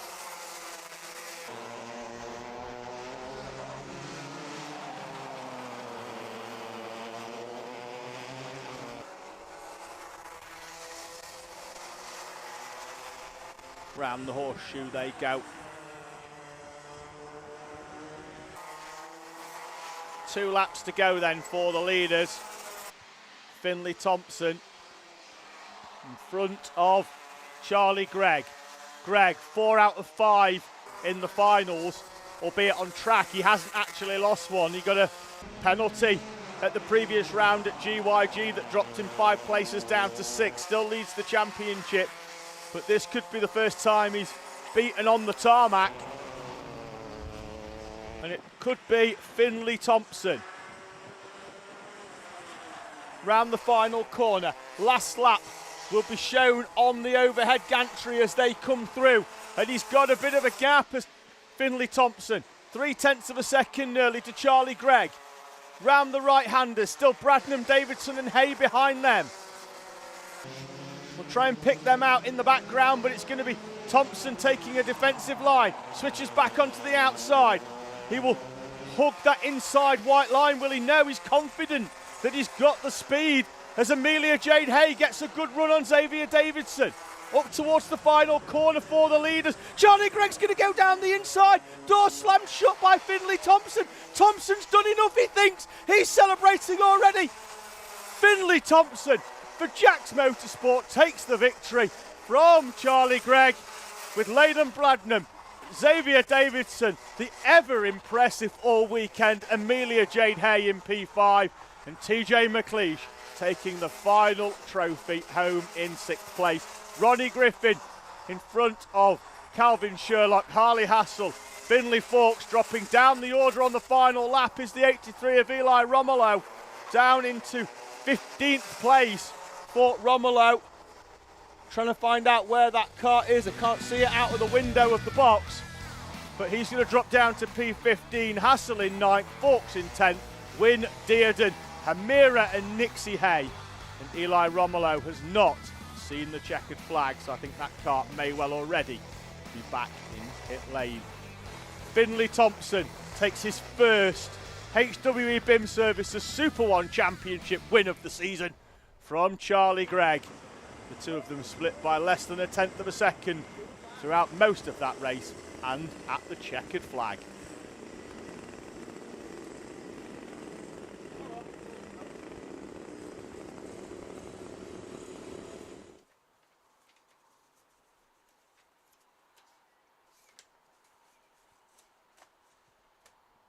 So it'll be straight out the gate and straight to the grid then for our standing start class in IAME M1.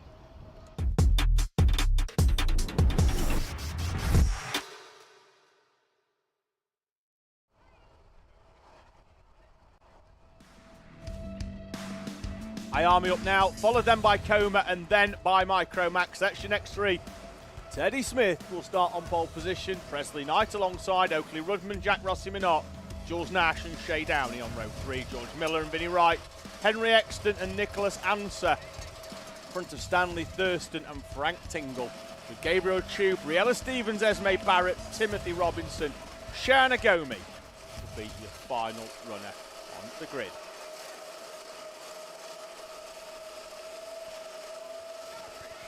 We're away in racing. It's a good start by everybody inside the top 5, except once again for Teddy Smith, who's slow away as he was in the second heat. And that's going to drop him down to 6th place. And we've already got one off on the grass on the outside. Looks like they've managed to get going. No, they haven't. It's the 44 of Shiana Gomi getting pushed back on by one of the helpers, which I'm sure he is incredibly grateful. There he is rejoining. And that's Fernando Alonso replica helmet. That looks like Jack Rossi Minot. He goes down the inside to lead. From Presley Knight and Oakley Rudman. Downey, Smith, Miller, Nash, Anser, Vinnie Wright, Stanley Thurston. Here top 10. Oakley Rudman through into 2nd place as he bounces his way over the curb. Shay Downey and Teddy Smith, and that's Nicholas Anser, I think. 34 of George Miller down the inside of Jules Nash. Nash is going to come back at him, I think.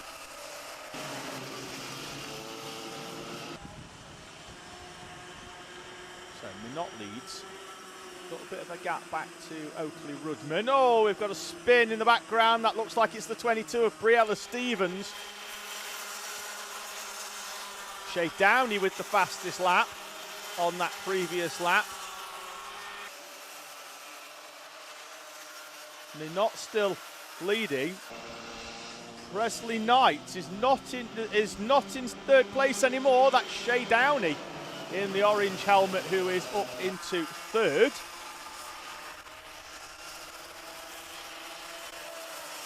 So Jack Rossi Minot came into this weekend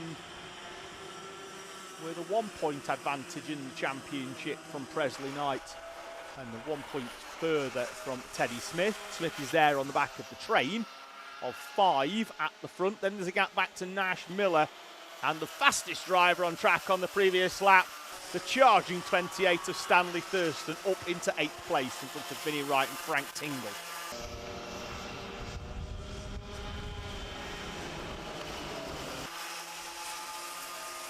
Minot goes slightly wide there. Will that allow Rudman to have a little switch back? And he will draw alongside, but Minot should have track position. And in fact, in trying to draw alongside, that has allowed Shay Downey to move up into 2nd place now. For Shay Downey there in the orange helmet, and he's going to try and move all the way around the outside, I think, of Jack Rossi Minot. Rudman there up onto the curb. That'll unsettle the car. Then side pod beside pod with Shay Downey will unsettle it even further.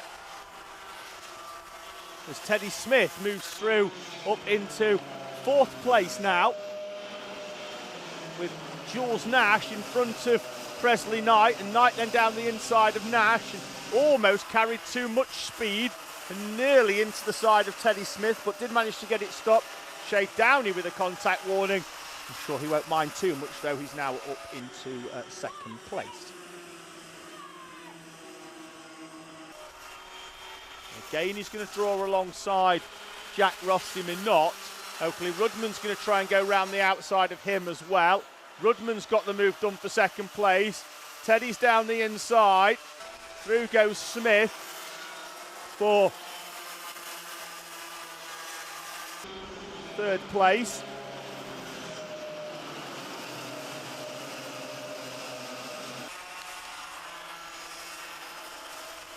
Is that some traffic in front of them? Yes, it is. That'll be the recovering Shana Gomi.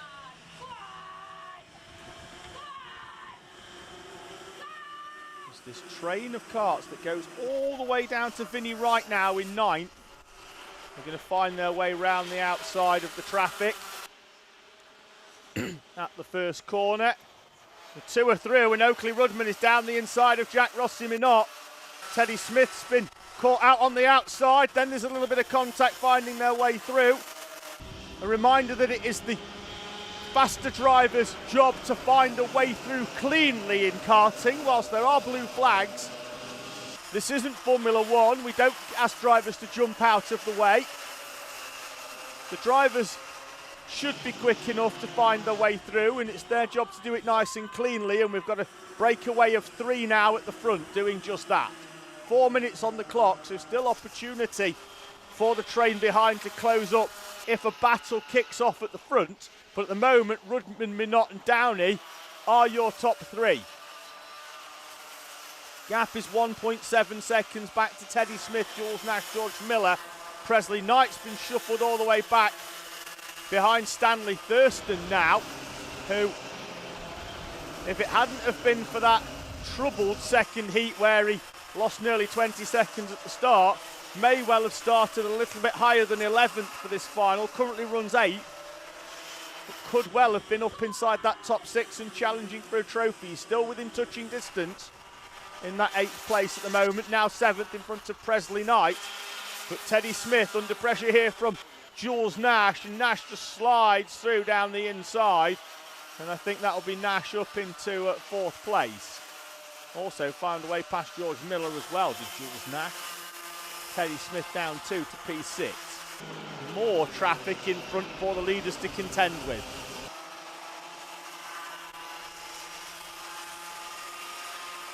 Plenty of time in which to make up some places. There is Stanley Thurston in the 28 machine with the white helmet, the orange decals. Up onto the back of James Talbot come the leaders. Down the inside goes Oakley Rudman, and the train of 3 moves through beautifully. Cleanly on 37.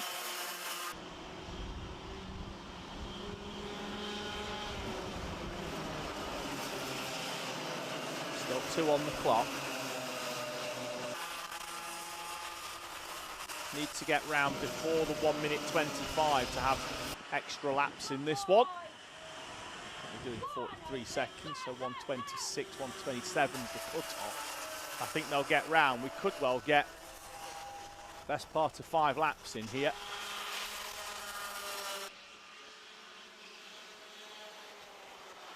So no need to rush things. And it looks like at the moment they are fairly content at just extending the gap to Jules Nash and George Miller. Then it's Teddy Smith and Presley Knight.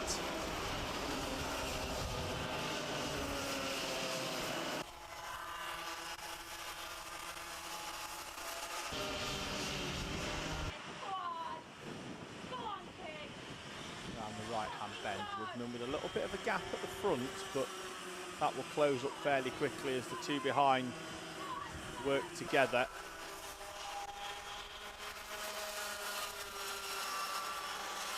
In fact, Minot has got that much speed down the straight. He's managed to go down the inside.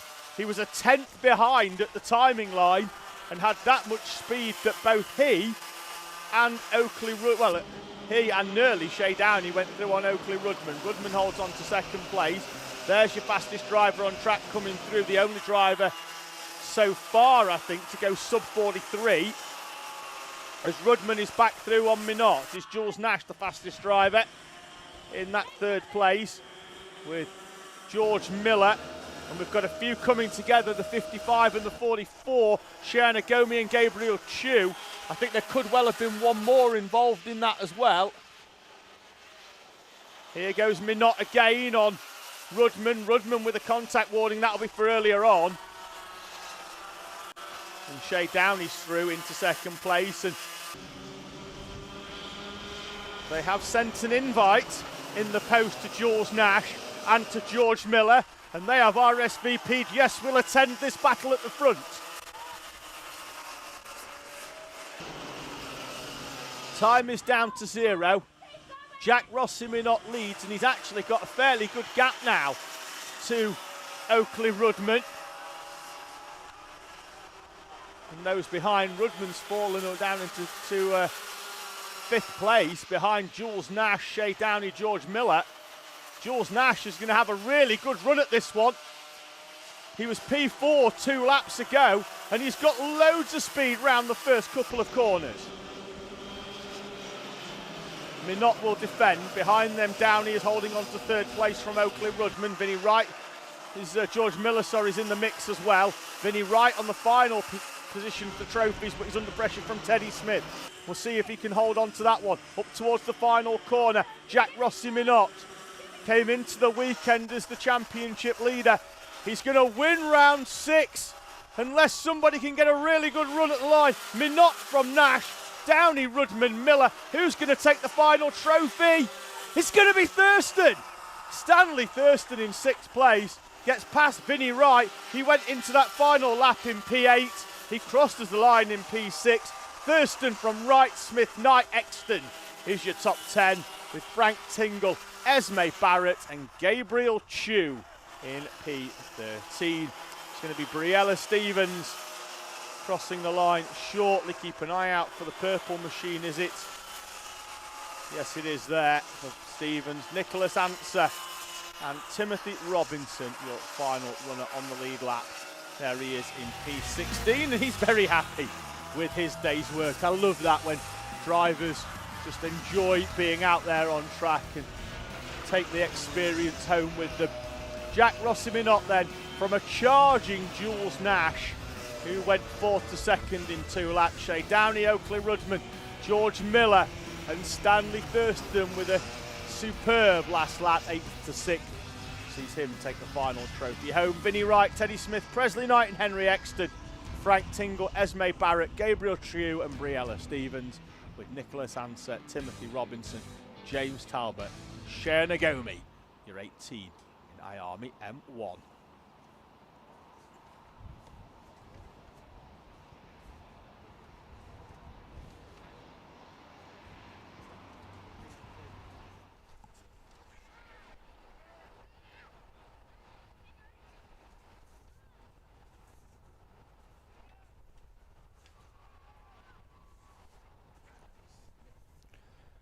So, parent helpers heading out onto track. It's time for Coma C50.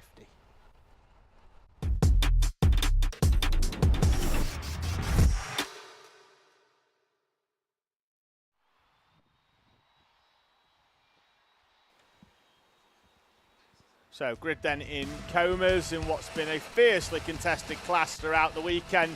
Sees Matthew Pearson on pole position. He's got Noah Gallagher alongside Logan Grassi and Jace Hannon, with Dalton Dyke Whitfield and Reggie Rhodes in front of Jacob Hayward-White, River DiGiorgio Miller, Regan Abercrombie, Ayrton Edward-Jones and Jude Campbell.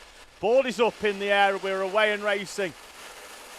In Comas, Noah Gallagher makes a good start off the left side, which is the shorter run round there. Will it give him track position for the first corner?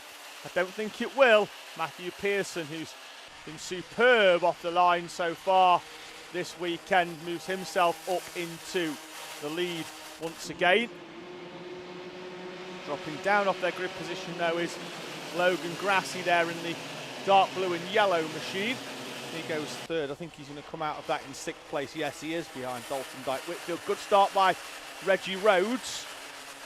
And it looks like it's been a good start as well by Jace Hannon, up into 2nd place this time. Had some troubles and just did not have the pace in heat number 2, but will have some pace here, and he's going to try and go round the outside, and he's going to get a little bit of help, I think, potentially from Reggie Rhodes, although Rhodes switches to the inside to go with Pearson and then sweeps all the way round the outside, chops across the bows, and that is a superb move by Reggie Rhodes.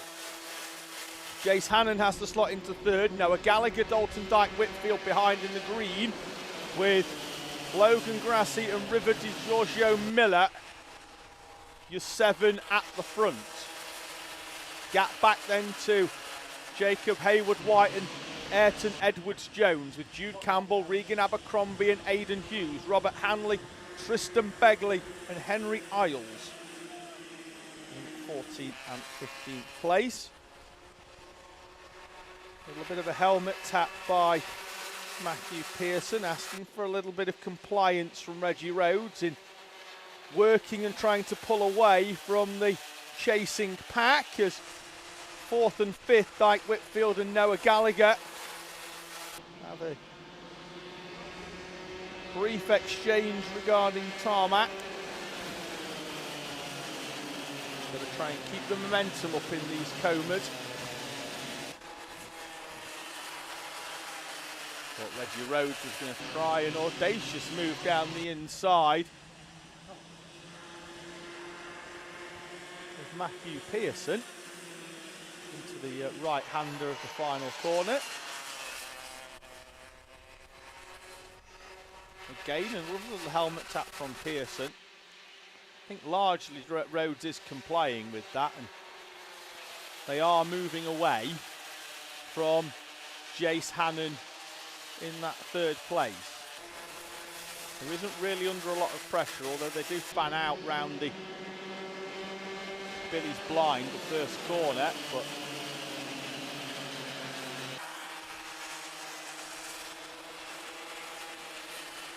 Rhodes does look like he's trying to go down the inside there of Pearson, but I just think they take very different lines round that first corner. So he makes his way up round that corner. Hannon's still in 3rd place. Gallagher, Rhodes this time drawing alongside. Pearson looks to his left. The E-plate's to his right and slots back in. And what was a gap of about 0.6 of a second is disappeared very, very quickly. Dalton Dyke Whitfield trying to get down the inside of Noah Gallagher. Jace Hannon coming back into this one. Still with more than half the race to go, as we've got drivers round. Jacob Haywood-White is one. We've got one driver in the wall as well. That looks like it could be Ayrton Edwards-Jones. No number, but the colours of green and red do look suspiciously Welsh. And we do have 3 Welshmen in this race. We'll try and pick a number out shortly when they come through, but by that time they'll have crossed the timing line and they will have drivers dropping down the order. It's the 15 of Jude Campbell, in fact, who isn't Welsh, just has Welsh colours on his car. Apologies to all our Welsh viewers. Pearson leads then from Reggie Rhodes still. There is the recovering 15 of Jude Campbell, and he's about to be swallowed up by the leading 7.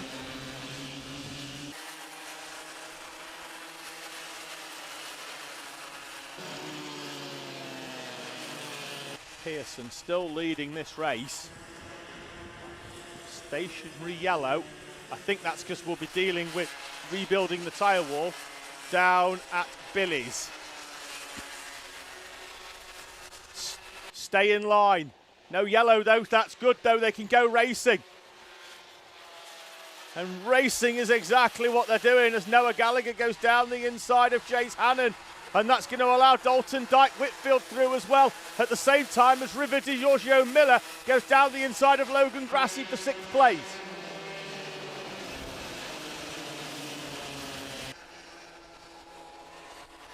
Blue flag still being waved as Pearson goes down the inside. Jude Campbell staying out of the way. Superb awareness by Jude Campbell.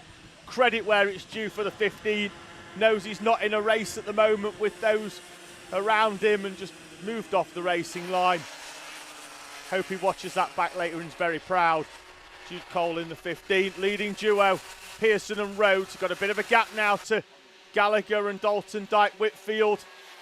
Jace Hannon, Logan Grassi is back in front, I think, of River Di Giorgio Miller, and in fact Miller's dropped a few kart lengths off the back.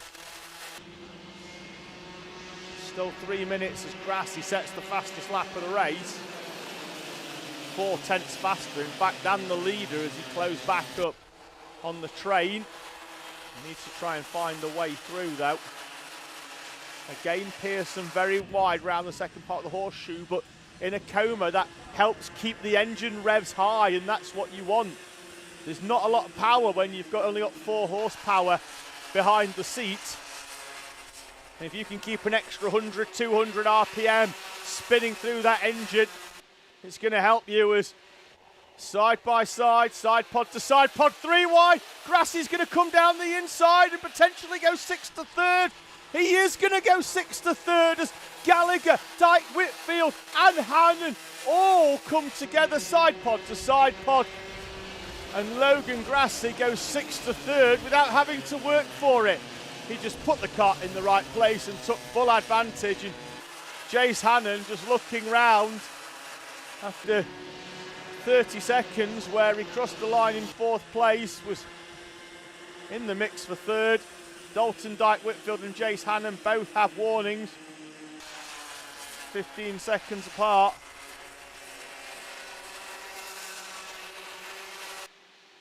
Rhodes showing as having led over that line. I'm not quite sure how, because Pearson was in front of him all the way down the start straight, but and still is.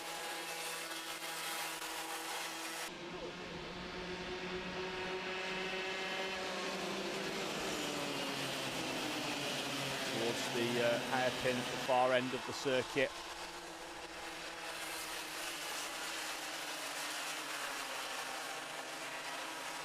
Grassie on the previous lap was slower than Pearson and Rhodes in front, but that was because he did have to probably take evasive action and readjust his line. But I think that they are very much in a battle for 3rd now. I think we've got a duo at the front that are pretty much set in stone and will cross the timing line shortly after next time round we elapse to 0. So 2 laps to go for Pearson to hold on. We are back as a 5 though for 3rd place.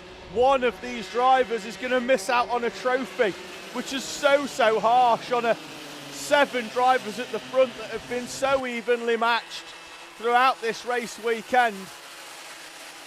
They are 14.5 seconds clear of anybody else, albeit that battle behind did have a skirmish earlier on that saw a few drivers go off at the first corner. But as the time elapses to 0 and they come up towards the timing line for what will be the final time without seeing the checkered flag flying in front of one of them, Pearson and Rhodes for the top 2, with Grassie, Hannon, Gallagher, Miller, Whitfield going for 6 trophies. Pearson double look right. Rhodes has got a good run, I think, round that corner and hasn't scrubbed off any speed. Pearson, we know, goes wide, and I wonder whether Rhodes will try and switch back again. He's going to draw alongside. They're going to have to head towards the timing line. Can Miller get the run? So can Rhodes get the run out the final corner? In the slipstream, will he pull out? Don't think he's going to have enough. Matthew Pearson secures victory at round number 6. From Rhodes, Grassie, Gallagher, Hannon and Miller, your top 6. Whitfield misses out on a podium by a fraction of a second in P7. And it's going to be Ayrton Edward Jones, I think, coming out of the final corner. They're going to run tight to the line with Aidan Hughes.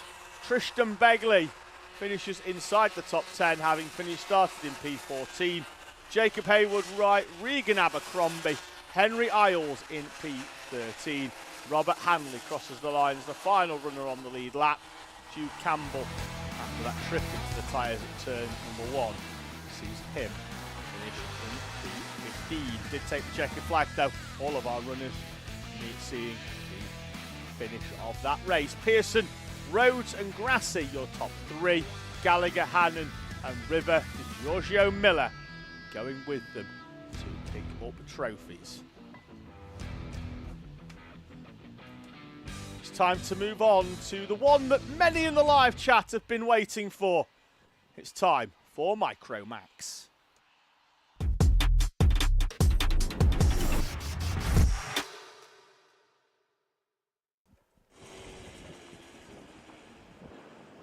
It's been a fierce and closely contested class throughout the day this.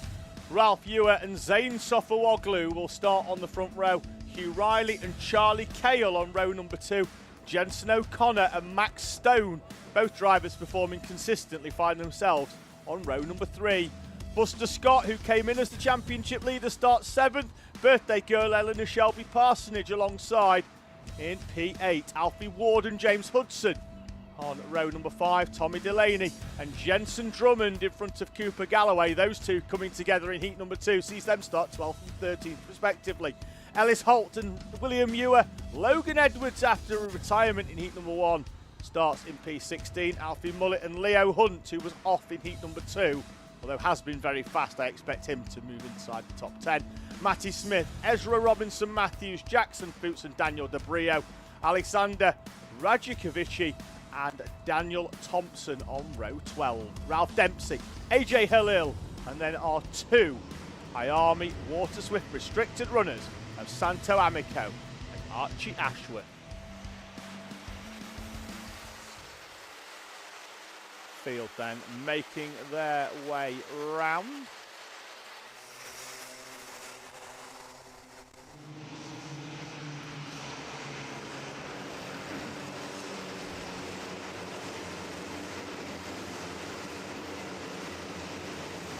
Pace is fast on this rolling up lap. They're going to have to get into position by the time they get to the horseshoe, and it looks like they have succeeded in doing just that.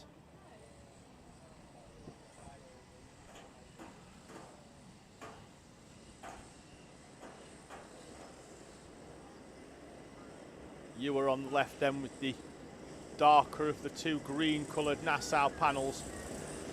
Zane Sofawoglu on the other side with the teal coloured machine. Up towards the timing line they go. You can hear them power down as Ralph Ewer brings us to the line and leads us over up towards the right-hander of Billy's Blind, but round the outside goes Zane Sofawoglu as Ewer and Charlie Cale come into contact. Cale gets a contact warning early on for that already. Very quickly picked up by the observers down there. We had one of the Vitesse carts facing in the wrong direction at the S's as everybody tries to sort themselves out into some sort of opening lap order. Keep an eye out on Galloway and Drummond coming through. Leo Hunt as well in the number 66 machine has been very, very quick throughout this race weekend here. Sofawoglu leads us over the line then at the first time of asking. Ralph Ewer, Hugh Riley, Charlie Cale, Eleanor Shelby Parsons with a good start, 8th to 5th.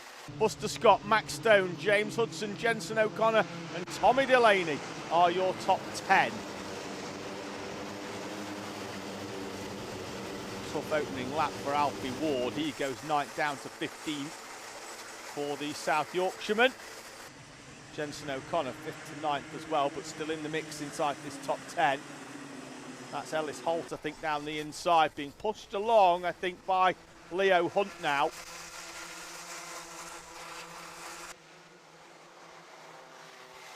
Holt then up into P9, Galloway in 10.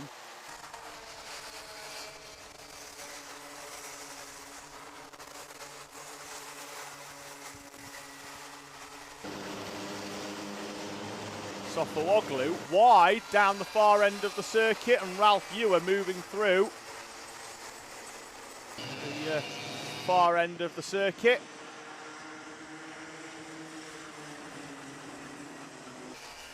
Good afternoon to Riley Woodward and to George Dart, who join us in the live chat. Sofawoglu is going to go down the inside of Ralph Ewer. Beautiful move by Zane Sofawoglu, who again crossed the timing line, a 10th and a half behind Ralph Ewer.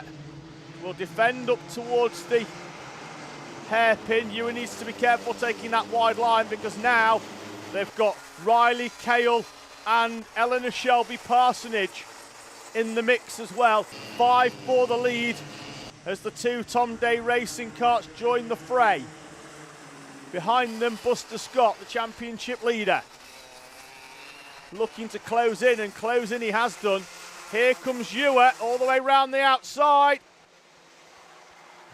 Can't get it done as Sofawoglu squeezed and defended, but Charlie Cale is through and up into third place. And again, Sofawoglu locking the rears on the brakes as he takes that defensive line. Holds on to Ralph Ewer. Ewer going well in the 53 machine. Debuted in this championship at Glania Gores and was never outside the top 2, or sorry, top 5 all weekend, was second in both of the finals. Charlie Cale is once again down the inside of Hugh Riley, carbon copy of the previous lap. Behind them, Buster Scott is down the inside of Ellen Shelby Parsonage, and it's lost them both a fair bit of time. Oh, there's contact off Oglu's round. It looked like there was contact potentially. I want to see that again in a few moments' time, because I know that he has locked up there on a few occasions. Buster Scott's got a warning, that's for something else. But it's going to be Ralph Ewer leading, I think, unless Hugh Riley comes through in front. And in fact, it's Ewer from Cale Riley. Buster Scott, red flag. Red flag. So we've had an incident somewhere else. It's on the outside of the S's. So we've got a kart stationary on the outside of the S's. So we've gone to a red flag. Eleanor Shelby Parsonage is the driver that is stationary on the outside. It was her and Buster Scott that went through that chicane on the previous lap side by side. And this may well throw a lifeline to Zane Sofawoglu, because we'll go back a full completed lap to reset this order after a red flag. And we're going to see the incident again whilst we're under red flag of the Zane Sofawoglu spin down at the hairpin. I don't know whether there was contact here. Difficult to see from the camera. I know Sofawoglu locks up by himself. I don't think there's contact there until that point there when Ralph Ewer hits him. On 3 occasions before, Sofawoglu is supremely late on the brakes, locks up. But I don't think there's any contact prior to the spin starting there with Zane Sofawoglu. And I think he spun himself in the early phase. Yes, there was contact later on, but I think he may well be thrown a lifeline here under this red flag, because when they send somebody down there with the printout of the previously fully completed lap, he may well get a reprieve and be back at the front. We'll take all the time we need, though, to assess Eleanor Shelby Parsonage, who we didn't quite see the end of the incident, but went through the chicane side by side with Buster Scott, and is currently just being attended to by our medical team, as I'm sure you can appreciate watching. We're not going to bring you the pictures of the medics attending to Eleanor. She's currently sat in the cart, but has just gone backwards at a fair speed into the wall on the outside. Probably not what was on her birthday list, I don't think, unfortunately, for Eleanor.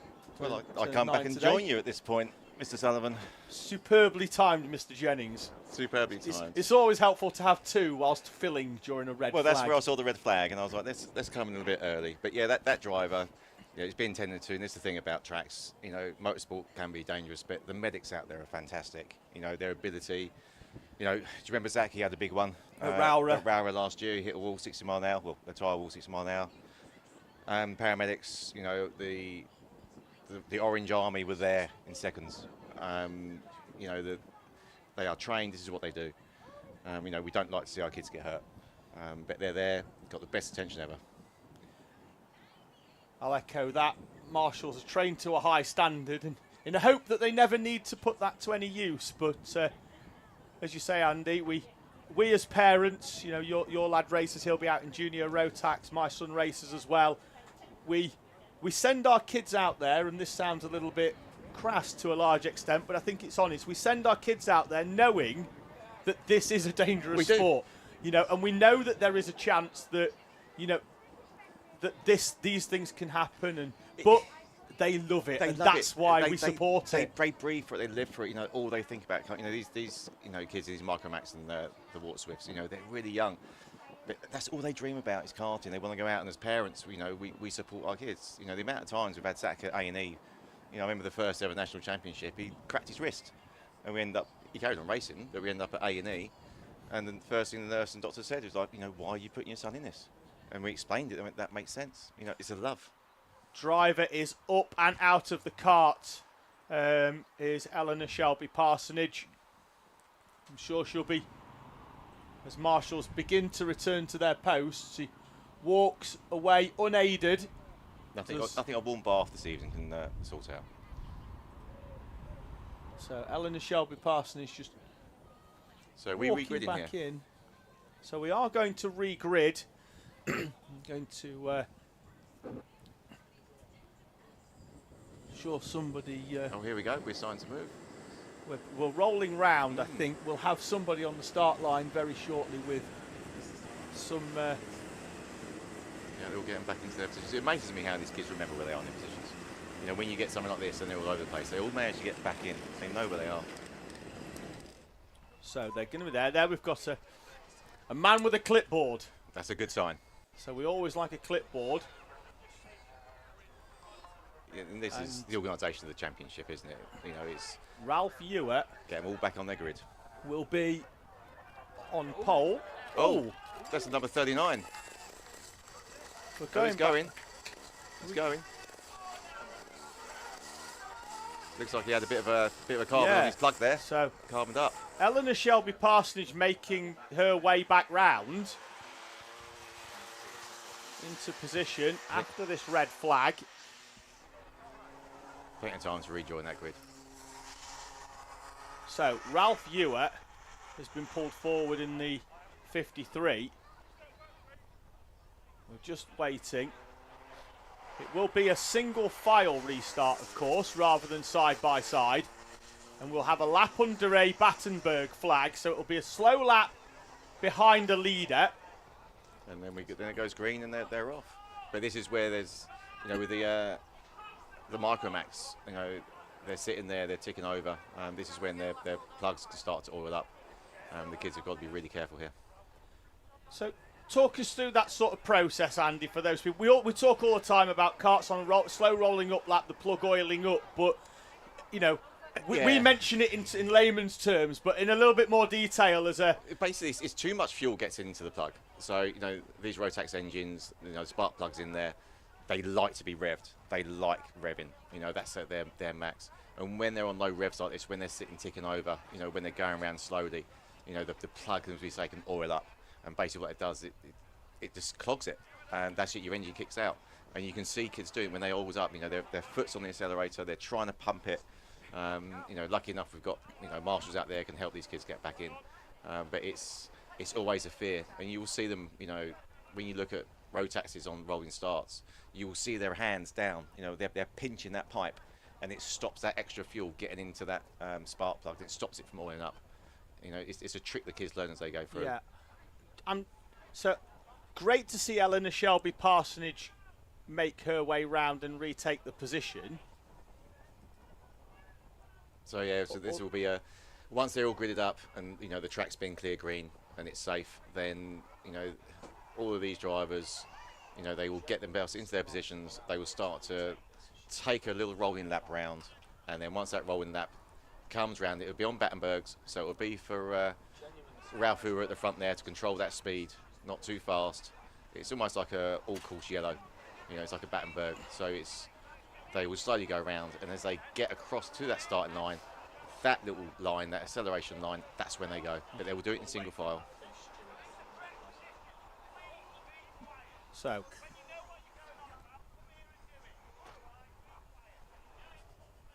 what we've established there, Andy, is that the microphones are very sensitive and pick up all the audio. Yeah. Because we are, basically, the camera that we're using to pick that up is the best part of 100 metres away.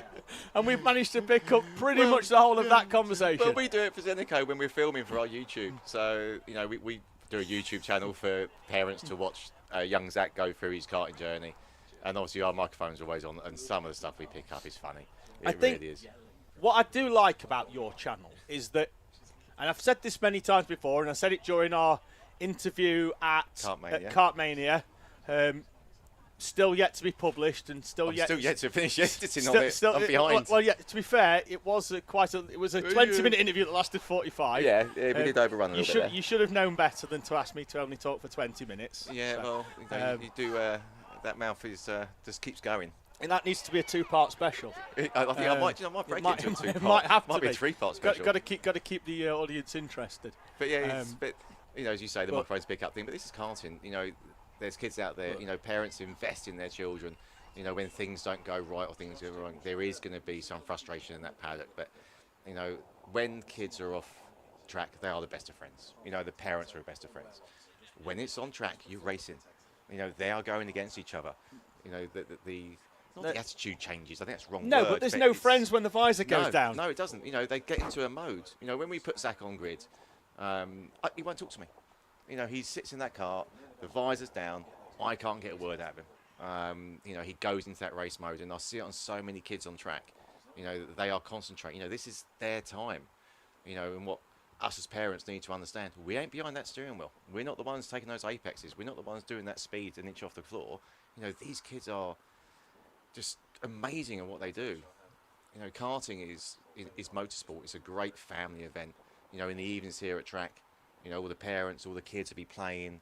They'll all be playing football. Barbecues will go on. It's a real family event, karting. Live chat. Nathan Hot Rod says, how did Shay Downey get on in his final? He finished third in IARMY M1. That was probably about 20 minutes ago, so feel free to go and watch that back. He finished third, got himself on the podium. What I like, Andy, really, I've mentioned it just then about your channel, is that you show everything. It's raw. So many people, they'll say, oh, we're racing at Clay Pigeon this weekend, and if they don't have a good weekend, they don't post about it. They won't post on socials or anything like that, and then the following weekend they have a good weekend, and they're like, we're amazing, we've taken some silverware home. And it's like your weekend, you have good weekends, you have bad weekends, but I think you give a realistic vision of what motorsport is. And let's be honest, there's a lot of luck involved. But there's also far more bad weekends than good weekends. Absolutely. But it makes the good weekend special. It does, and if you watch my wife Emma, when she's on camera, she talks about this. There's highs and there's lows in karting. We've had a lot of lows over this season. But when there's a high, it's such a high, and we try to show that on camera. We show the real, family perspective. We always race as a family. And we show it how it is. You'll see our reactions. You'll see Emma's reaction. You'll see my reaction. We'd like to get Zach on camera a little bit more. That's coming. But again, because he's in race mode, he doesn't want to talk. Out of race mode, he's fine. But obviously, we're filming when he's racing. Have you put a microphone on him yet whilst he's going round, yes. So you can get the... I did. I have done that. So I did try this. And I said unbroadcastable? Do you know what? He didn't say a word. Do you know, I know a lot of drivers, like, when we do the 6-hour races, the Enduros with the British Pro Kart Endurance Championship, I'm on the radio for the drivers through the whole 6 hours. Yeah. And some of them, like, my lad doesn't really like to be talked to a lot. I've got another driver that will ask the most obscure question, or he'll go around and be like, oh, a sheep. And he'll just talk randomly. And in the middle of the night when we were over at Campilos, he was sort of asking what the red lights were on the top of the...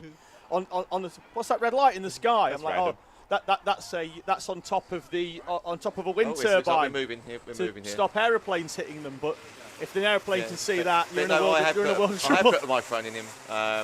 He didn't say a lot, but when we've done 12-hour endurances and I've been on the radio to him, I talk to him. He doesn't talk to me. I know some drivers sing while they're there, and they'll be humming tunes. Every so often there's a little bit of words he comes out if something doesn't go his way on the microphone, how to catch. So yeah, that bit was unbroadcastable, but majority of the time I was hoping he would give commentary, but it just didn't happen. Here we go, so we're starting to slow down now. Oh, we've got a spinner. Buster Scott getting a slight sideways on there. They're lining up 2 by 2, which I'm surprised at. I thought we could go single file. I thought we'd have gone single file, and I think that's what they're being told now. Oh, here we go, single file. There we go. Again, this is risk of this plugs all in. But again, for half of this grid, it may well be the first time they've been under a red flag situation. Yes, they are. These are young drivers. 8 to 11 years old. and they're being they're told getting now out the to car. just get out. I think they're going to Out the run run. through the restart procedure. So this is going to be your leaders. This will be P1, P2, and possibly because P3. the thing bringing is up. as well, in the Bambino classes, you don't see a lot of effectively Battenberg slow flags, because if they don't take any chances at that sort of level, it would be red flagged, and so they won't have had an opportunity. Their risks are very much. We've got some excitement on the track there somewhere. Yeah, somebody's entered the track, and I don't think That's who's supposed to be there. I don't know who that is that's entered the track. I'm never a massive fan of that. In fact, last year at Fullbeck, I clearly stated that anybody that jumps the barrier, their driver should have their cart picked up and removed straight off track. It's a live track. You should never enter. It's a live circuit from when the green flag starts at the end of the day until the checkered flag drops at the end of the circuit. Absolutely, and it's dangerous. You know, that's the marshals are trained. They're there for a reason. Same as media. You know, we go on track. I mean, you know, we receive media training. We know what we can and can't do. You know, the red zones, where the danger zones are. Yeah, and you're out there on track with, you know, all the photographers that got there. They've got insurance to be out there on track. Exactly. You know, we're the same. We're insured. We've got to be insured to be out there, because, you know, you've got carts travelling over 70 mile an hour, and if one of them comes off and you're in the wrong area, it's going to take you out. Yeah. You know, this is why, you know, the track goes live. You don't go on track, and as a parent, you know, when Zach has had accidents and I want to get to him, I know I can't get to him, you know, I have to put the trust in the Orange Army. But I think we're now having a good talk to the drivers here. Just letting them know what here we go. We're getting back in. What it is. I mean, it happens quite a lot. You know, you'll get those kids being told, "This is what you need to do." You know, this is learning for them. It's a good job. It's a good job. I'm a commentator and not a clerk. I'd be dishing out. Penalties to the parents. No, not even penalties. I'd be dishing out clotheslines to people that enter the circuit. Well, here we go. Be like WWE out there. Like, what's the clerk doing? He's suplexed somebody. 32 is he? You see, look, his pedal on the right-hand side. You can see he's pumping it. So he needs to start moving. I think because we've gone 2 by 2, we now have to put people back into the correct position. order. Here we go. Look, a little bit grass cutting there for number 12, trying to get back on. Marshall's going to give him a little bit of help. A bit of a push. Yeah, it's some thick grass here at Clay. It's amazing how heavy these cars are. And it rained yesterday, so that's going to be a... look, wheels just spinning up on the slicks there. Driver might have to get out of that. See, number 12's got to be careful now, because he's got wet tyres now. He's on the grass. You know, you're going to get grass on his tyres. He needs to, you know, who's number 12 on there? It's Jensen Drummond, is the 12. Yeah, so Jensen needs to be careful now, because he's on that grass. He's got grass on his tyres. He's got to get rid of it. Should start in 7th for Jensen Drummond. Notes have just gone for one. Mr. just throwing stuff around the commentator van here. Probably just make a paper airplane out of it. Not got the time. We're about to go racing once again, I think, here. We are. We've got 4 minutes 52 plus 1 lap on the clock. So, yeah, we are reformatting in the single final. It still amazes me, the kids, how they know where they are. You know, when they're side by side, you know, getting ready for that rolling start, and one of them spins out or whatever, you know, and they try to get back into their position. It's amazing how they know where they need to go. You know, how old are these kids out there? 8 to 11, yeah. You know, you've got to remember, these are 8-year-olds, you know, in a car. You know, their concentration, their abilities are just amazing. Here we go. All the officials are there, getting everyone set up, getting everyone in. Hope we won't get any gate jumpers anymore. So, as we're talking about photographers, and there's 2 there in... Is that Mr. East? I can see. It is on the left. There he is. Not sure who that is on the right, but they've got a media vest on because it's pink. Yes. Which seems to be the colour of media at the moment. Well, to be fair, Josh loves pink. Yeah, I think he started the trend. Now everybody... Yeah. It's Katie Chown. It's Max Chown's mum in Senior Max. So he's just dropping his camera there, look. Drivers in the year of their 8th birthday, up to 11 here in micro, so... And then they can move up. But what you got to remember in these smaller classes is the carts are quite small, and you know, depending on how the kids grow, sometimes they have to move up early because they get too big for the car. you know, that they can get too heavy for it because you want to be on an ideal weight. I don't know. Yeah, sorry, Andy. AJ Halil's cart being pushed away. Maybe the plugs. Yeah, here we go. What are you doing? Yeah, no, let's go. I was hoping they were going to go right and get that cart into pit lane and maybe have a little bit of a go at it. Let's have a look, see if they're going to try and start it. You know, again, this is what we talked about, the plug going up. If I was AJ, I'd just get in that and just pump that throttle for the next minute or so. He's doing it. For AJ Halil, the 8-year-old from Waltham Cross in Hertfordshire. Finished third in the Rye House London Cup at the back of last season. Rye House is a hard track. The London Cup is a very challenging thing. We've done London Cup before and it's very challenging. Here we go. Field making their way around. I'm not sure if we're going to get one full lap here, Andy, or whether we're going to go racing at the first time of asking. I don't know. It should really go round, but it depends where they are on the track. Red light stays on, so yeah, we're going to go round. Yeah, go round. And right. Single false start here. So P1 here has got to control that speed. Not too fast. You know, you are under yellows here. You know, this is not racing speed. This is just slow speed, but they've got to get that right to get their tyres. You know, they are going a little bit fast there, to be fair.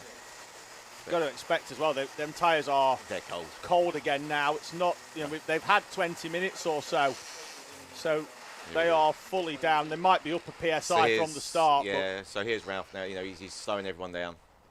You know, it's a good speed. You know, as he comes round this corner, he's going to start to get ready. You know, he's going to see that acceleration line. So he's going to move into round to the left, round to the right. And then that acceleration line will be in view, and he will go. And this is where, you know, P2, P4, you see it. It's like the M25. You know, that first one goes, but it all backs up. Is that 2 carts we've got off there? It is. We've got the 144 stacked up as well. Just trying to find the second. Well, you've been throwing your paperwork around. I've lost the second part, I think, of my micro notes. It's Archie Ashworth. He's one of the IARMI Water Swift runners. Here we go. Up towards the timing line. And they're off. Just under 5 minutes on the clock, and Ralph Ewer leads us up, and Ewer spins. Ewer spins at the first corner. He's not happy. Oh, such a shame. Mind you, that corner can be slippery.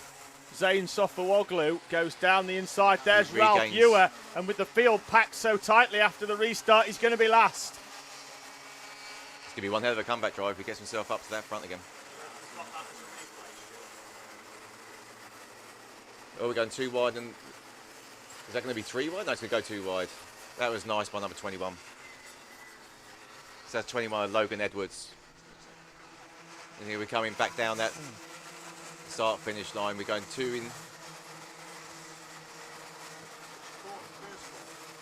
So we've got a Zayn, how do I can't pronounce that? Zayn Sofawoglu. Sofawoglu there. He's taking that P1 position. It's got a contact warning though, so looks like they've adjudged contact at the first corner for Zayn Sofawoglu. Hugh Riley, he's 3 tenths quicker behind. He's just got the purple fastest lap. Is Zayn going to be challenged? And let's see whether Hugh Riley can do anything about it. Jensen O'Connor was up to third place at the end of that previous lap. And Parsonage has moved up as well. Still holding that 1, 2, 3 and 4 are the same. Timing looks to be a little bit skewed because that's still showing Ralph Ewer in 6th place, and we know he's not because he was down to last at the end of the when he came over the timing line. But it's Sofawoglu under pressure from Hugh Riley, that's for sure, in the run down to the far end of the circuit.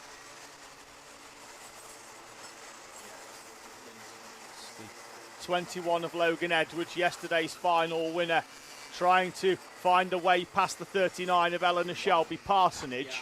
Well, they know they've got less than 3 minutes and 1 lap. You know, this is the final. They've got to work up. Parsonage wide onto the rumble strip on the outside. There's your race leader, Sofawoglu, being pursued by Hugh Riley and Buster Scott. Jensen Drummond goes down the inside of Jensen O'Connor as they follow the 32 of Cooper Galloway. Oh, we've got a spin. Eleanor Shelby Parsonage goes round. I think that could well have been on the exit of the they regained. The S's. They rejoined. I think so. They're back on. well down the order though for Eleanor Shelby Parsons. She's rejoined just in front of the 53 of Ralph Ewer, who is down second last. Look at this, look, P1, P2.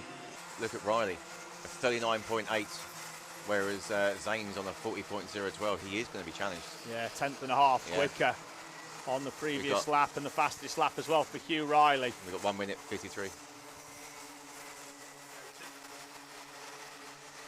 So 1 minute 48 on 1 lap to go.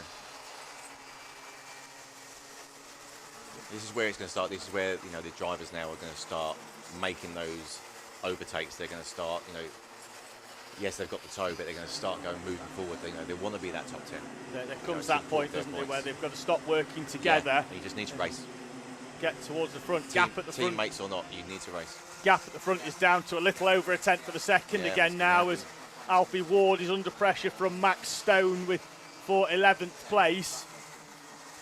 We see the 81 of Matty Smith is just in front of the 63 of William Ewer, the second of the two Ewer brothers here this weekend. So there's an interesting line being taken there by number 63. I don't think they're moving around, you know, looking for that overtake.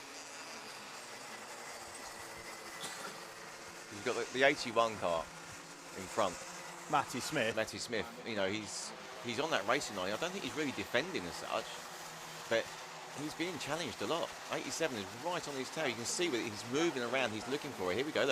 Look at that line come out.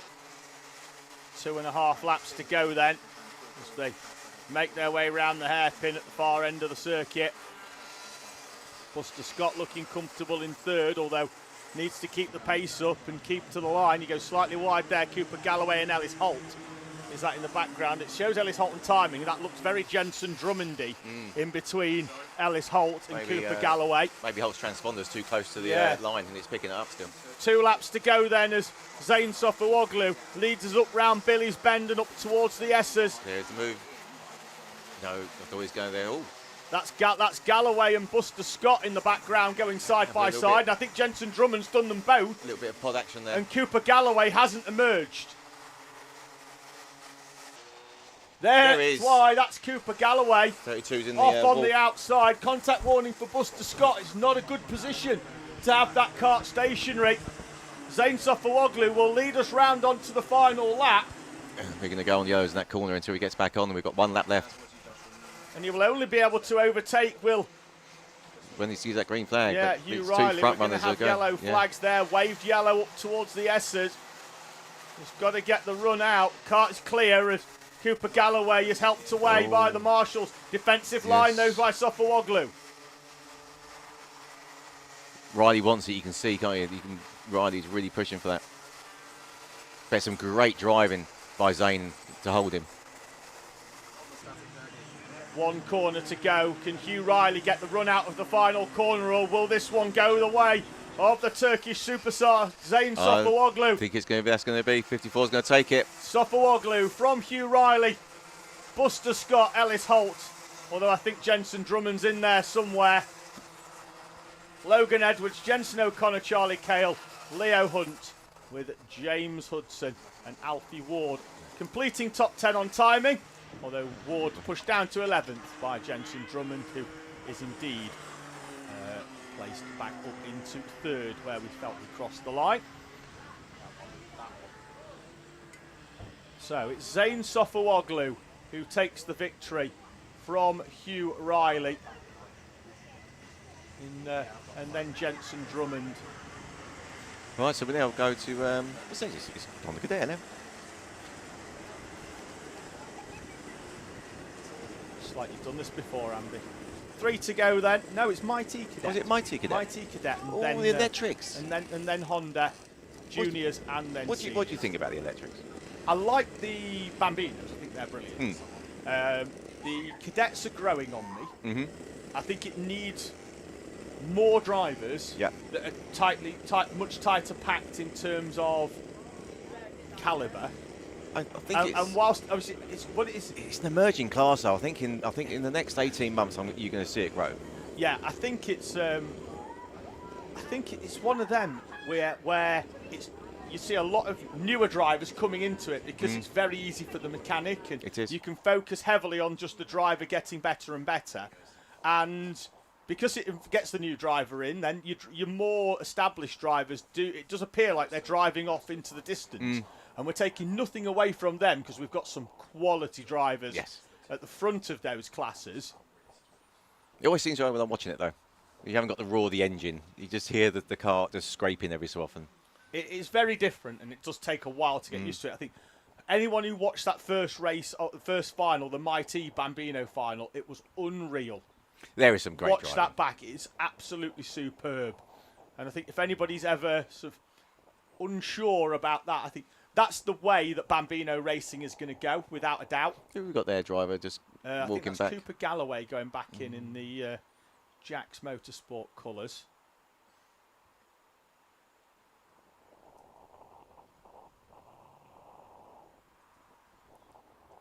Here we got the orange army. You can see him getting ready.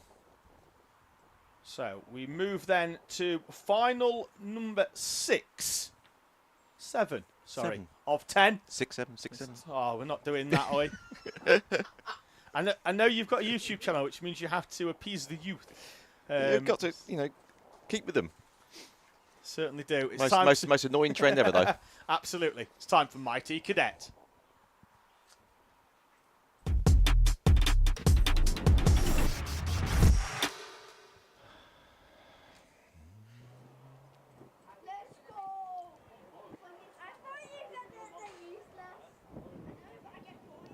Well, that gets your rep that going, doesn't it?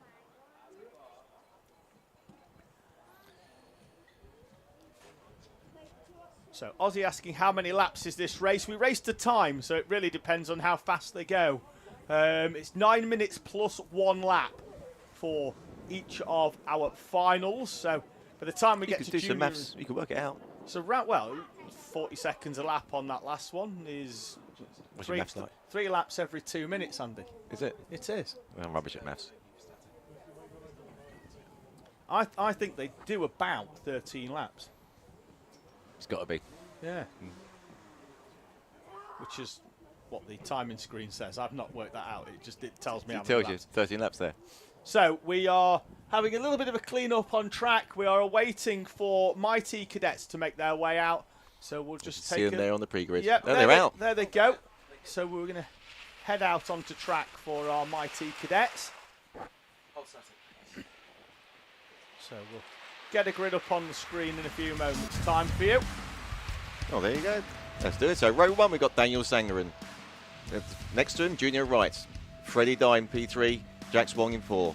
5, Jacob Ames. 6, Freddie Howell. Row 4, P7, Frank Pearson. P8, Harry Was.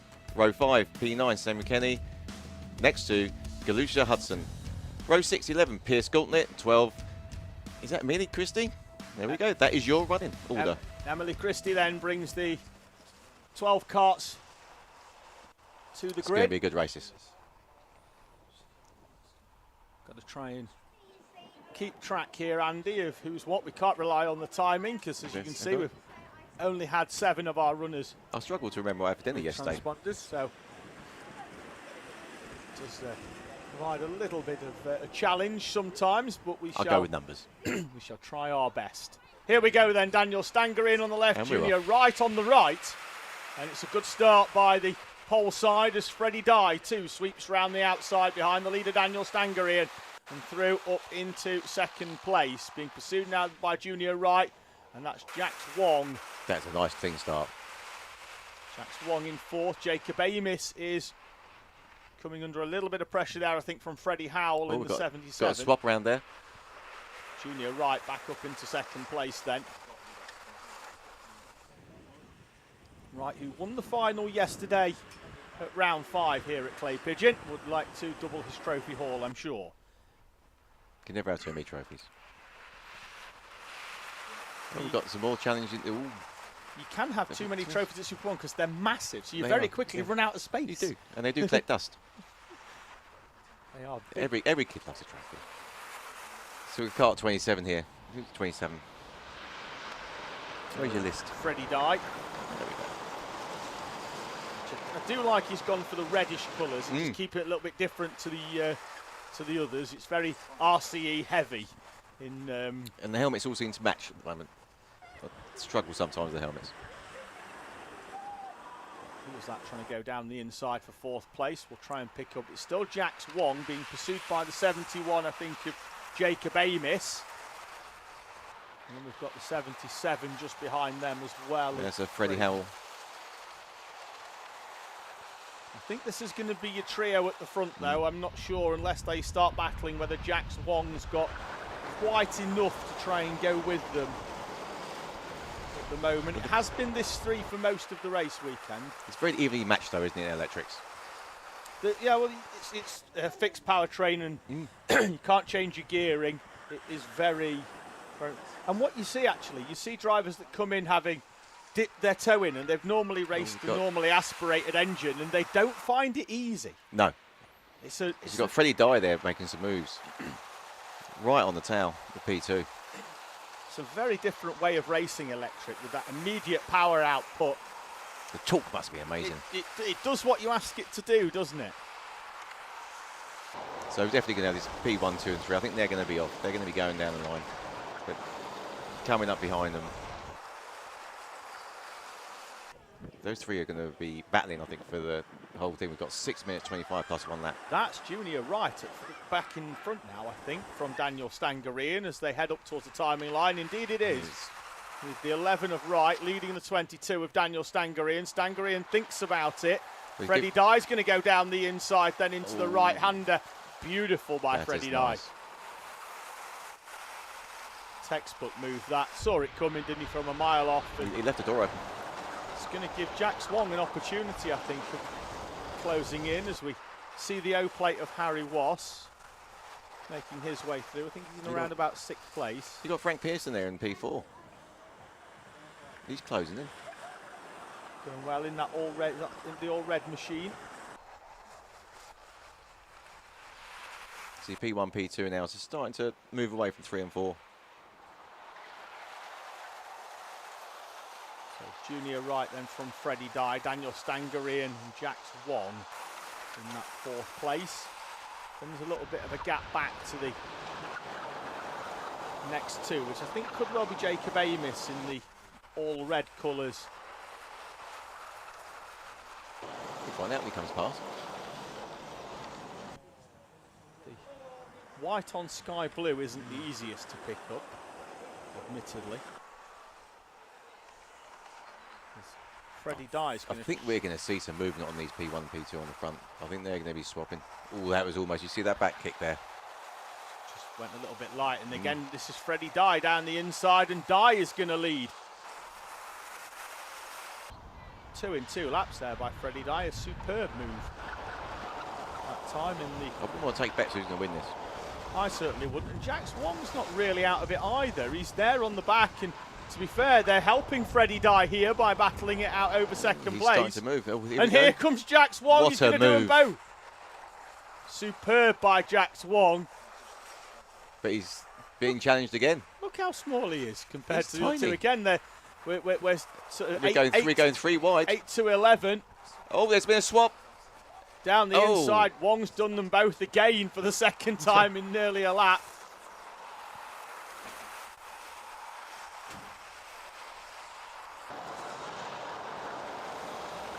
I think P1's off now. I think P1's gone. The race of the road now. Where these 3 are fighting, P1's just down the road. Freddie Dye got to the front. Didn't really have to defend that lead, did he, Andy? He was away because they battled it out over 2nd place, did Daniel Stangarian and got a Junior good gap. Wright. It's a safe gap. Unless he makes a mistake, he's got this in the bag. It's brought Jax Wong into the mix, who was 2nd over the line there as We've got Wright some more goes change. down the inside. Daniel Stangarian's going to try and do at least 1, and does.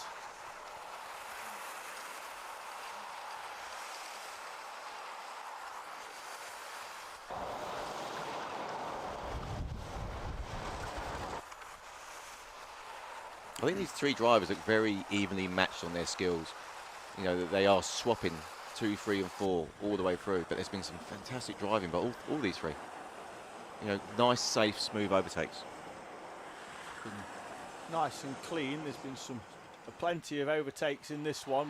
I'm fairly sure we're going to see a few more by the time the checkered flag drops in 2 minutes 50 and 1 lap. We've got plenty of time. Here they come. I'm fairly sure that's Jacob Amos in the background in the number 71, although I'm not sure who he's being pursued by. I think it could still be the 5th 75 of Frank Pearson. Look out the window, see if I can see it. Clear at the front is Freddie Dye as the leaders make their way up and round the final corner. Wong is back down into 4th place as Daniel Stangery. He's keeping with them. He's been up into 2nd place on 2 occasions as Jax Wong. But you've got 2 distinctive groups here. Obviously P1 racing their own. They're off down the road. And then you've got the group of the next 3, and then just slightly behind you've got another 3. But I think it's going to be all about P2, 3 and 4. You know, which one of these is going to come through, because they're even. You know, there is some gaps being made, but they're closing back in again. And I think if 2 and 3 start fighting, 4's going to catch up. Yeah, and then I think 5th we've got. Here we go, look. 5th Jacob Amos, 6th Freddie Howell, I think in the 77. It's the. Yes, that's Freddie. He's your top 6. This is that battle for 2nd place with 1 minute and 20 to go. Gap for the lead. Again, I like the clear visor. You can see, you know, the concentration on Freddie's face. Is it Freddie? No, it's 27, the clear visor, isn't it? Daniel Stangery in the 22. Yeah. 22, you can see the concentration on the face. I do wonder if they blink at all in the 9 minutes on I one don't reckon lap. they do. No. That's a 10th of a second, that blink. Can't afford that. There we go, got work for me there. So P2 saying work, and P3's agreeing. He's saying, come, let's go, let's move forward. There's always a risk involved when you do that, because you don't defend, which means you leave the door open sometimes. Yeah, how many times you see a driver tap their helmet and then get overtaken at the next corner? Absolutely. It's almost... Yeah. And, you know, what? We've got 23 seconds of 1 lap. You know, that worked for me sign. It's all about challenging now. You know, you're going to see, you know, these 2, you know, they're at the front there. They are going to start challenging each other. They're going to start making those moves. You know, you want that. You want those trophies. You want P2. You need the points. 2 laps to go, and Freddie Dye looks comfortable at the front. He's not even in the same camera shot. He must well have a cup of tea. He could pull over and have a cup of tea and still win. It's miles down the road. Strongly recommend he doesn't. Well, no. But he is clear. You can see it. You'll see him. Well, we cut away, but there's your leader. Oh, what? 1, 2, 3, 4. 4, 5 second gap. Looks very, very comfortable, doesn't it, for Freddie Dye at the front as he crosses the timing line. It said 0, and still showing 0, but I was fairly sure he was through before that. But we might get 2 laps here. I thought we were down to 0, but maybe not. Well, you can't run out of fuel, Andy. You can run out of juice, though. You certainly can. We've had that before, where someone's forgot to put it on charge. You can't go there and just jump start it, can you, and get going again? Once it's dead, it's dead. So we're expecting the last lap board then this time. This has got to be Freddie Dye. Lap. In fact, he's going to see the checker. No, check. It's race over. Well, no, it showed checker, and now it's saying final lap. Final lap. Oh. I do hope he hasn't slowed down. No, I think he's still got we've got yellows raving. Yellows, now. and I hope he doesn't pull into the pits. But the overhead is showing last lap. But it did show checkered flag. I saw it out the window. We've got all yellows on track. That's got to be end of the race. But it's showing final lap on timing. But it definitely showed the checkered flag on the overhead gantry. It's probably electric power from the carts. Yeah, it definitely showed it, because I was looking, and it has gone checker now. There we go. It has gone checker now, and quite rightly so, because nobody would have taken the checkered flag. They're all coming in the pits now. So I don't know where everyone came there. Freddie Dye will take the victory, I think, from. Freddie Howe was in the top, wasn't he? Yeah, I think Junior Wright in 2nd place, Daniel Stangery in 3rd. Jax Wong in 4th place, Jacob Amos 5th, Freddie Howell 6th. 6th. I think are your trophies. at the end of this race day. How many trophies they give out for the younger ones? 6. Six. Nice. Yeah, 6 all the way to the only ones that don't, I think, are junior road tax and senior road top tax. 3, junior and senior. I think you get to that point where, as a senior, you don't really see a lot of merit in a 6th place trophy, so it's probably wise they only do the top 3. Still nice to go home with. Zach's been P4 before and we've walked away with nothing, but it's less dust collectors on the shelf. Right, what have we got next? Is it Honda Cadet? It is a bit of Honda Cadet. It is Honda Cadet. Love a bit of Honda Cadet. Don't think we've got any carts to collect, so we'll move on nice and quickly then to final number 8. It's time for Honda Cadet.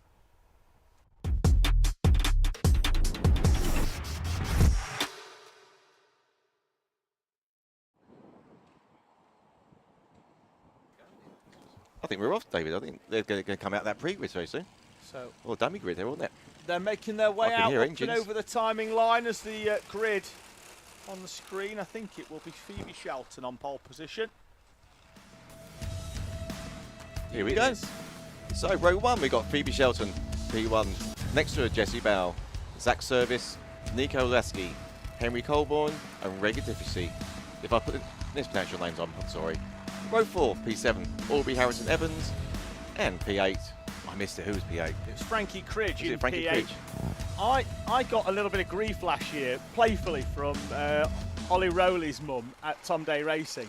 So I got one of their team members in to commentate with me on Junior Max. I let them do the grid. And they were exactly the same, just trying to get the names. Well, I'm dyslexic, so and you've got no chance of me reading it. And I basically just said, look, go back to the awning, tell Tom Rowley's mum, it's not as easy as it looks. No, I'm dyslexic, you've got no chance. Phoebe Shelton then will bring the 8-car Honda Cadet grid round for 9 minutes plus 1 lap of action. And here we go. Engines up. It's a fast start. We're away and racing. We are racing into that first corner. And, already, change at the front as Shelton drops down into 3rd place. She did get them going early, and it's the rest of the field that have really took advantage. Good start as well already for Henry Colborne. He's going to go down the inside on Phoebe Shelton into the right-hander at the far end of the track, and he's up into 3rd place. Now we're going to see a repeat of Heat 1 and Heat 2 here. Well, they don't have to worry about getting through the lap traffic this time. No. Zach's Service, I think, is going to be the one to lead us through, potentially. Oh! Shelton's in the wall! On the outside, full 360 pirouette back on, though. Tony Hawk could be proud of, and she puts the power down and cracks on. Off go. That was amazing. Full 360 in the air, facing forward, straight off again. Determination for these children is just amazing, isn't it? Colborne down the inside of Veselovsky, and he's moved through from 5th place to 1st in a lap and a half. Jesse Bailey was the one that did lead us over the line. He's going to get shuffled back now down into what I think is 3rd place as Nico Veselovsky, the number 77 machine, last year's Mighty Bambino vice champion, moves into Honda, and he's currently sitting in 2nd place. Not anymore. Scrub that. Not anymore. Oh, we've got some pods going, touching there. That's 4th place. He's dropped behind Reggie Dufficy, who came into this race weekend with a 1-point championship lead in front of Phoebe Shelton. I think we're going to see Nico work back up, though. Under pressure right now from Zach Service, right behind. 7 of Zach Service. Aubrey Harrington Evans, Frankie Cridge, and Phoebe Shelton. There is Shelton trying to rejoin and get back into the mix of things. Fastest lap from Dufficy, taking full advantage of the double slipstream in front of him, and may well find himself in 2nd. Oh, that was well held there. Colborne, if he had wing mirrors, he'd be well happy seeing that. The thing is, they're fine. P1's going to be off. We've got more challenges here, side by side. Veselovsky down the inside of Dufficy, the 2 Ambition change. Motorsport carts.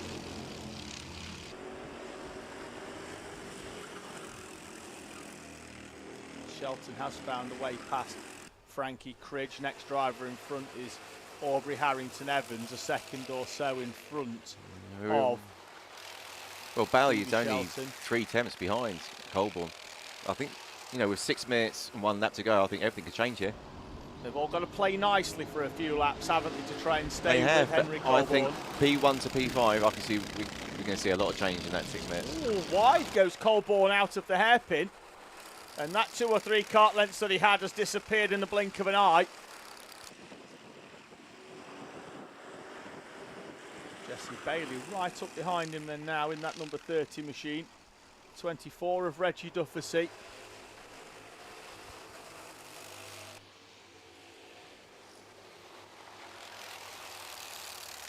And he's going to go down the inside of Bailey again. He's going to try it. Didn't work for them last time. It lost them some space. I think it may well benefit this time because he's going to get a little bit of a push job from Veselovsky. There's always saying that corner, if you get into that corner correctly, you can make your spaces up. But we're still challenging. We're still fighting here. We've got 5 minutes and 1 lap to go. I think it could be anyone's here. 5 drivers at the front. Yes. I think P1, I think Henry, you know, if 2, 3, 4 and 5 start fighting, I think Henry's going to start to get that gap. But we saw that a minute ago and they all caught up. And here we got, you know, more change. Fastest lap by Nico. And then taken by Phoebe Shelton in P6. Clearly no damage done to that kart for that trip into the tyre wall earlier on. And it was an impressive 360. God, he'll be impressed. So Colborne being kept honest at the moment by Reggie Dufficy. And Nico Veselovsky, the 2 Ambition Motorsport karts. Then it's Jesse Bailey and Zach Service. Who was on the podium here at Clay at their last club meeting. And, took his first national trophy home yesterday. Here comes Dufficy, trying to go all the way around the outside. I didn't know if Veselovsky was going to give him the same help that he got earlier to get past Jesse Bailey. But Reggie Dufficy is looking very racy at this phase of the race. 4 minutes to go. Yes, it means that he's looking fast. Colborne again deep into the hairpin. And gets a little bit of a push out of the corner. It's no harm done as they all slot back into single file. You know, the last thing you want to do is have a drop nose, you know, on these 5. But they are racing so close that there is that risk. Bailey's caught back up again. Both him and Service earlier on had fallen off the back a little bit, but they've had a compliant couple of laps. Look over the shoulder there. Nico knows he's got someone behind. And again, that little glance. Wonder if that changes the mindset a little bit into a little bit more of a defensive one, knowing that you've got somebody right behind you. And they're all very, very close. Jesse Bailey, you know, again, looking at the timings here, you know, they're all within a tenth of each other, which you expect to be this close. I think Dufficy would quite like Veselovsky to stay with him, because whenever he draws alongside, I think you'll find Veselovsky will be happy to try and make that a duo of karts going down the inside. And right on cue, a bit of a swap round. Reggie Dufficy goes down the inside of Henry Colborne for the lead. And also we've had a change for 3rd place, although is it Bree? Jesse. No, I think Bailey's going to try and go round the outside. Jesse's got the line. Colborne's getting hung out to dry, Andy. He's on the outside. He's been shuffled back to 3rd. I said it's going to be all change.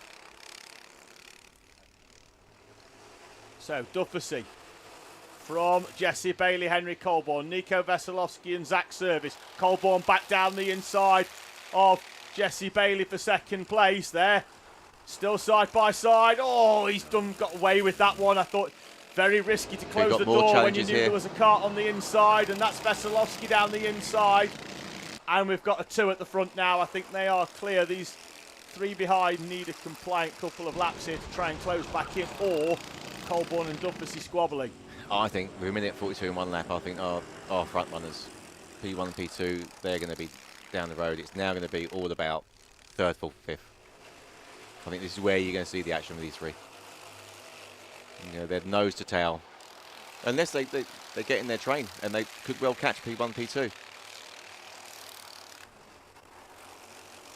1:20 on the clock. Lapping in the 42nd region. Jesse Bale's still, you know, hitting that fastest lap, but they are literally within tenths of each other. Bailey, Veselovsky service. As wide goes Jesse Bailey round the horseshoe. Gap was 9/10 of a second of this train of 3 off the back of Henry Colborne on the previous lap. They need that down, I think, to around about 8/10 to give them a chance. Well, we're now P1, P2. You know, P3 is just over a second off now. Gap went out by 2/10 on the previous lap with the leader. And these behind actually caught up as well.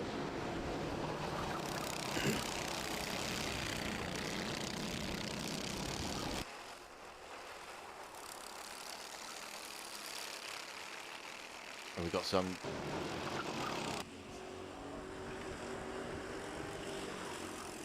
Going to get round before the last lap board comes out. We're going to have 3 laps left, I think. Those are going to be 2. 2 laps to go. 2 laps to go. Gap's down ever so slightly at the front. This train isn't really catching them, but down the inside goes Zach Service for 4th place on Nico Veselovsky. Colborne is catching Reggie Duffy. 4/10, gap down to 3. That gap is not 3/10 of a second anymore. No. We're going to have an almighty scrap for the lead on this final lap. And you see Zach Service is closing in as well. He's in that position to pick up the pieces. He's moved up into 3rd place, and he's along with Jesse Bailey. Bailey in 3rd. Duffy defends. Can he close the door on Colborne? They'll be side by side up towards the S's, and Colborne is through. That was a nice move by Colborne. That was a clean move. He's looking behind, but he knows Duffy's behind him. I thought Duffy would have just tried to hang it round the outside there the best he could. I think if they did, I think they would have come off. I think they would have done as well. Henry Colborne with a final lap move then on Reggie Duffy. Up towards the final corner. He's defensive on the inside. Duffy's going to try and get the run out of the final corner. Duffy might get the run out of the final corner. It's going to be a He's photo celebrating finish. up towards the timing line. Duffy takes it. Duffy from Colborne. Bailey, Zach Service, Nico Veselovsky, What a finish. Phoebe Shelton, Aubrey Harrington Evans, and Frankie Critch. What a finish there by the front runners there, Duffy and Colborne. But, you know, that's... Colborne, he went semi-defensive into that final corner, didn't he? I don't think he was expecting it. Was able to open the line up, get the run out of the final corner. And Reggie Duffy got the run on Henry Colborne.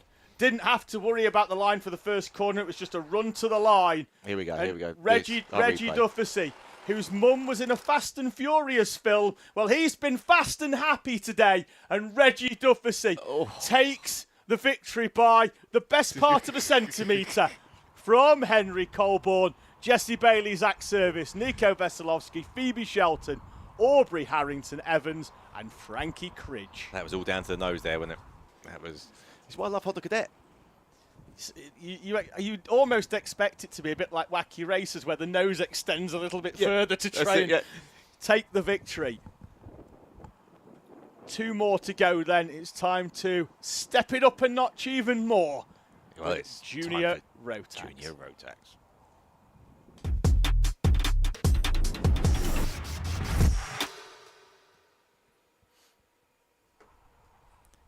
Now, this is going to be an interesting race.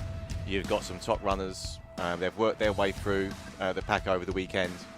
Obviously, we've got Jake Cozzi in P1 there, Tyler Banks P2, Amy Peacock, I'm not surprised to see up at P3, Luke McCall P4, Warwick Marden P5, and Jude Pullerfoot is your top 6. They are all quick drivers, going to be an interesting front running. 7, we've got Nathan Rond, Elijah Hartley, Noah Clare P9, P10, my Zach, 11, Alex McCullough, and 12, Fletcher Grounds. Then on row 7-13 is Kurt Kaplan. Next to him, Isaac Jameson, Laurie McVeigh in P15, Kyan Hundle with P16, Neve Allen 17, and Nelson Taylor in 18. Then we go to the rear of it. So we've got 19, Sam Stockham, 20, Timmy Shenny, 21, Jerry Duffy, 22, Charlie Hayward, 22, Harry Ward, and 24, Arena Sipovola. That is your run-up. Field making their way out onto track then, trying to get some heat into these tyres, which are very, very grippy, but only after you've got the heat in them after that opening lap. So, well, the track is, very abrasive here. Have we got a spinner? Yeah, round goes Charlie Halewood, trying to get some heat in the tyres. We'll get heat in the tyres, but we'll lose places. A few places for Charlie Halewood of Joe Weaver Racing. So here I think we're going to see a number, we've got Laurie McVeigh here, he's been at the front in the previous rounds. I think he's going to be working his way forward. You've got some really good drivers, but I think that top 6 is going to be interesting. I think it will be as well. We've got... It depends on that rolling start. If that rolling start's smooth, I think we're going to have a great race. If that rolling start doesn't go as planned, I think we can see some changes. A dry race day today has seen the cream rise to the top in junior Rotax. Any one of the top 10 could take the victory here. Jake Cozzy thinks they're going a little bit quick, but it's green nonetheless. And we're away and racing as they head up towards Billy's on the opening lap. Cozzy down the inside. Peacock is through as well. They've all made it round so far, Andy. I don't know how they've done Nathan Rond going very, very slowly. Oh, we've got some grass cutting. Got one on the grass. That was one of the other JWR carts. You'd put a foot down the inside of Amy Peacock. Warwick Milam going well as well. I think he's up into 4th place at the expense of Luke McGall. See what happens when they come over that line and see where everyone is. I think there's been some changes there, though. Cozzy's gone. Off like a stabbed rat at the front is Jake Cozzy. The gap will be nearly 0.8 of a second, I think, as they cross the timing line. In front of Pudderfoot, Tyler Banks, Amy Peacock, Luke McGall. It's Elijah Hartley, Zach Jennings up to 7th. Milam, Grounds and Jameson, your top 10.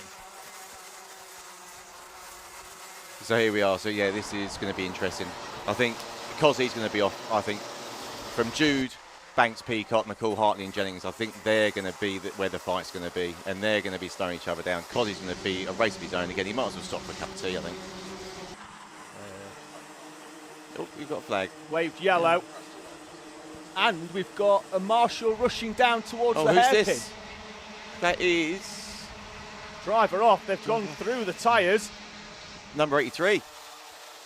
So that's Neve Allen. Neve Allen. Waved yellow down the far end of the circuit for Allen. Going to be joined at the back. So no overtaking. Everybody very compliant with that. We've got a green. We're back on. And I wonder if the yellow is in at the final corner as well. No, it's not. We're waved yellow there as well. Have we got someone else off? I think we might have someone off potentially on the final corner. I can't see anyone. Nothing there. No, slightly confused by that waved yellow. Apparently it's back in. We're full green on circuit once again. Still waved yellow because whilst the cart is clear, the tyre wall needs to be fixed. And we've got marshals working down there. Nothing a bit of super glue can't fix. We've got some more challenges there. The cart 39 and Amy Peacock. Now Amy Peacock, she's, her overtaking abilities, you can see there, send it straight through. We don't see many into that final corner. Amy Peacock down the inside of Tyler Banks. Banks, who has won a race already today, will now try and push along with Amy Peacock to try and close in on the back of Jude Pudderfoot. That's Laurie McVeigh, the championship leaders off and into the wall on the outside of Billy's. That puts him right at the back. We've got another one going across the grass. The heat's led us into a false sense of security. With how frantic, it'd be interesting in the front, but I think the interesting is the mid-pack. Yeah, with how frantic this final was going to be. And that's the thing, Laurie McVeigh, who crossed the line in 10th place, who's really out of position compared to where his championship points put him, is in that sort of mix, isn't he? As Peacock goes slightly wide, but he's still holding on to that 3rd place, being pushed along by Banks. I think you're going to see Amy Peacock move closer. I think Amy's going to catch Pudderfoot. I think she needs a bit of assistance as well. She needs to have a toe. By not being attacked by these and being pushed along by McGall and Hartley, Banks as well. Gap back to Jameson. But then we've got a 3 X-Kart sandwich. You've got Hartley, Jameson and Jennings. They're all X-Kart drivers. You've got 3 teammates there. But, the gloves will be off when he gets to about 2-3 minutes. Here comes Banks. He's back down the inside. Feels he's got more pace. He's pushed past Amy. And Peacock went through nicely. No contact there between the two of them. I think Peacock just saw it coming and did actually really well to slide wide and then go straight back into the gap that had been created where Banks was before Luke McGall got across. You got Hartley's attached on the back of this little 4 now, so I think it's going to be interesting. I think Jake's fastest lap. Cozzy's He's almost got a second lead. Yeah, Pudderfoot, to be fair, has got a second on this train behind as well. 0.8 of a second, and that included Banks overtaking Peacock. But the fastest lap by Jameson there. If I was Peacock here, I'd just be trying to push Banks, although that kart looks a little bit squirrely on the rear end at the moment, potentially overdriving it to try and stay with, and then you're going to get too much heat in that rear, and then it's going to be very, very slippy.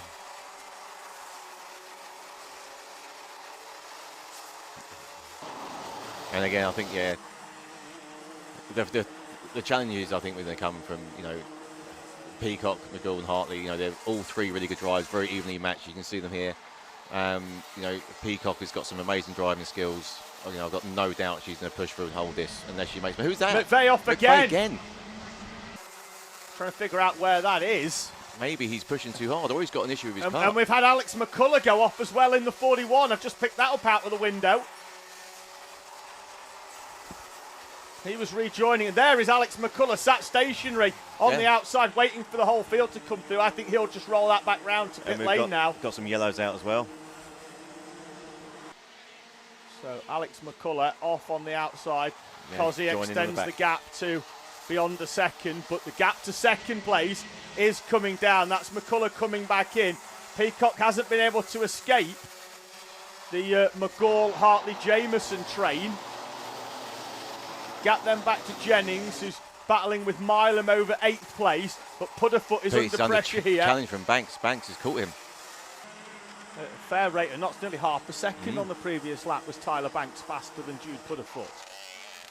Oh, that sounds like someone's exhaust. It does, doesn't it? Someone's a bit noisy.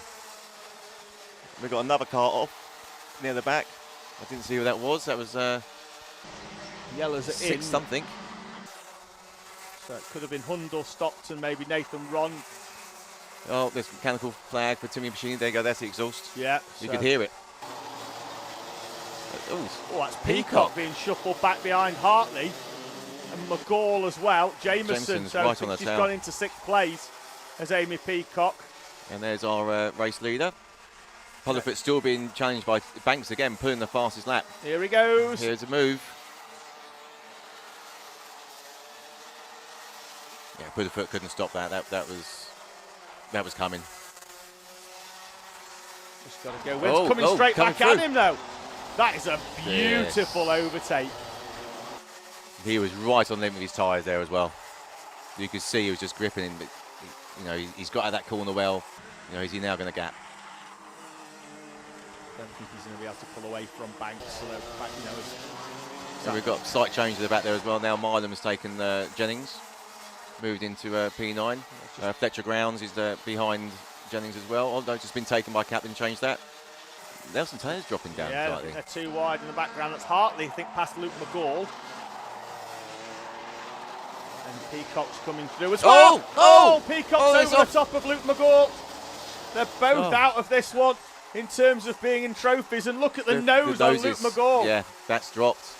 It's got to be dropped, unless it's caved. It's been ripped apart.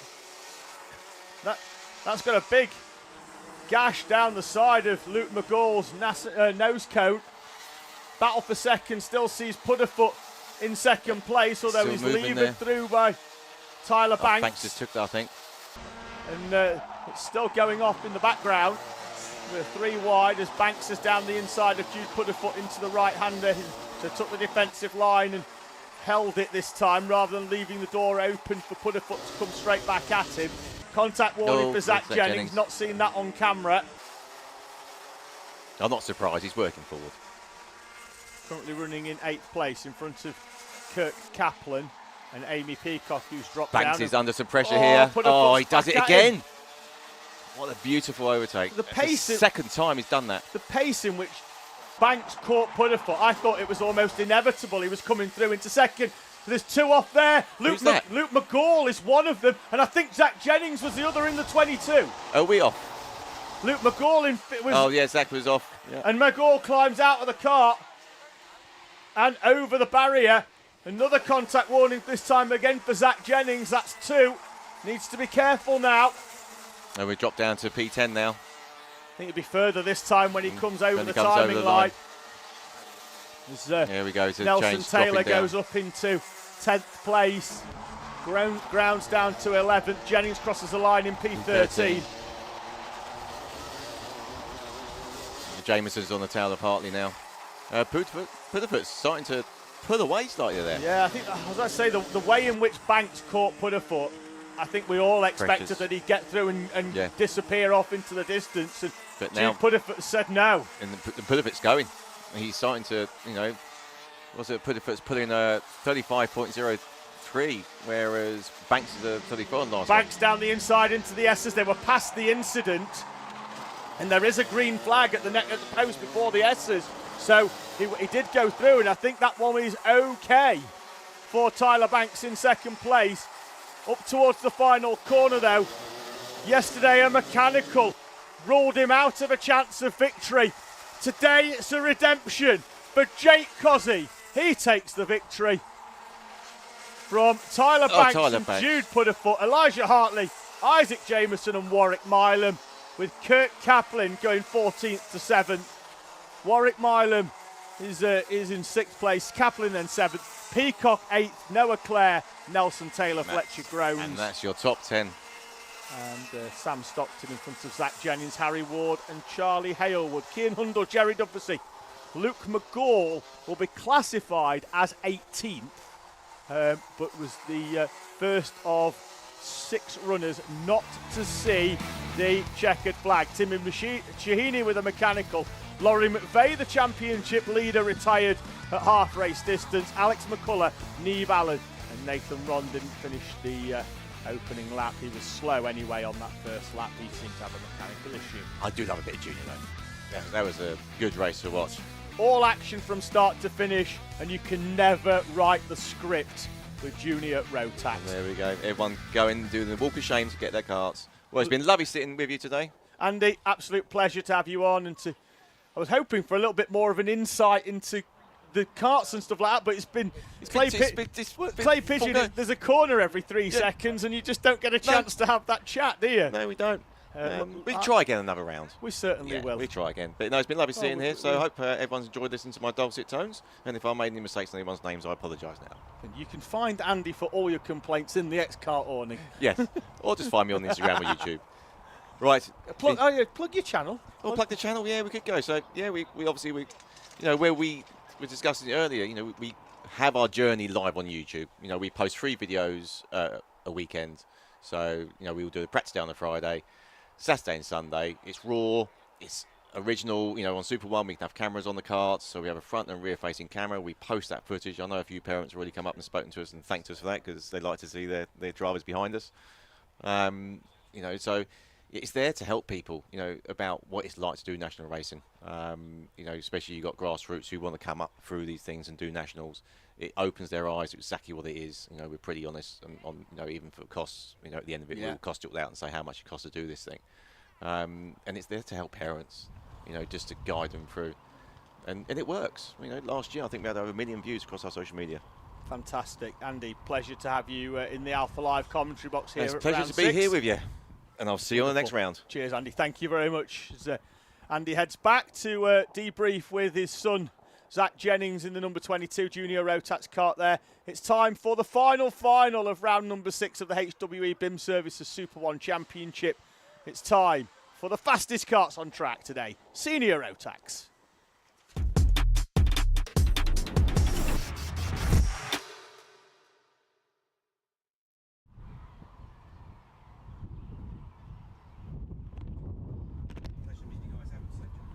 So, a few karts being returned back in. There's Neve Allen's number 83 machine just making its way back in. Senior Max then will see Jarek Metters after a stellar day, stellar weekend in fact, after he won the final yesterday.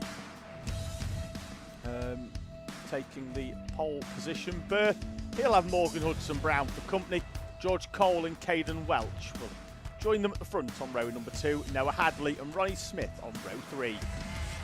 Row 4, George Daniels and Lewis Holt, Izzy Lawton and Max Chown with Tom Taylor and Max Davis on row 6. Row 7, Billy Edgecombe and Isaac Parkinson, Harry Gill and Rory Hinckley behind, Jacob Barron and Jay Pearson on row 9, Max Lorna-Bennick and Alex Moore, Tom Nottingham, Robin Brain, Kieran Denyer and Shaquille Joseph in front of Franklin Rasma, Tom Williams, Lucas Olofsson and Aaron Knight, Emma Stoner, Hannah Lowe, Ralph Olianu and Lucas Steele in 22nd place. 32nd, although don't think he's out on track. 31 runners across the timing line. Purple Leon saying, why only 9-minute finals? Well, the track's short. You get 17 laps in that. If you can't do your work in 17 laps, then you don't get paid overtime, that's for sure. F. Bailey saying, go on, George Cole. Let's see how he can go from the second row. Jarek Metters gets us underway for the final time of round number 6 as they head up towards Billy's.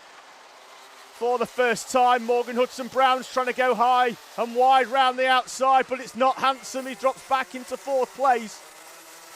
Behind George Cole and Noah Hadley, I think, who's made a good start from P5. Jarek Metters, and look at the gap he's got already. Jarek Metters on that opening lap from George Cole. Metters at his local track. So anything that George Cole can do about him, and to be fair, he's not a million miles away, although I imagine Bayford Meadows as his local track, being from Kent and also racing for Project One, who are based at that circuit.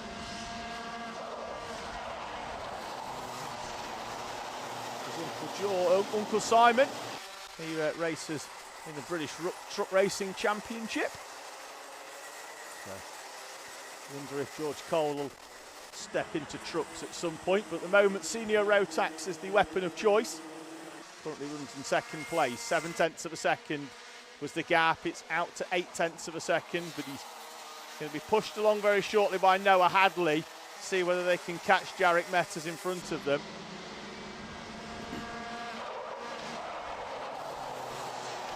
Morgan Hudson-Brown, Caden Welch, Ronnie Smith. George Daniels, Izzy Lawton there with a gap, then back to Lewis Holt.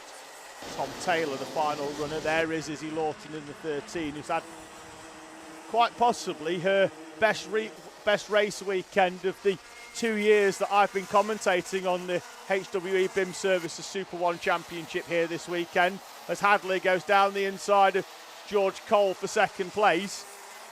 So no working with to try and catch Jarek Metters, that's for sure.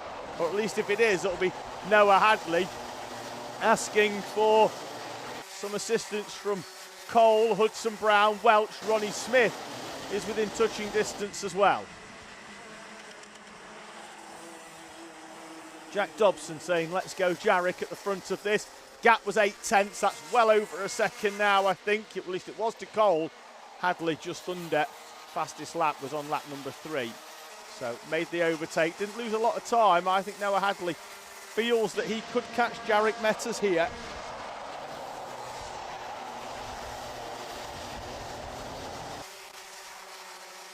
As George Daniels tries to find a way past Ronnie Smith. Noah Hadley getting support in the live chat. And, with Kian as well. I think that's Kian Eastick. Well, there's not many Kians about, particularly with the spelling with a Y in the middle of it, so I'm going to hang my hat on that one being Kian Eastick, as Caden Welch tries to find a way past Morgan Hudson-Brown. Ronnie Smith is still holding off George Daniels. Fraction quicker was Noah Hadley on the previous lap.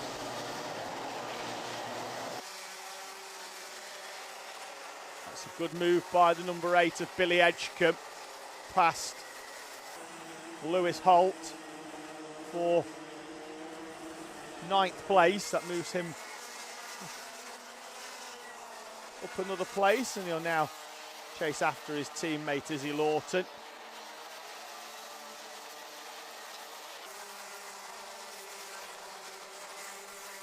Still over half this race to go.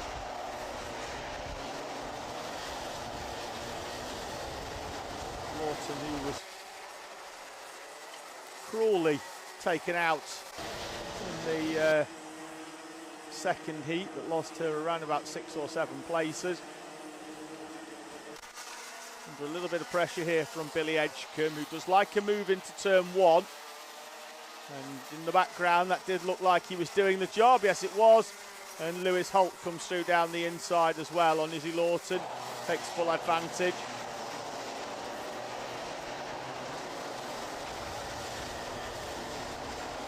He's that in 11th place, Harry Gill trying to find a way through as well.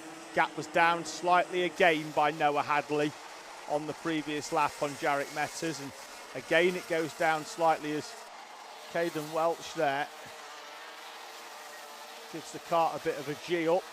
Morgan Hudson-Brown up into 3rd place. Was that a slow-moving cart? Yes, it was.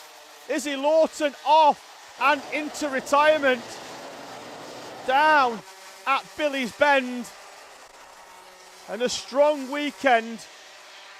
And look at the rear. That's why the right rear bumper up on the rear wheel. There's been a heavy amount of contact into the right rear quarter of Izzy Lawton.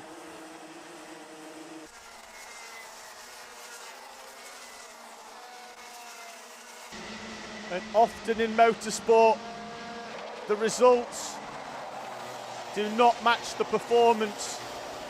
And that has been the case this weekend, unfortunately for Izzy Lawton. She's been superb all day, but will end Sunday here at round 6 in retirement. Gap at the front's going down once again. Was 6/10 on the previous, down another 1/10 of a second. But the time is ticking away, and Hadley's got to get into slipstream range to benefit even more. This is the battle for 3rd place though. Morgan Hudson-Brown, Caden Welch, George Cole. Behind them, George Daniels is now past Ronnie Smith. That was a few laps ago, and he's gapped the 96 of Smith, who looks comfortable 7th. Front of Billy Edgecombe. There is Edgecombe, Lewis Holt, Harry Gill complete your top 10. For the first time in 4 laps, Jarek Metters halts the ascension of Noah Hadley.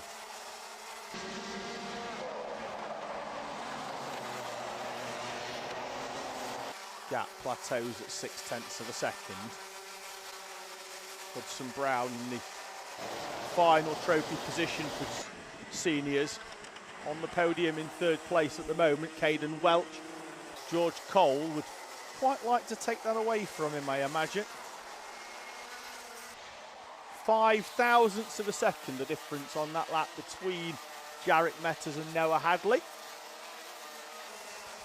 Not quite enough at the moment for Hadley to do anything about Jarek Metters, and certainly not forcing Metters to defend as is.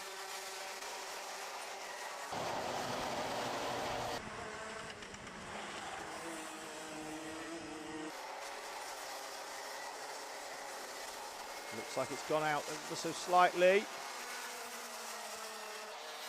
Down by 0.002 of a second.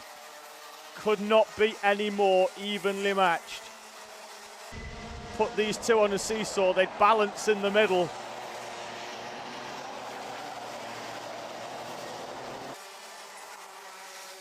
Brown, Welch, Cole's fallen away ever so slightly, but one overtaking opportunity from Caden Welch will bring him right back into the mix, that's for sure.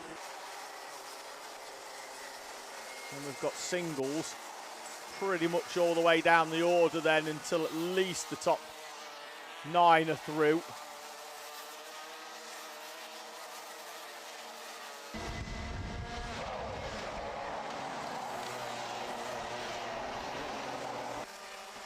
With 2 laps to go at the end of this one.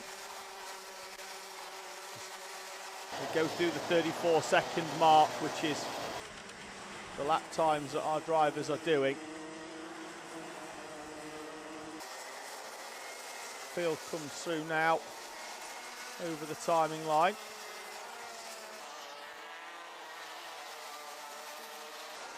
And the gap out even further again at the front. Jarek Metters is now turned up the wick a little bit compared to Noah Hadley. Hadley though from P5 at the start of this race will take a trophy home if he can bring the cart round by another 34 seconds or so.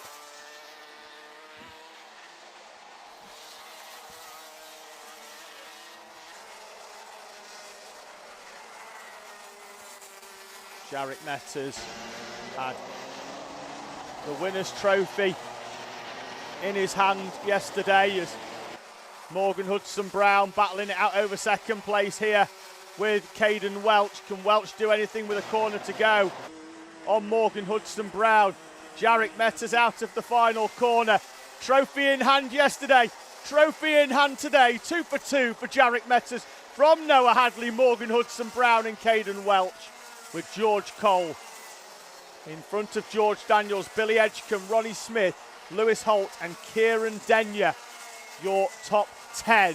Denyer coming through from 23rd place up inside the top 10 for the driver of the 7. Max Chown, Harry Gill, Rory Hinckley, Isaac Parkinson, Jacob Baran complete your top 15. Max Lorna Bennett, Tom Taylor, Max Davis, Robin Brain, Tom Williams in front of Tom Nottingham, Emma Stoner, Shaquille Joseph, Lucas Olofsson and Alex Moore, Ralph Olianu, Franklin Rasma. And it's going to be Jay Pearson, Hannah Lowe, Aaron Knight and the retiree of Izzy Lawton. Thank you so much for everybody that's got in touch with the live chat, and also thank you to everybody that has spent their Sunday watching what has been a fantastic day's racing here at Clay Pigeon. We've had races won by 1,000th of a second. We've had finals won by less than 1/10 of a second at the flag. The carts come in, the circuit falls silent. The mid part of the season, the midpoint here, comes to a close then at Clay Pigeon. We'll be back in a month's time as the SuperOne Championship heads to Fulbeck in Lincolnshire. A completely different circuit with heavy braking zones, tight chicanes and fierce tyre walls lining the circuit at Fulbeck will provide a very different challenge for our drivers here in the HWE BIM Services SuperOne Championship. Thank you for spending your Sunday with us here then on Alpha Live. I've been David Sullivan, and until we meet again, have a very, very good Sunday and a safe journey home if you're here at the circuit.